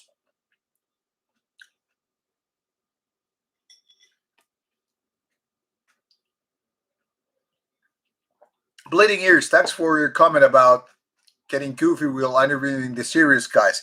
Yeah, the thing here is I want to challenge the serious guys, and kind of a test them. Like, are you really posing or are you doing it for real? And yeah, it creates a contrast. Some people don't like it, but hey, that's what it is. You can't really please everybody, nor should you.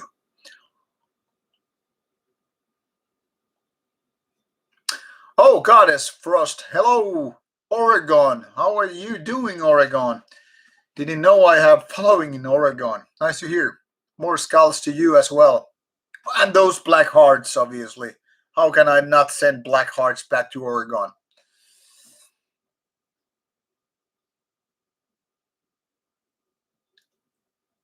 And Juan David, mine, so fucking great. I invite you to the Polish corridor, the church in my city. All right, let's go to Poland. All right. Diarrhea machine. Yeah, please do. Do I like Donald Duck vocals like Satanic Wash Machine? That's my answer to that Donald Duck question. How I heard Naxon? I can't say I have.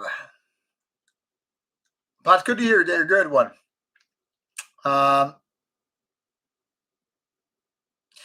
yeah, Yanni, I wasn't actually buying vinyls. I wasn't into vinyl because it's not very useful. Imagine me doing work here, blah blah blah blah blah. Then after 20 minutes, you go see me flipping the vinyl. Then you go back. 20 minutes later, I do it again.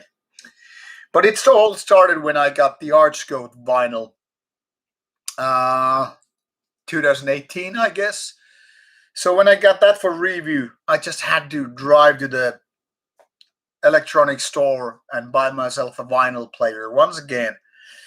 And since that, yeah, I have been getting vinyls in my collection. And yeah, I do sell some of those vinyls, much like I sell some of the CDs.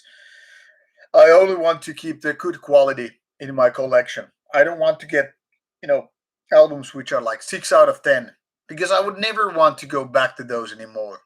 So I only want to keep good um, releases in my collection. Very much so.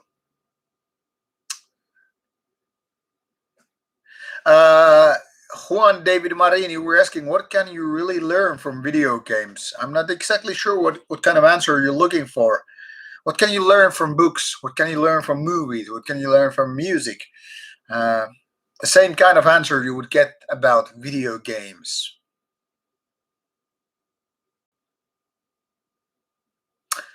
B. I have watched Deadwood when it came out, the series, some more than 10 years ago.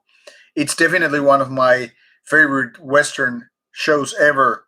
But I assume the question was about Western movies. If all Western experiences in the world, I would say, yeah, Deadwood. I still haven't seen the movie though, but Deadwood, the series, fucking brilliant.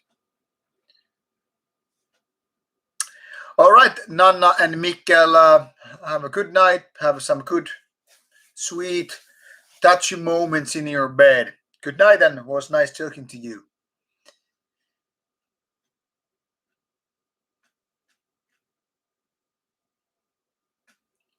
Hole Dweller. Haven't heard Hole Dweller, but it sounds like pornographic.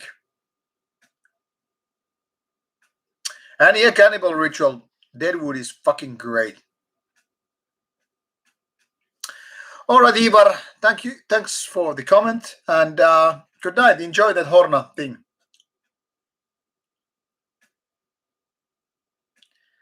Hole Dweller is Lord of the Rings. Still sounds peculiar. Well, jumalauta to you too. Okay, there was some other questions which I kind of needed to answer about the powerlift question and other thing. Two more questions, I promise.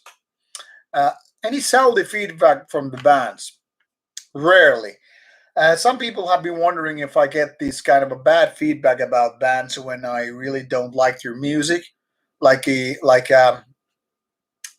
I give their too bad criticism or whatever. Sometimes, but rarely. It's very rare thing to have because the thing is, most bands understand it's a useless thing to bitch about reviews. You either have to understand it's one person's opinion or then you don't. But you really don't get anything by bitching about the review or bitching to the reviewer like, oh, you wouldn't understand my music. You're the wrong person to review my music, or you have a bad taste. What the fuck is that supposed to mean? The best thing to happen is that the reviewer is like, I get your point, get the fuck out of here. The worst things to go south is like, you don't see that reviewer anymore reviewing your stuff. Even if you made a best album of the year. Because the reviewer doesn't want to have any trouble for his zero payment and whatever. But yeah, sell the response from the bands is quite rare. And the last question was like, do I listen to RAC, Rock Against Communism? Well, can't say I really do. The first thing is, most rock music doesn't really seem to speak to me. And if it does, it's probably more something like hard rock. I like Metal Crew, Skid Row, stuff like that. But RAC, not really. So there it is. Smeagol is making a good question. Do I have any more interviews planned? Well, I have been planning Berit interview for a couple of months now. I think we started to plan it in November, December, but I don't know when we're gonna do it. COVID is definitely delaying that. Then we have Goat Moon still in works. I've been talking about Albert Witchfinder, ex-Reverend Bizarre member, about possible interview about opium warlords and whatever, and some other ones. But oh, excuse me, I'm getting tired here. I think those are the three most recent ones, which I'm supposed to do. But no, not no date, not so yet. And what else there will be? Well, that will be dictated by our budget, and by our budget, I mean me and the camera crew, because obviously there's not too much going on in my home city with the bands. So I probably have to travel to some places to do these interviews. And when it comes to the interviews done at beyond the borders of Finland, I really don't know yet. It's quite possible that there are some this year, but COVID is just delaying everything, just everything. So I really don't know when interviews are possible to do, you know, beyond the borders of Finland. So it depends, because I mean, there's no point to do too many Finnish interviews, which you can pretty much do when there's a fest taking place here. Whereas I could just, go different places to do those interviews. But then again, COVID is very, very much limiting the possibilities of traveling. And because of that, it's not very likely that I just, take a flight to some other country to make interviews. For example, we've been talking about going to Greece, and I kid you not, we've been invited by a couple of people to go to Greece, and technically speaking, we could cover the flights right now, you know, um, with because of the Patreon supporters, we could go to Greece for a few days anyway, and to do those interviews. But with COVID, it's not really smart thing to do. So I really can't say when we were able to do more interviews. The usual pace with all the stuff that's been going on with the previous years, with all the fests and whatever. So I guess we have to see how it plays out, how it turns out with the year. If it's gonna be like this for the next 6 months, I am fearful that not much will be happening. But individual interviews like that beheaded one I mentioned should be possible. But I mean, it's all like a fog of war surrounding us.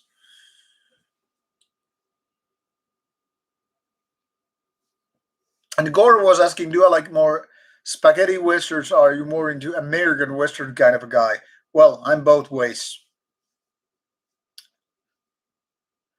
And yeah, Jan Gerb, thanks for being on the stream. I wasn't meant to do for almost 5 fucking hours in the stream. I was trying to do 1 hour, but I guess you kept me going.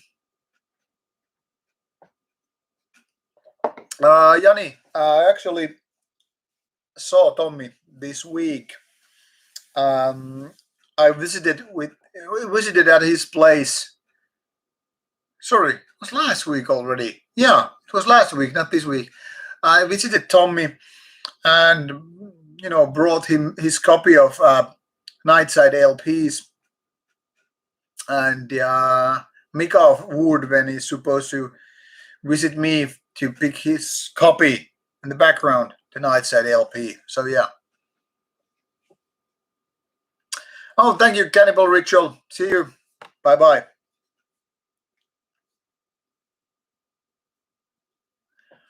Yeah, Wormwood. I totally hope that we don't have to skip Steelfest, but I think Steelfest will be very likely to be cancelled. Steel Chaos, I really don't know yet because it would be November.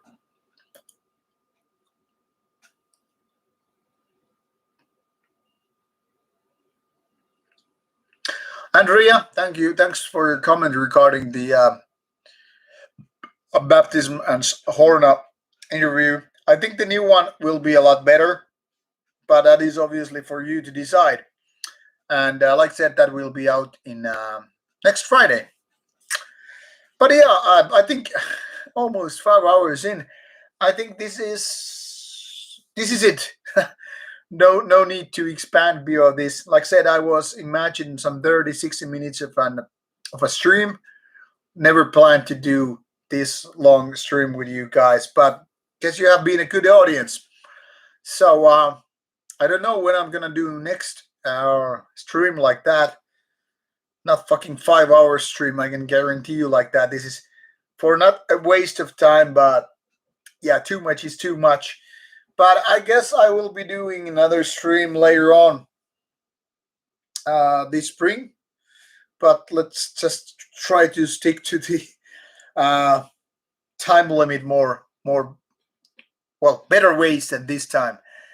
But if you have any last minute questions, please do spit them out and I will reply to you. Wormwood's question is good. Whom you would say the worst ego you have encountered when doing interviews? Um, uh, I don't know. It's hard to say whose ego has been the worst because the thing is, most of the artists are pretty good in what they do. That is, they don't have some weird ego tripping, and even though some artists might seem like douchebags on screen, on or stage, with me they have pretty laid back and cool.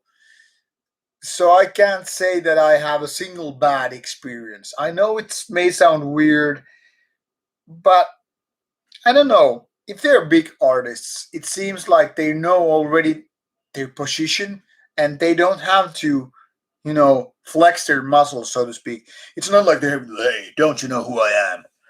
I mean, usually the artists who come to these kind of interviews are laid back. So I haven't faced personally, that is, any kind of ego tripping, but I heard obviously from colleagues who have been calling, certain artists with interviews. Excuse me, sorry, that some of these artists are quite much egoistic, but to be honest, during Rauta years, which is almost 4 now, I don't think I've seen any bad case really. Everybody has been pretty cool to me. Some have been super cool, like super laid back and very relaxed and all. While some have been more like, okay, this is just another interview and let's just go with it. So, in essence, I can't really be bitching about any given artist. And this is not to protect them here at all. It's just to say that I guess I have been a lucky one. Or maybe it's just a video format that these artists are so cool and laid back and they don't have a attitude problem. They don't have an ego issue. They don't have to flex their muscles and, prove anything. I don't know. I'm just merely guessing that this must be the thing because after all, it's real. Can't fake it. I guess they are doing what they can, and being honest is the best policy. I mean, you be a smart and be a nice person, and people will like you and your music. It's no point to be this ego tripping when you're doing interviews, right? So personally, I don't have any bad experience with any artist so far.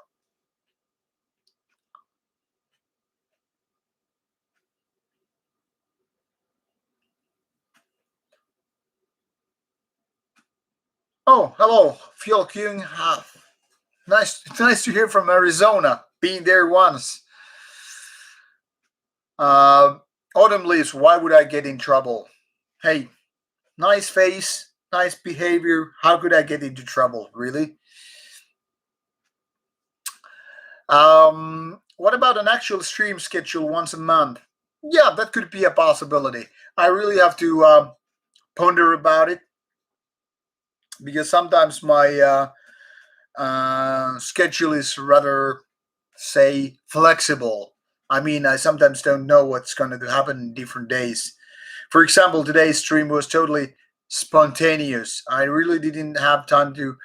I mean, I didn't have planned to time this kind of a stream. I was expecting to, just play a game and stream that. And then when I figured out I would do a stream, I was like, okay, maybe I'd do a 60 minutes stream and then go to play. But I don't know. But yeah, I could plan maybe once a month.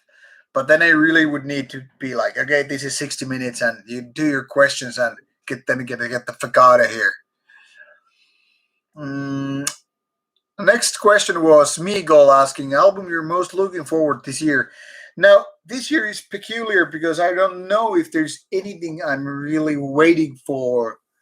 Um, I mean, there's some cool albums coming out, but nothing major ones, I think. So at this moment I really can't think of any superb albums. Like all my favorite bands have either quit or have already done new albums. So at the moment I'm not too stoked about anything.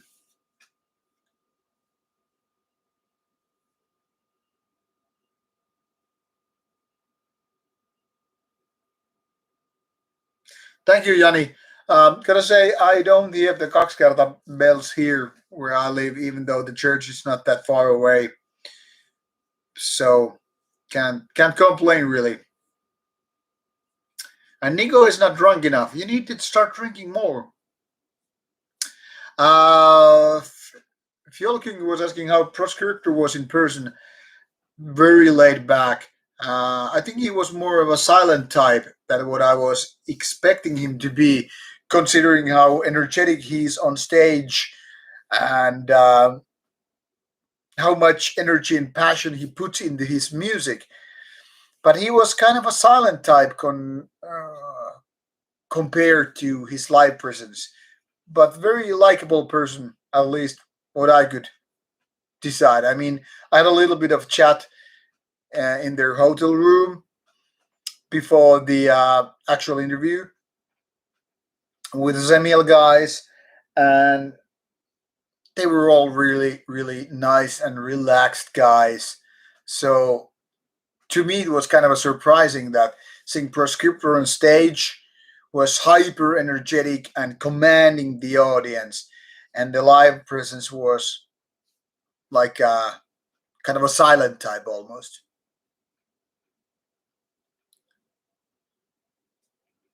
Hello, Gustavo from Brazil. How are you doing, man?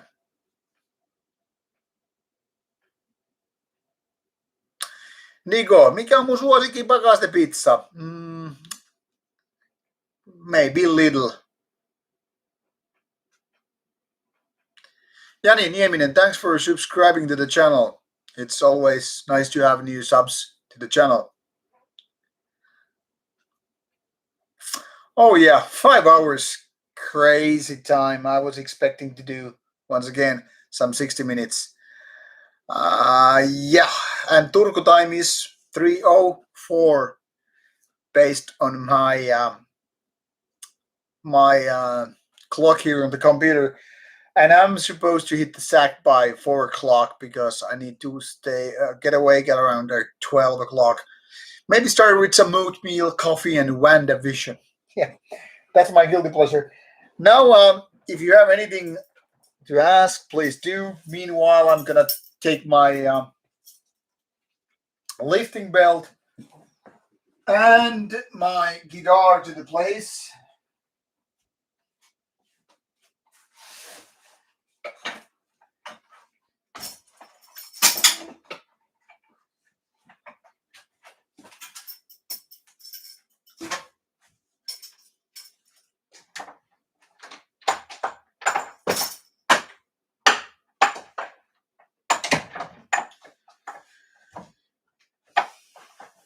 putting these vinyls back in their place.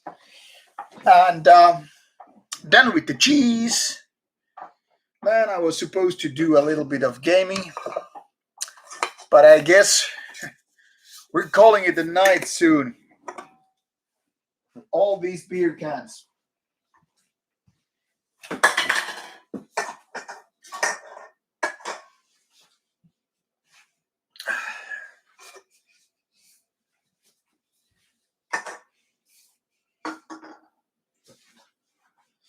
So, what can I say? Is there anything? Is there anything I can reply, or if not, I'm just gonna go to bed. Yeah, Markus Tuoli, my favorite servant. Thanks, Barbarian Blood. Nice to have you here, and good night to you, Yanni. And nice to have you, Chris. Say hello to your father. Black Metal Monster. Patricia, I'm not sure if that's a compliment coming from a person known as Patricia. Monster is usually not a compliment, but I'll take that as such. And Willie is asking, hello, Dan Maku.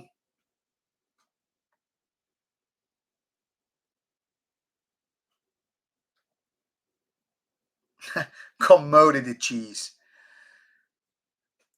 Yeah, that is Ikea Markus. Been serving me like, I don't know, more than 10 years now. Will was asking, like, I never participated in a live stream before. Just wanted to drop to say thanks for the content. Thank you, Will. It's nice to have you here. Well, I like to keep my streams very basic, very simple, just talking to you people, answering your questions, and sharing my random thoughts with you. I guess I've said some really crazy stuff on the stream today, and I hope that I have been giving some sort of understanding how I am and what kind of stuff I am doing. I know that everybody doesn't like my style, but hey, I can only be myself, not anything else. And I'm glad that if my channel has served you in terms of interviews, reviews, or whatever you're looking for. And that's it. And yes, Danmagu, this is a good chair, especially budget wise. All right, Patricia. Thanks for the compliment. And then thank you, Danmagu. That's nice to hear. And Hector, unfortunately, I've never been to Japan. Um, in fact, one of two places I would like to visit the most now, of any places I haven't yet visited, would be Japan and China. The thing is, I really love what Oriental culture has to offer. I've been to Vietnam, but I would definitely want to go to Japan and China. Danmago, thank you. All right, take a drink. I'm out of drinks. Should I drink one more with you before heading to bed? Do you have any questions? I mean, I'm ready to hit the sack soon. I won't be playing tonight anymore. After all, it's 3 o'clock already. So let me know. One more beer, some chat with you people, or not? Which way to go? Say nay if you're good and want to go do something else, or thumb up if you want to have me here for a while. Boss, I have been to Dubai some 4 years ago. Una más. See. All right. I'll grab some new beer. I already had a couple of these hazy chains, so I'll grab a new one.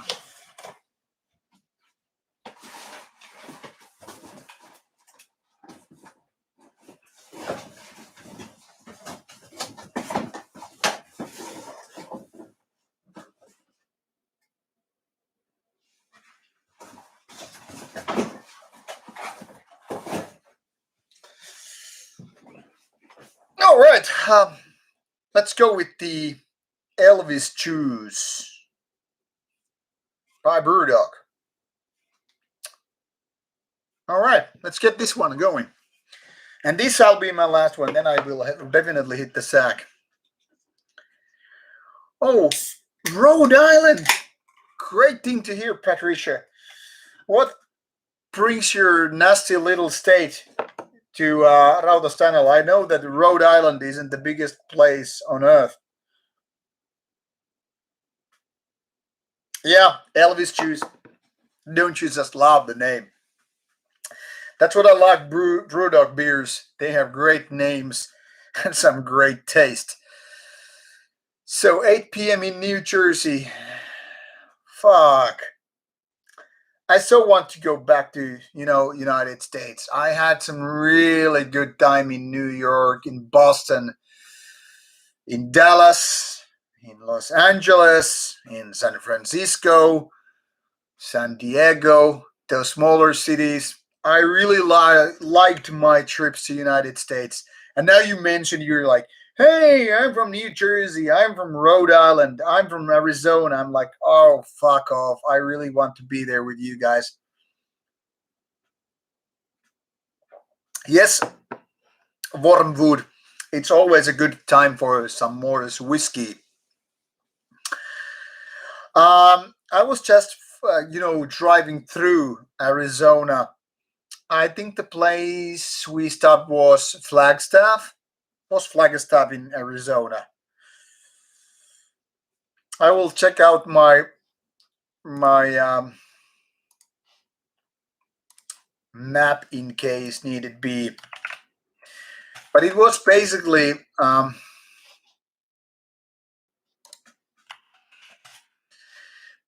going through. We went from okay. Let's put it this way. So we fly to New York. Okay, stay for a few days there. Then we fly to Dallas because we figure out we don't have all the time to drive from East Coast to West Coast. So I don't know if it's in your screen like East Coast to West Coast.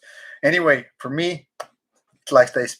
Anyway, so we cut halfway because we didn't feel like going from New York to Dallas because I don't know if there's any bigger cities than Atlanta or something like that.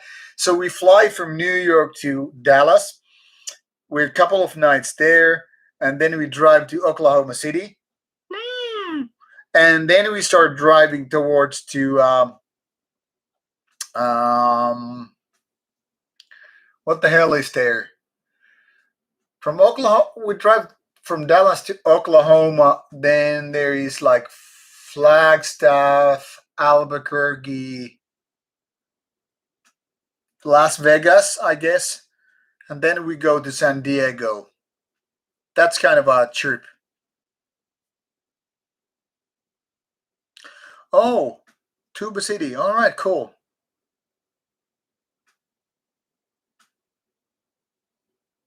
Yes, Nigo. Um, and so we had like one day at Albuquerque, one day at Flagstaff, one night in Las Vegas, and then we go for San Diego for a couple of days.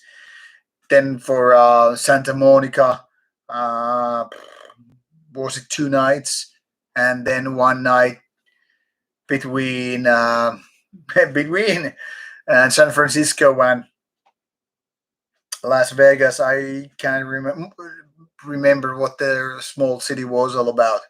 But yeah, we're just basically passing through Arizona. I even have this shirt where it says Route 66 because there was this kind of Native American village store or something. There was this petrified forest we went through, and also this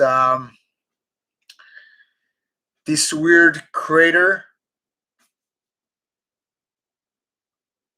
So yeah, that kind of a road trip. Oh yeah, Vital Remains. I remember. I didn't know it was from Rhode Island. Vital Remains did some good stuff like Let Us Pray back in the days.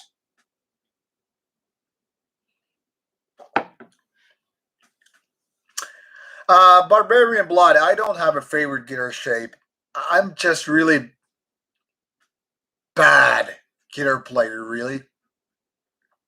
I don't have a favorite guitar models or anything like that, like the badass guitarists have. I just play whatever shit I get in my hands. Yeah, Fjolking, the Mirror Crater, and I like the place. I mean, it was so bizarre to see that massive, well, hole in the middle of the ground. But yeah, that's the place. And we kind of bumped into those by accident, same as the petrified forest, because you know you really don't plan that kind of stuff. I mean, some people probably do, but for us it was more like, okay, we're gonna see this bone museum in Oklahoma City, and then you just drive through these places and you get to eat something, not so much see anything, because you're basically traveling the whole day. And there was this Cadillac farm, but I'm not sure if it was in Arizona or New Mexico, but you probably know it. My favorite whiskey distillery would be Lagavulin, and even more so Lafroy. I didn't have the time to try any local breweries in San Diego back in the days. We were only a couple of days, so we were basically just visiting some attractions like the Sea World, whatever it's called, with those massive whales or you know weird sharks and all that stuff. And one of my favorite places in San Diego was this what do you call it? This big ass ship, this carrier ship, with helicopters and fighters, planes essentially. Uh, that was one of my favorite things in San Diego.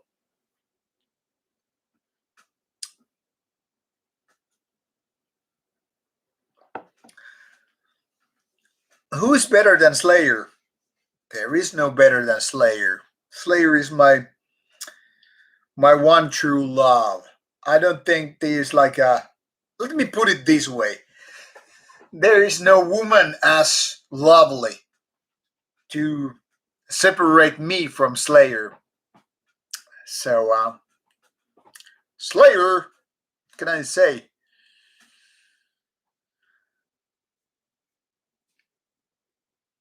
Um, would I have a known mini bar? Well, considering that it's really cold outside, if I haven't shown you, I showed this in the beginning of the stream.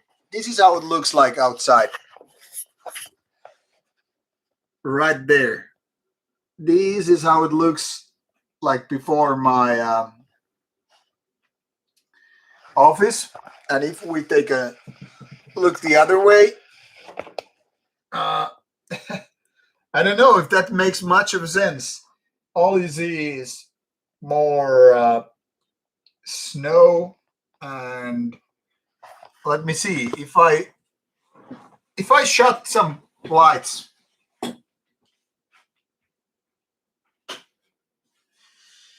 What you in essence see those tiny little lights are cabins across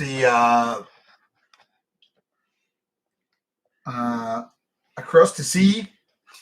So that gray area you're seeing above that fence, which is this sauna building uh, terrace, you will see my reflection right there. But when you see those blue lights, they're very very small blue lights coming from the other side of the shore.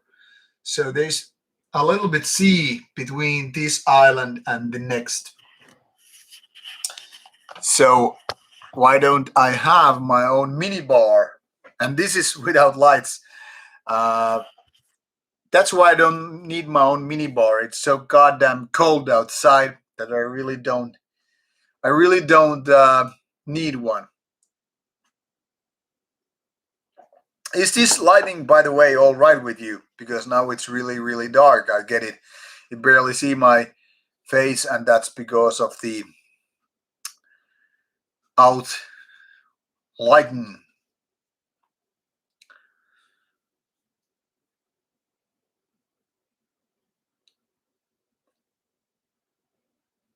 All right. Good night, Nikita. Take care, and nice to have you on the stream.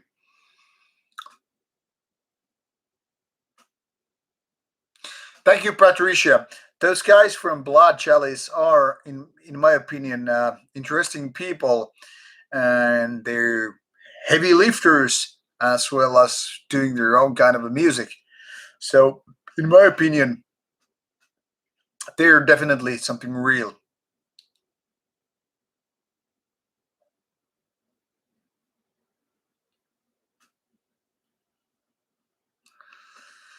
Boss, so you are having this kind of a Wisconsin view from your place.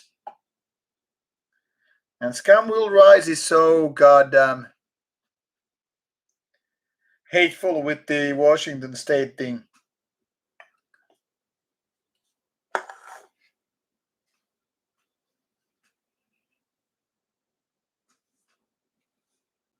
Yes, Nico, they are my favorite ones. I like the smoky, peaty kind of whiskey.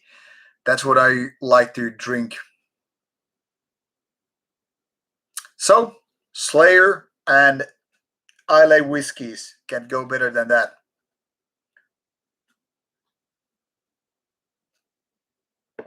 Yeah, Minikis, I was supposed to leave like an hour ago, but hey, here I am. No point in playing games at this hour of the day or night anymore. So, having my final beer with this one left, and going to finish the stream with you people. Power from Hell. Yeah, not exactly my favorite band, but I mean it's okay. But it's not something that. Okay, now it's getting all blurry. Let's tune some lights on.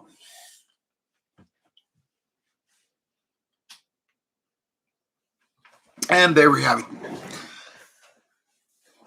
So it's not exactly the greatest band on earth, but it's doable.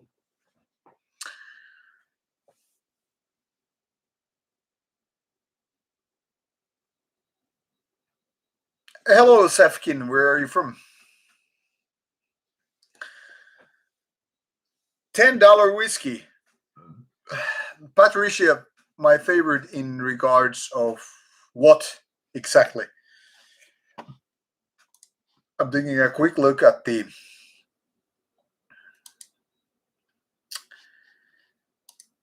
Rauta Discord. By the way, you're very more than welcome to join the Rauta Discord. You will find the link in case you haven't used Discord before. It's very easy. It's a very nice chat program, and I'm always there.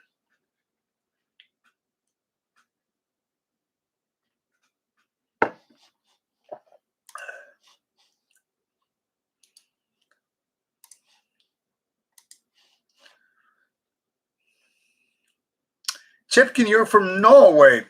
Which parts from Norway?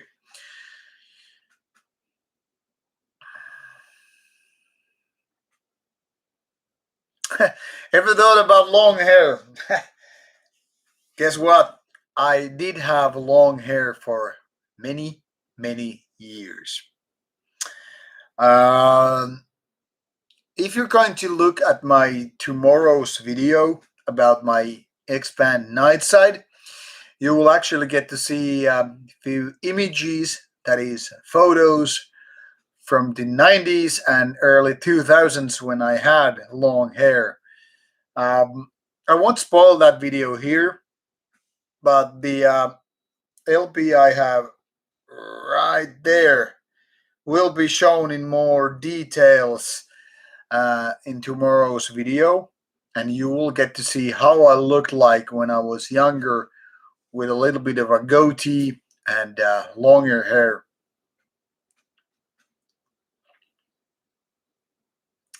Well, Patricia, it would be Slayer, followed by Death and Wasp. Um, those would be, I guess, the bands that have gone through the most times in my life. Um, I kind of want to say Metallica because it was a very, very important band for me in the early 90s when I was in my teens. But when it comes to years listening to certain kind of music, I would have to say Wasp was even more important, as well as Slayer.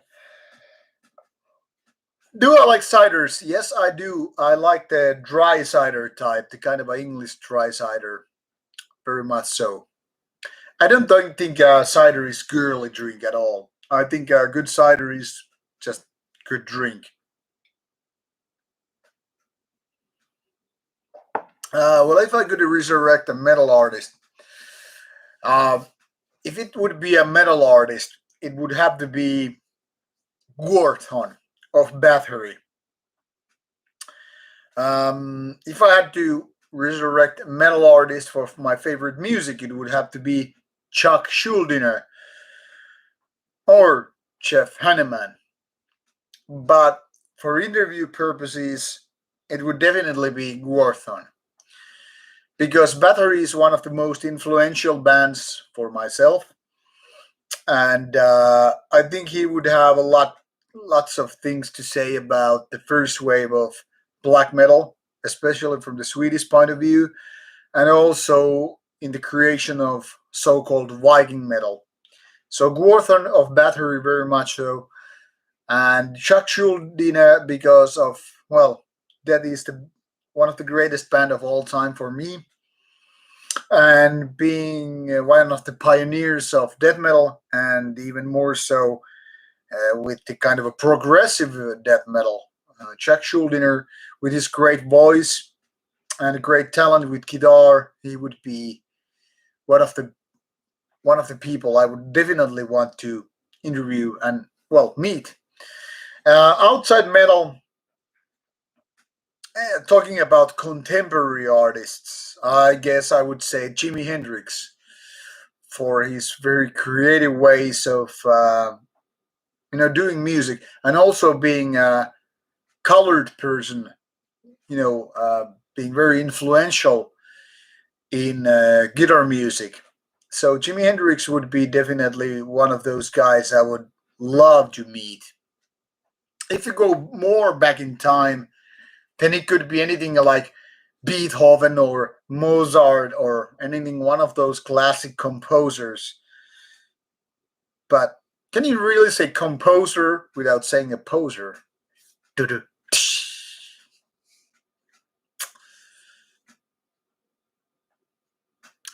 Sepkin, my all-time black metal albums. Now, this is beyond the scope of this video, but I would say Dark Throne between 1992 and 1995. And then I would pick Emperors in the Nightside Eclipse, Mayhem the Mystery Storm Satanas, Batteries, Bloodfire Death. Um, what else? Person with Lucet Oz and Philosophem. I guess that's pretty much covered it. Thank you, Nico. Yes, it costs €2 if you're going to do that, but thanks for the support that will be used in Rauta interviews. And yeah, Wasp is one of my favorites, but I kind of feel too disappointed that Black and Lawless went to Christian ways later on. I mean, he has been so influential artist since when I was a kid, 1980s. Um, and it wasn't even 10 years ago when I saw Wasp for the last time, and I felt it was kind of a disappointing because until that, um, Wasp has been so big thing for me because of its lyrics, because of its music, because of its outright attitude, and well, recent years Wasp has been about finding God and Jesus and all that stuff, and it's not for me. I don't like that shit at all. I like the old Wasp mentality, so I can say I am very disappointed with Wasp's later years. But the early years, man, it was so good and great.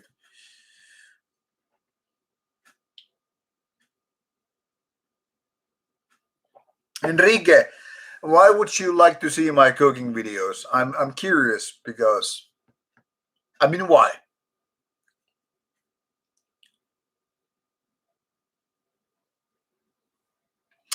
Slayer, Pantera, Dogthrone, Battery. Well, that's a good list.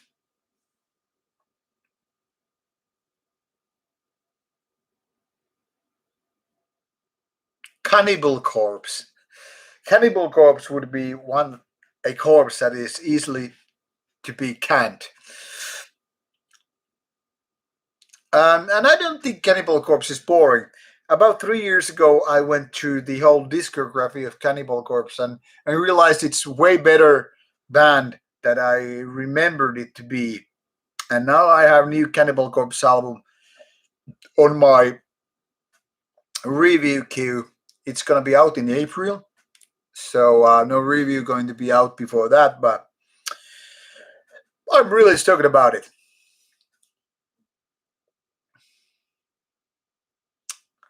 Sorry, Minikissa, what will be used in beer?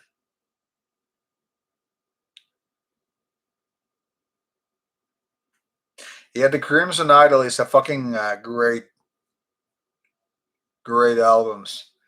My favorite Wasp album would be still The Last Command, though. I think the people ask me all about Arkho's Lent. Arkho's Lent has been kind of wrong kind of melodic death metal for my taste. I don't even mind the lyrics. The lyrics can be really bothersome to some people, but I just don't get my kicks on Argos Lent. It's not bad, but oh, sorry, it doesn't really do the trick.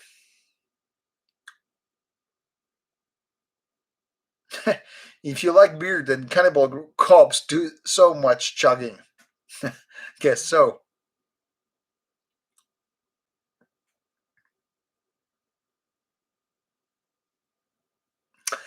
Yeah, Enrique, the thing is, even though I take care of myself in terms of like, I train a lot and all that stuff, but I don't know if my cooking would be that interesting. Like, it's like so often rice and chicken. Like, how interesting that could be. I'm not a good chef, even though sometimes I do get compliments for doing good food. But, the thing here is, I don't know. I'm kind of a lazy cook. I sometimes just cook what is, um, how to say, what is good for your body, but not maybe looking good, not maybe tasting that good.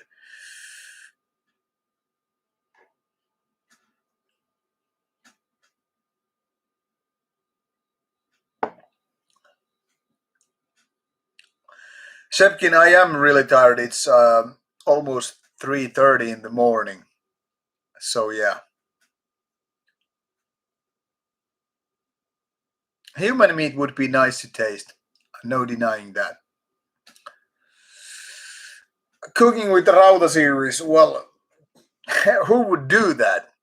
I don't have the time. I mean, I have things like work and all that stuff to be taken care of. So I don't know if I would ever have the time for that. Personally, I don't care much for Isan's solo career. I, of course, agree that whatever the artist want to do, well, he should do that. But personally, when it comes to the music of Isan's solo career, I'm not so convinced. So he does whatever he wants to, but it's not my cup of tea.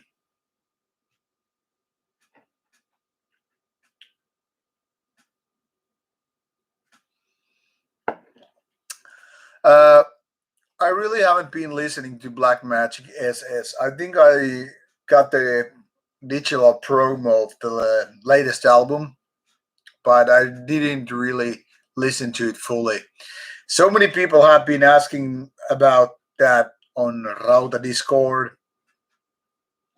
I don't know why people care if I have been listening to that or not, but no, I really haven't been listening to that SS, sorry, Black Magic SS that much.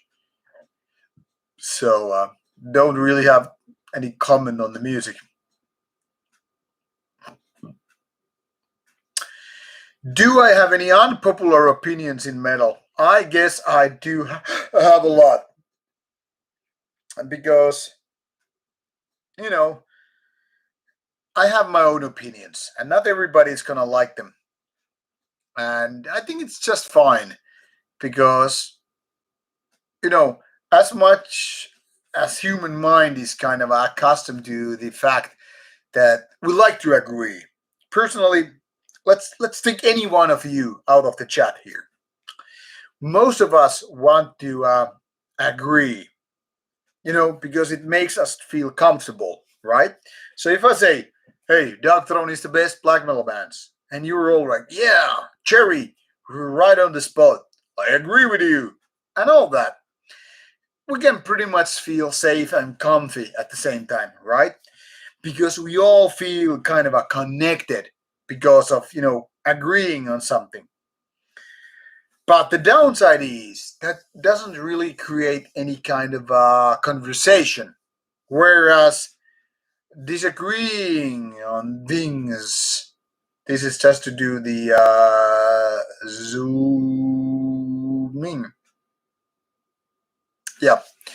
My point here is now when you don't disagree and you have your own arguments about, like, hey, you might like Dark Throne the best. I don't. I'm more of a whatever band. Then you actually activate the whole dialogue thing. So I say, Dark Throne is the best. And you say, no, it ain't. I'm more of an immortal type. Or maybe some other country. It doesn't really matter. And that's where the dialogue begins. But if we are all saying, like, hey, Dark Throne is the best, and the next guy is like, yeah, Dark Throne is very good. Yeah, me too. And blah, blah, blah. If we all agree on certain things, it's like a massive circle jerk. We're all just, yeah, yeah, yeah, yeah, yeah. It's so great. There is no discussion. We all already agree. So having unpopular opinions, I think it's good. It doesn't matter if you say, like, hey, I think this band sucks and this band doesn't. Well, that's a good start for discussion. For example, I'm not a big fan of Beherit. I can say pretty much early Beherit sucks. No, I really don't think it sucks, but I'm not a fan of it. Or that I could say, like, the only good Emperor album is In the Nightside Eclipse. And some people would be like, oh, shh, hey, he's wrong. But that's only where the conversation begins. So I don't know. Maybe I have unpopular opinions, but it's good if I have. Terve, terve, Kari.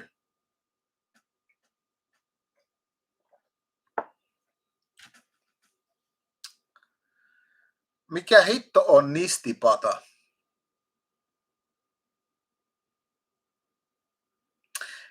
Shepkin, don't disrespect pussies. Real pussies, really good. But people being pussies, not so good.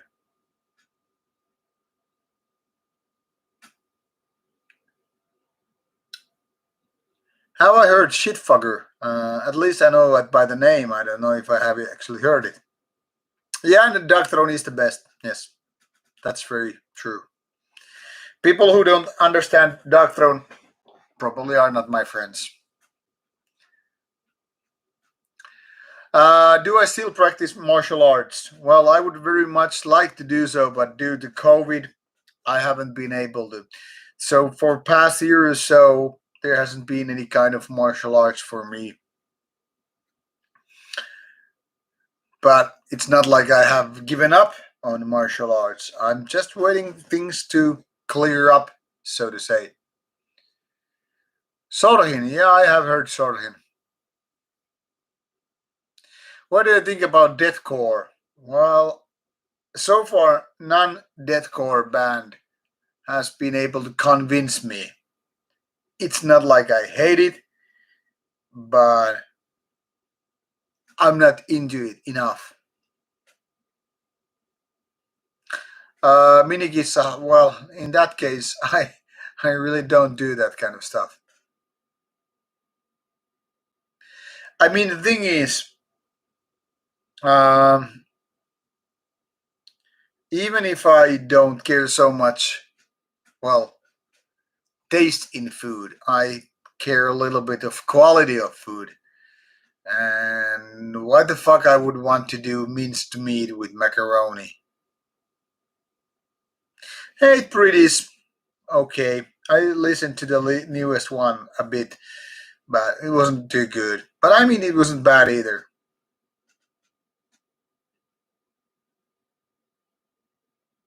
Yeah, that's what I feel about deathcore bands as well, Sepkin. I think the thing is, they want so bad to be heavy, but then again, they want to have this kind of you know, mass appeal. Like, hey, we want to do it heavy. You know, we want to be like death metal, but hey, we want to also be this metalcore audience. Like, why don't you just decide which way to go? Can't have save the cake and eat the cake.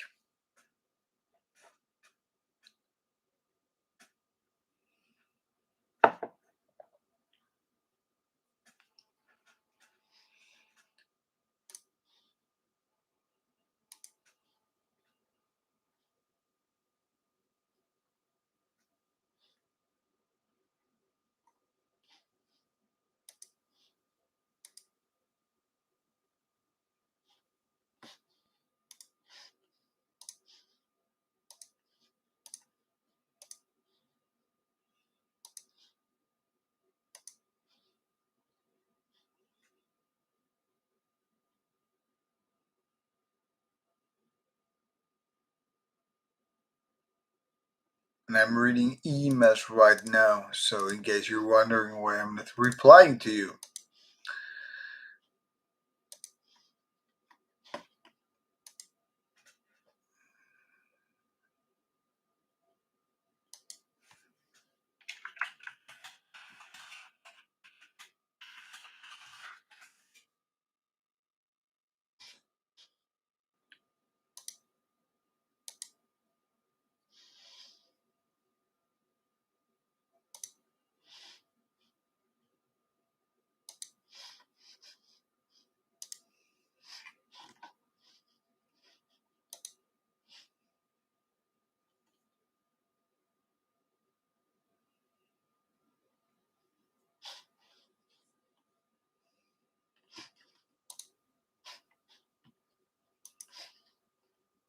Oh, yeah, back to back to the stream.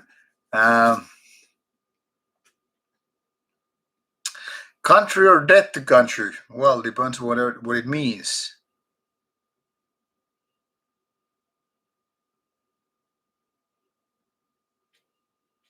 Um, I used to like anthems to the walking at dusk, but nowadays not so much. Thoughts on a flat Earth? I think it's bullshit.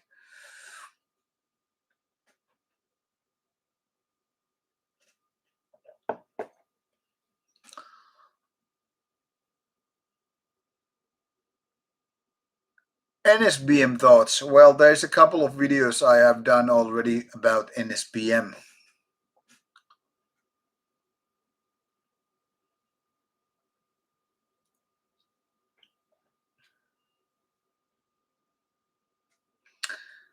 Clown black metal. Yeah, there was a one band which was basically doing kind of a clown music in terms of black metal. Can't remember the name right now, but yeah.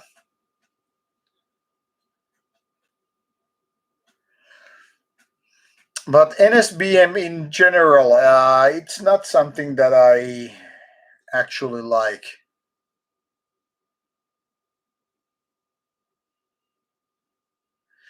So it's more like I don't know.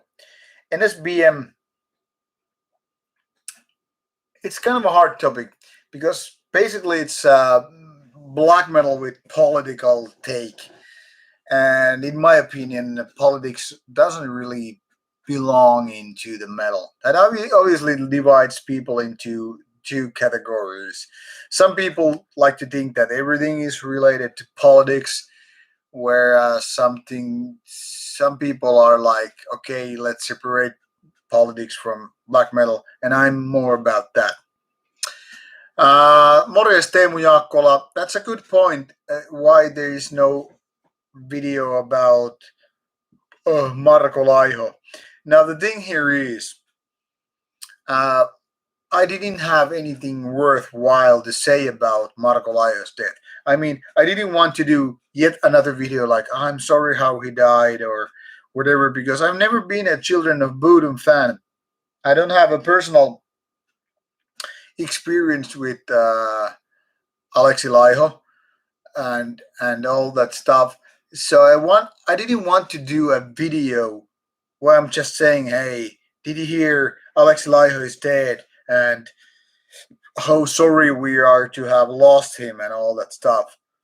Um, it's kind of a difficult topic because you know people are expecting you to say something, but if you have no other words to say that, hey, I'm sorry that he died, it doesn't really make much of a sense. It makes me feel that I'm just doing it for the clicks, which is something that I don't want to do.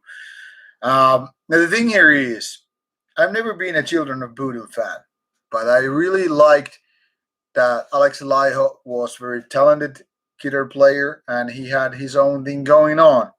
There's no denying that.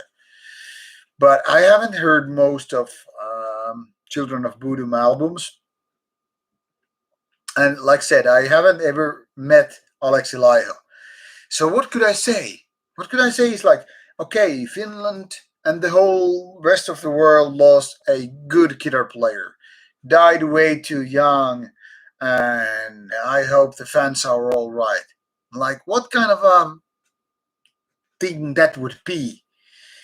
Whereas Marco Hietala and Nightwish left a lot of room for speculation in terms of what Nightwish would be in the future and what Marco Hietala will be doing in the future.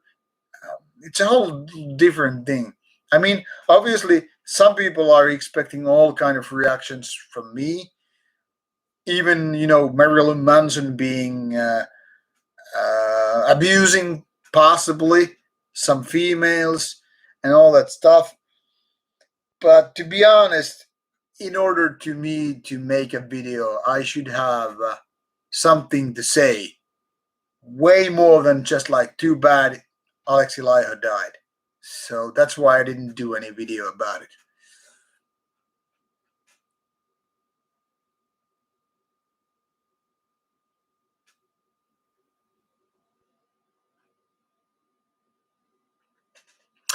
Patricia, I have to disagree with you. I don't think most black metal is NSPM. I would say rather than less than 5% is probably NSPM.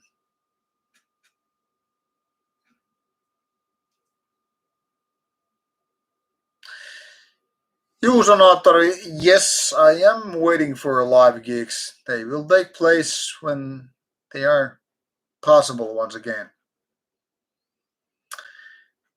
D. Chester asking what I think about Wrath.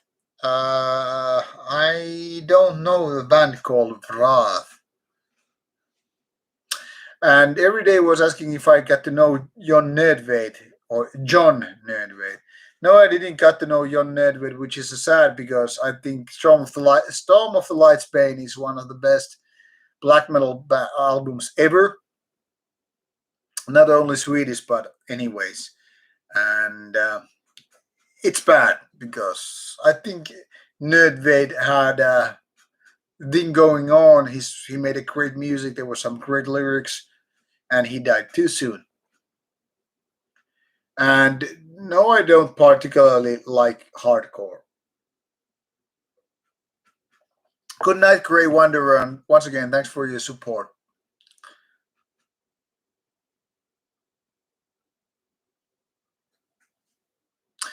Chester, please don't do ad hominem thing. Even if you don't like certain opinions, I'd rather not see going this channel going the way. It's like, hey, you're a clown, you're an idiot. Because what the fuck? We're better than that.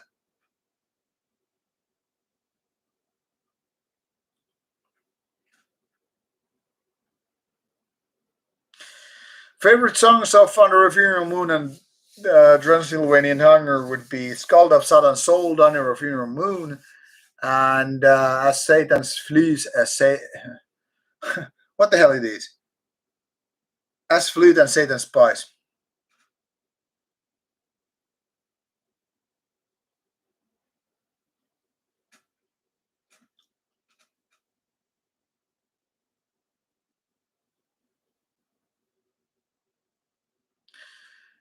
Darvaza.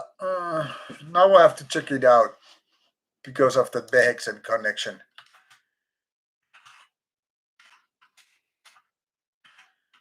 Because now it's like ringing in my bell, ringing in my head, but I'm not exactly sure if I know the person. Oh, Björn! Oh, you should have said Björn. I didn't remember his name was Wrath. Well, the funny thing is, I met Björn, or should I say Loctus, um, in what it was 2019 in Helsinki, and I know all the other Behexen guys previously, and then I came to talk with Björn there, and he said something like really nice to me, like, "Hey, you and me, we really get along," something like that, and I was like, "Man, I'm thinking exactly the same." I mean, I hadn't previously talked with him, and suddenly it seems like we clicked, like we had some good talk going on, and I felt like, you know, this is kind of a cheesy thing to say, but I think that, we had the kind of chemistry going on that we could really be, friends. But to be honest, I haven't seen him. Oh, sorry. I haven't seen him nor talked to him since that Steel KS 2019, so I don't know what's going on with him. But yeah, we had some good talk at Steel KS.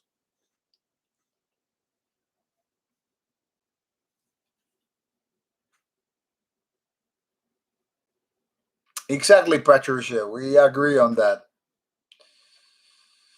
And I haven't heard the new Drowning the Light. How old I am? I'm 45. I'm old as fuck. I'm as old as they come.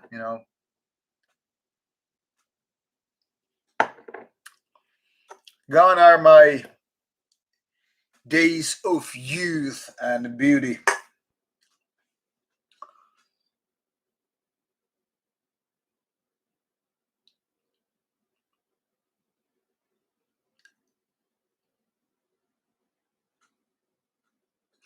Yes, I do, and I really have to get to bed in a few minutes. And then I do not remember the time when Budon played with Dimu in Lepakko 97. But yeah, I remember Dimu being big back in the days. Yes, Juuso I know where Rusko is. Some of my friends actually reside in Rusko, and I've been training many times in Rusko. And I know I look younger. I look fantastic. I'm just like a male model. Really, who am I kidding? Um, boss, I don't not use any more forums. I have moved on to Discord servers and the like. And Cheesy Puffs, Enrique, I'm not gonna have hangover before over a few beers.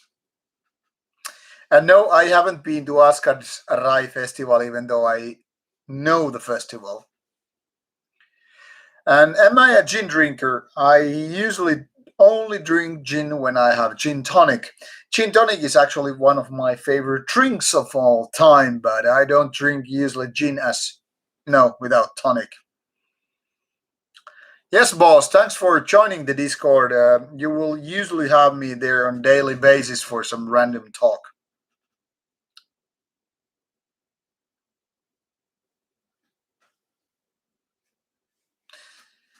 Juuso you moved from Helsinki to Rusko. Did I understand right? Well, I used to be a frequent visitor to Rusko because our martial arts place is actually exactly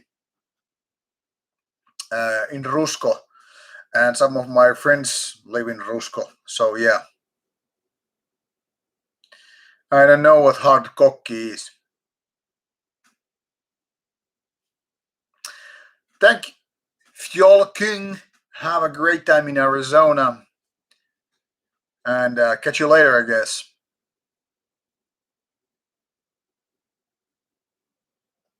Thanks, Patricia. I'll take your word for that. In any, if I just happen to end up in Rhode Island, I will be keeping my eyes on you, Patricia.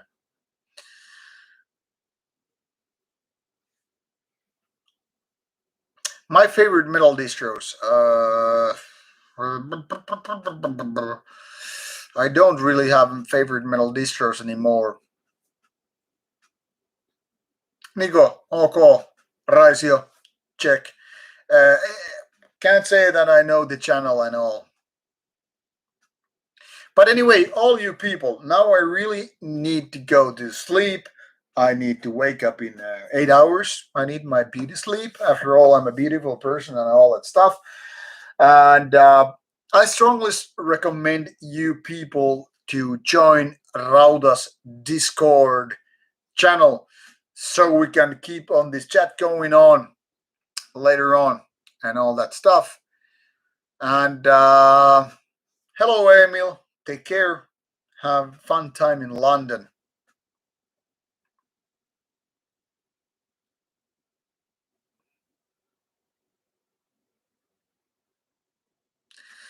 Juuso can't say I know any black metal people from Rusko, but I know metal people who are originally from Rusko and later on moved to different places. It's a nice countryside, well, city of sorts anyway. All right, but I'm gonna go to sleep. Thank you everybody for joining. Has been almost 6 hours of stream. I meant to do only 1 hour of stream and then play a game, and I failed. I miserably failed. But thanks to you people, it has been fun to talk to you, and I hope that I managed to answer some questions by yours. And yes, Teemu Jakola, these are the kind of streams that you can just later on watch on YouTube anyway. And I hope that in the future I can do more 60 minutes or so streams that you can later on watch. Nobody's going to watch 6 hours of stream later on. Anyway, once again, should you have any comments or questions, just leave under any video. I should get notifications. At least if it's one of those later videos, I will most certainly get notifications. And I will get back to your comments later on. And I'll try to have these streams not as lengthy as this one for sure, but shorter ones later on, maybe on monthly basis. I don't know yet. I'm figuring out, but anyway, it has been really, really nice to have these talk with you. So let's try to have these more often, more frequently, but maybe 1 hour or so, and have the thing going on. Now, good night. Rauta says bye bye. Take care of yourself. Don't wreck yourself. And listen to some good shit.